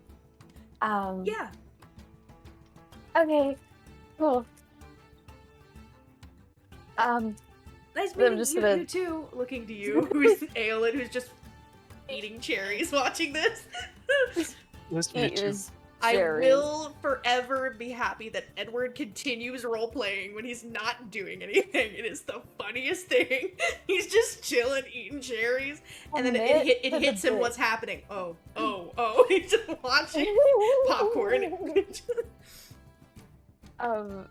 Yeah, then I'm gonna pat Aolin a little frantically on the back of his arm so that Teresa can't see. I'll be like, yeah, I'll get going, but it was nice to meet you, and nice to finally get some good fruit around here. To meet up with some friends. It was really nice meeting you. It was Yeah. really good cherries. Catch you later. So, you and Teresa are... No. They seem really cool, but, You see Teresa has, like, put their forehead to the cart and, like, sighed defeatedly. Yeah, it's a little complicated, I guess. Yeah, I have something to do right now that's kind of captivating my full attention and focus, and that needs to continue being my focus for now. Oh, all right. I mean, that's fair. We are being chased by the blaze and all that, but Oh, do you say the blaze out loud? I do. Oh, How loud? and I. This is a quiet conversation because we don't want Teresa to hear, so I don't say it very loud. You see, Is like, two people turn and look at you like you've said a slur in the streets. A few Oh, dear. people pick up some other things and move it. And just turn back. This is like a fucking Strahd von Zarovich bullshit. It's just a fun little town. Little town, it's a quiet village. Fuck you! Fuck you! Every day, like the blaze. Oh. You two return to the group, and Basil, you lead your friends to your parents' stall. You know they have. What would the stall look like? I want to give you the chance to tell everyone what they see approaching. So the stall is kind of like, the front kind of opens up, and just hanging, there's just scrolls and scrolls of maps, and there's like a couple like barrels on the side that just have long like maps hanging out the side. And then behind it, there's like an older Herringong who's just like scrolling on a piece of paper. And then, oh no, there's no magic, so. Yeah, everything seems to have like a thick layer of dust on it. All the maps seem like old. Probably the stall isn't bustling, would be my guess, but There's a few people who come up and like grab the tourist maps, and your mom, who's a kind of beigeish color with a bit of gold as highlights. That's the flavor of a Harengon growing older. They are fey creatures. They don't have silver hair, the grays. It's gold. That's how you see the age of Harengon. And the youth of Basil being the brown and blackish patches in places. She eagerly is helping two people figure out where they are in the market, how to get to the center, to meet with the sovereign if they need it. And one of her ears twitches. Your mom has really good perception, observant and alert feat of perception. She's a mom, and her ear twitches, and she turns and just hops, completely ignoring the customers, same energy as you, hops over the counter and just runs and dive bombs you into a hug, and you both spin and then land, and she's just bear hugged you. Oh, you're home, you're home, you're home, Basil. I'm just yelling, Mama! Mama! Mama! Oh, you hear a crack in your back that you've been needing. Let's go. You're all in one piece? Please. Not even a single thing's happened to us out there. Oh. Okay. 2 ears, 2 eyes, and a nose. Boops you on the nose. Okay, that's my boy. Oh, who are these people? Hi! I'm Basil's mom. So these are my friends. I met them along the way. Some colorful folk with clothing and items? Wow. We're on a secret mission. Okay. Yeah. Okay. Okay. We're not drawing attention to ourselves. We're an incognito right now. Xander just looks at their whole outfit. Right. Allri looks at its whole existence. Whoa. Danya looks at them openly talking about how it's a secret. Well, hello. Basil, hits you on the arm. Basil, aren't you gonna introduce your friends? Okay, yeah, sorry. All right. So this is Allri. Allri is super badass, and we all met Allri while Allri and Aolin were fighting a chimera. This is Aolin. Hi. Ooh, wait, and then Basil. I gotta be more woke. Okay?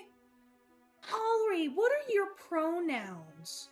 Is that it? Okay. You're doing good job. You're doing a good job, Mama. It? Okay. Yeah. I will do my best. I love her. Never heard that one before. Okay. And then Aolin. Aolin, yes. And- He, him. Okay. Same as Basil. Okay. That's easy to remember. All right, and then so this is Rowan. If you ever lose Rowan, Rowan's hiding in the raptor. So if you don't see Rowan, just look up, okay? Okay. I Hi. only did that once, to be fair. But I do climb on things. Yes, that is part of what I do. I mean, you kind of did it twice. When you went backstage that one time, and then you Oh. kind of hopped on top. Right. Yes, I did forget about Oh, you that were a one climber. time. Fun. Um, We're yeah, hoppers. yeah. Oh, that's Get it? fun. Because bunnies. Yeah. Yeah. Yeah, I can't say I'm that great at jumping, but I have seen your son do some fancy footwork. So That's our specialty. That and calligraphy. We're really good at yeah. Oh wow. Pronouns. Oh, yeah. So I go by they, she pronouns, which You can- means I have Leans into Basil. You I- can have more than one set. yeah.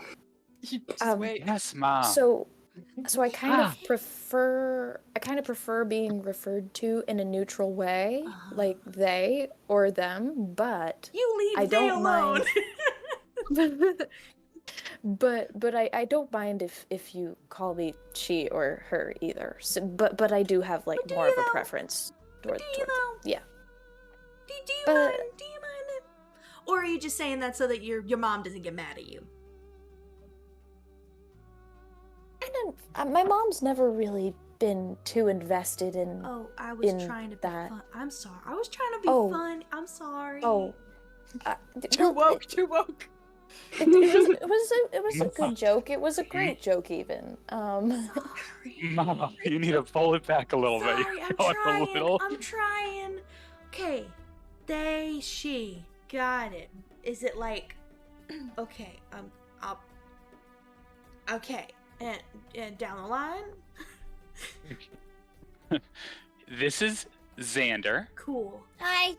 Xander Hi. has the coolest outfits ever I love it. and has a pet gecko. He's in my pocket right now. Would you like to meet him? I would love to meet your gecko. They just Do you want to come say hi? they like hold their hand up. Little tiny head pops out. Oh my god, he's so tiny. Oh. His name is Ezekiel. And he's like my mom and I share him. He's a little familiar. Oh. Oh. Okay.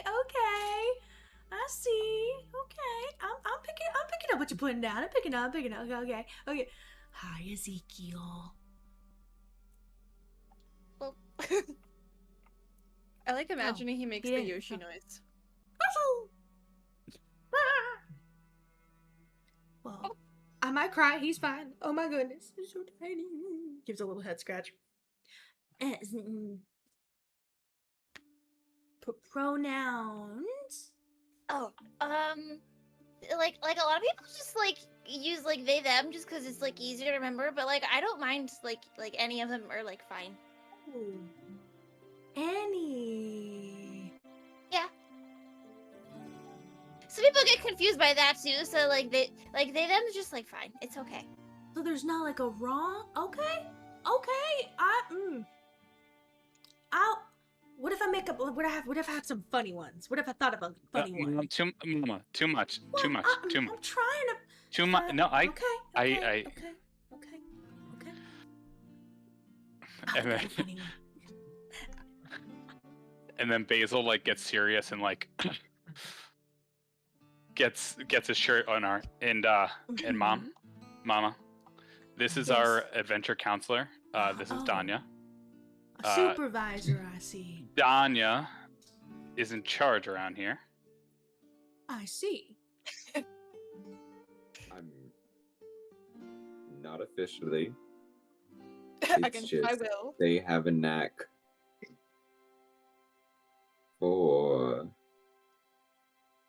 They isn't inopportune a multiple choices. or They, as in everyone but that one, pointing to Allri. okay. Yeah, an aptitude for inopportune decisions. Well, pleasure to meet you, Danya, adventure counselor. Is there an official title you go by, or is it just Danya? Danya, no adventure counselor. That's a long name. Danya, no adventure counselor. I'm just teasing. Oh my goodness. So serious.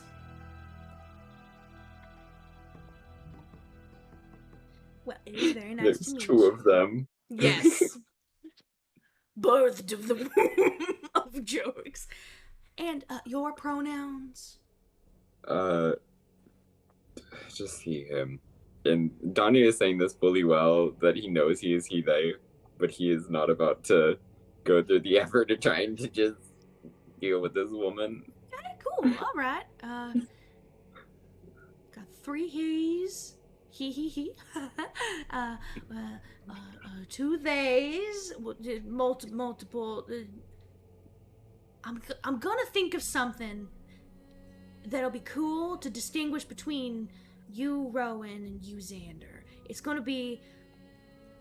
I don't know what they'd be called. Mama, What? they have names. I know, but like, I don't want to just. I'm trying to make good company. I mean, like, if it's really funny, I'll probably laugh, so. I've gotta go. And I will do my best to respect your pronouns, Allri. I've just never heard them before, but I will do what I can, because any friend of Basil's is family of mine. Because big old family. The whole. Yeah. I Your really dad like is your like mom, this. Basil. Not to be that person, but I'd assume you technically have heard Allri's pronouns, just never within aspects of a human. Well, Or yeah, not human, yeah. a person. That was kind of an understood part of. What? Well, he's really serious. But just imagine it's not a way for me to put this without it sounding demeaning. Then probably don't say it. Allri, can I say this and But let I'm you not a know that I person, mean? it's true. Well, That's I meant to Oh. imagine a dog in which it is still its own individual. It has a name. Like maybe you have a dog, Fluffy, and We don't have a dog, but I can imagine we have a dog. yeah, this is a mental exercise. She if puts a hand if on the hip and is Fluffy- like, If Fluffy knocks something off your table, you say it knocked something off the table. Well, how old are you? Too old for this. Same. I'll be able to figure it out. I'm just not used to it. But I appreciate the learning exercise. Well, welcome to the city. If you need me or my husband, we'll be doing the market today. We're open for the farmer's market. Dad currently, he's back at the house. He's gathering a few more supplies. He wasn't feeling well today. I think it was just something he probably ate. He's got the weak stomach. He's always eating. He's always drinking milk, and it's always messing with his tummy. Where I always try and tell him he has to take that stuff seriously. He goes, only weak people complain about milk and dairy, and then every time he drinks it, he gets sick. And then he's like, it's nothing. It's the gods testing my strength. And you don't want to be in the same room with him after he drank some milk. It gets a little stinky. He eats half of an omelet and he gets toxic. Well, nice meeting you all. I hope you enjoy the rest of the city. If you need anything, just let me know, okay, Basil? Like, pinches you on the cheek. Purposefully tries to be embarrassing for a hot second. Is Twig her father, or is Twig my father's father? It is her dad. I would then, like, before she leaves, I would just, like, pull the book out of my bag and just kind of, like, flash it and, like, show it to her and just say, Where'd you find that? Danya actually helped me steal it from a library. We didn't steal it. Stole from a We were library? planning- Honey, I'm so proud of you. Look at you, you're I being know, an right? adventurer already. We didn't steal it. We were planning on it, but it wasn't yet stealing. Right. But I guess, is it stealing if the library gets burnt to the ground? What? There was Did you burn a library to the ground? No, it's a long no. story. So No, he burned the essentially, city to the ground. I checked the library book out, and I told your son, "Hey, we will make a replica of the book to return so that you can keep the original copy." But we had not yet made a replica, nor had we actually stolen the book, since it was still technically under my name legally. And then I'm before we could confused. return the book, it was there was an accident, and the library Uh-huh. burned down. Okay, So Danya. there was nowhere. Danya. Basil left home to be an adventurer, like my dad, and his dad before him. I was happy to just know that he kind of got in trouble. All this other stuff sounds like a conversation not to just be had in the middle of a farmer's market, where people could be listening. How about checks a little time device. How about in about 2, 3, 4 hours from now, when the farmer's market closes, Basil brings all of you guys to our house, so we can talk about this in a better space, out of the heat and all that. How's that? This doesn't feel like a casual conversation to be having in the middle of the farmer's market, unfortunately. You know? Do you have some water? I do. You look pale and somehow not flushed, but I can wow, like, notices you are not hot in the face anywhere. There's no sense of heat. That's weird. Here. Danya, what's your last name? With you being the oldest, the way you're talking about a library, are you like a professor, or? Well, my last name is Billick, and while I'm not a professor, I did work at, or I technically still do work at the academy, Billick, as a researcher. I've heard that last name before. Billick. That's gonna bug me. Did you perhaps know my parents? No, it was. Oh, shoot. The name sounds familiar. I can't put my finger on it right now. Did you used to live here? Did I? I'm gonna message you privately. Oh. Because this has not been brought up to anybody. I mean, I can imagine I met Dimitri while I was here, but...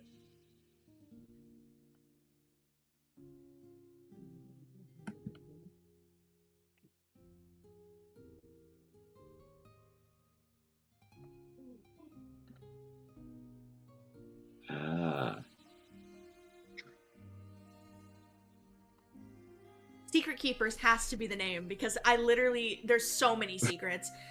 Secret squad. We're almost done, by the way, guys. I wanted to get to a place where next session we could get right into the meat of stuff. I'm sorry we're going super long. Well, I did have a friend who kind of lived out here that I visited once.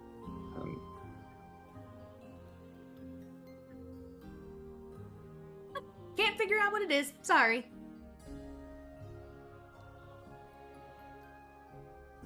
I'd be able to find some. I've seen the name, not heard the name.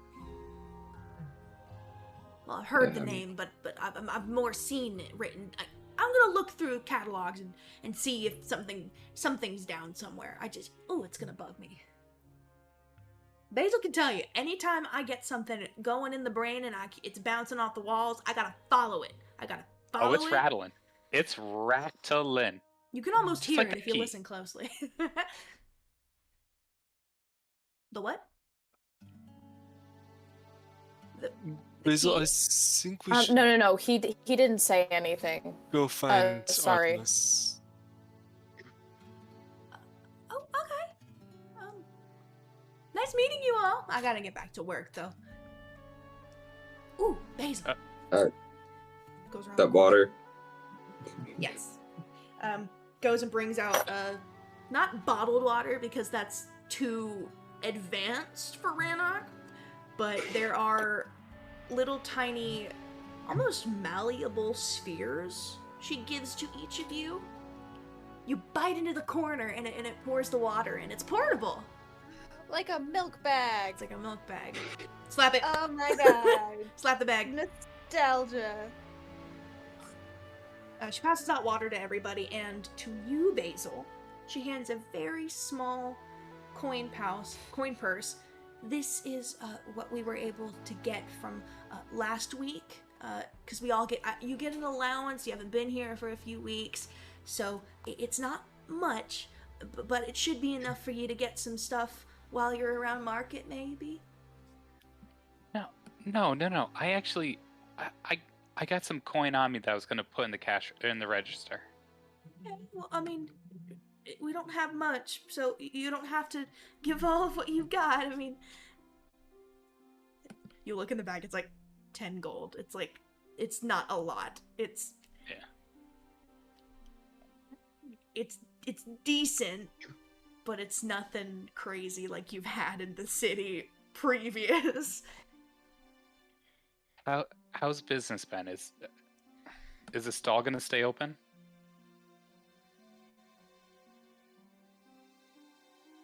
Everything's going to be fine, okay? We've got this, okay?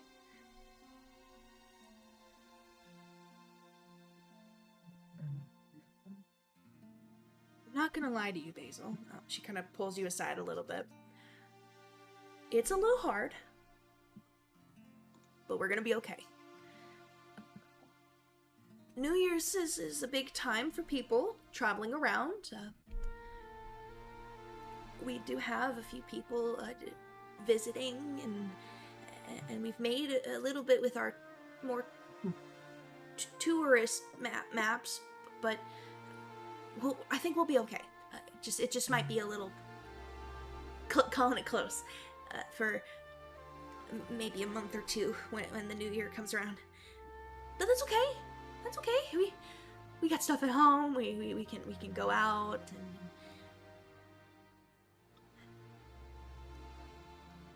and it's gonna be okay. I'm gonna take everything I have on me, like all the coins on me, put it in the bag, and go. Look, I trust in you and Dad. I know it's gonna.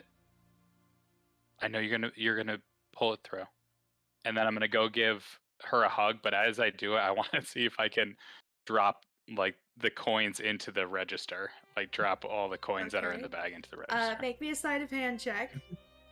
I'd say that basically everybody would have heard her. She wasn't being super quiet, but she was trying to be respectful. God. You all kind of know what the mom is talking about with like business being hard and things of that nature. What'd you get? Not good. Well, she is a commoner. She doesn't have godlike stealth or perception, I mean. Let's see if I can. But she does have eyes in the back of her head because she's a mom. But you know. I got an 8. I like to imagine you just dump it out into the thing. You just hear the as everything's clashing into the register. Xander starts coughing loudly. She does a slow pat on the back, and you've got a feeling she probably knows what you did, but she's not gonna fight you. Okay, well, have fun with your friends. Be back in time for dinner. I'll have stuff situated in case you have your friends come over for food or anything. We can be a good host, after all. And yeah.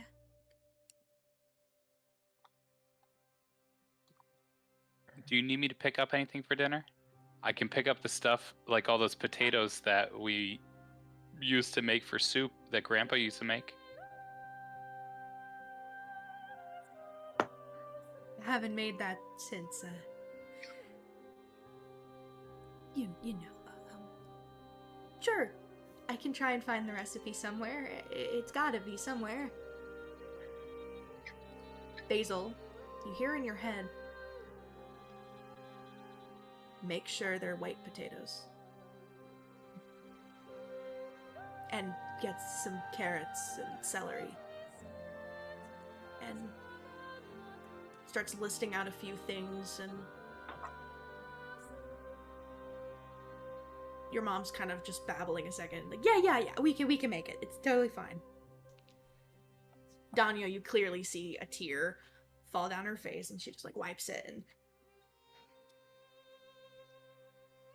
love you, fuzzy bunny, and gives you one more pinch, and like wiggles her nose and goes behind the thing. And it was lovely meeting you all. Please, don't hesitate. Come stay for dinner. It was lovely to meet you. Would you be able to point us towards the Golden Stein? Yes, if you want to have a handy dandy little map, she like holds up the map, and she's like, oh, whatever, and she just gives it to Basil and is like, you can keep it, I don't care.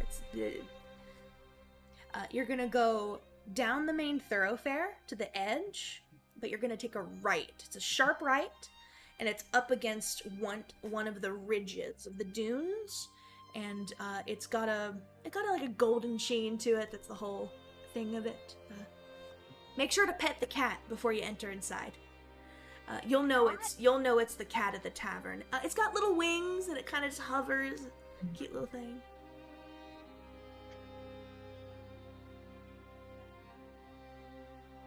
Thank you. Of course. Please, all of you, take a map if you'd like, if you want to explore around at your own leisure. How much for a map? Go and take one. It's fine. We got plenty more where that came from. Don't worry.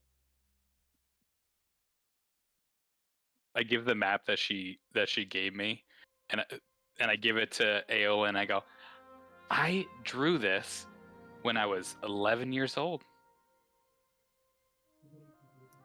You are amazing. This is really well drawn. Yeah, we've been cartographers since, well, ever since my grandfather opened the shop. Been an odd 60 years, I think, now. God knows how long it was open when his dad was around. Whew!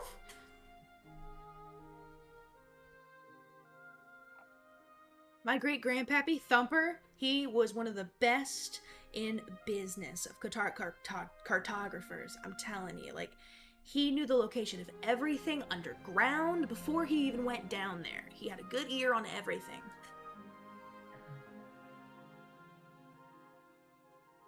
It was my great-grandmare, and she like goes on as like the history of the bunnies. Great-grandmarion was an artist and taught her husband how to draw, and she's like, I still believe that the spirit of Great Marion is in Basil, teaching him how to draw and continue on the legacy, but no pressure to continue the family business. It just would also be nice to keep it around, but we don't have to. Basil, you've never felt pressure by your family. You just like doing it too. The shop's name is Hair in There. Hair in There. All right. You say goodbye to Basil's mom. You never gave her a name. Never. Let's call her Lola. Oh, Lola. Mama Lola. Was it earlier mentioned that like Grandpa's name was Twig? Yes. Lola Bunny, is that you? All of the bunny. Just wait till you meet Bugs. That is canon now. Your parents are Bugs and Lola Bunny. Is he a wackawee wabbit? Listen, there might be a Daffy somewhere. Let's Just not get too cray. We could get copyright. Is there a Jessica? Danya, when he enters it's Wabbit season era. It's Bugs with a Z. Yeah, it's short for Bugs Win. Shave and a haircut. 2 bits! Who Framed Roger Rabbit? I like to think Basil has an older brother named Roger. Okay, that's where we're going to end tonight's session of Desert of Dread, as we have finally made it to the city of Matista and are headed on our little fetch quest to give off the key to Jace of the Golden Stein to meet Artemis Stone to figure out what is going on with this mysterious key. Will we figure out what's going on, or will more chaos and carnage follow our secret keepers, honestly? So, thank you for joining us, and thank you, players, for being here. We'll see you next week for more chaos. Alrighty.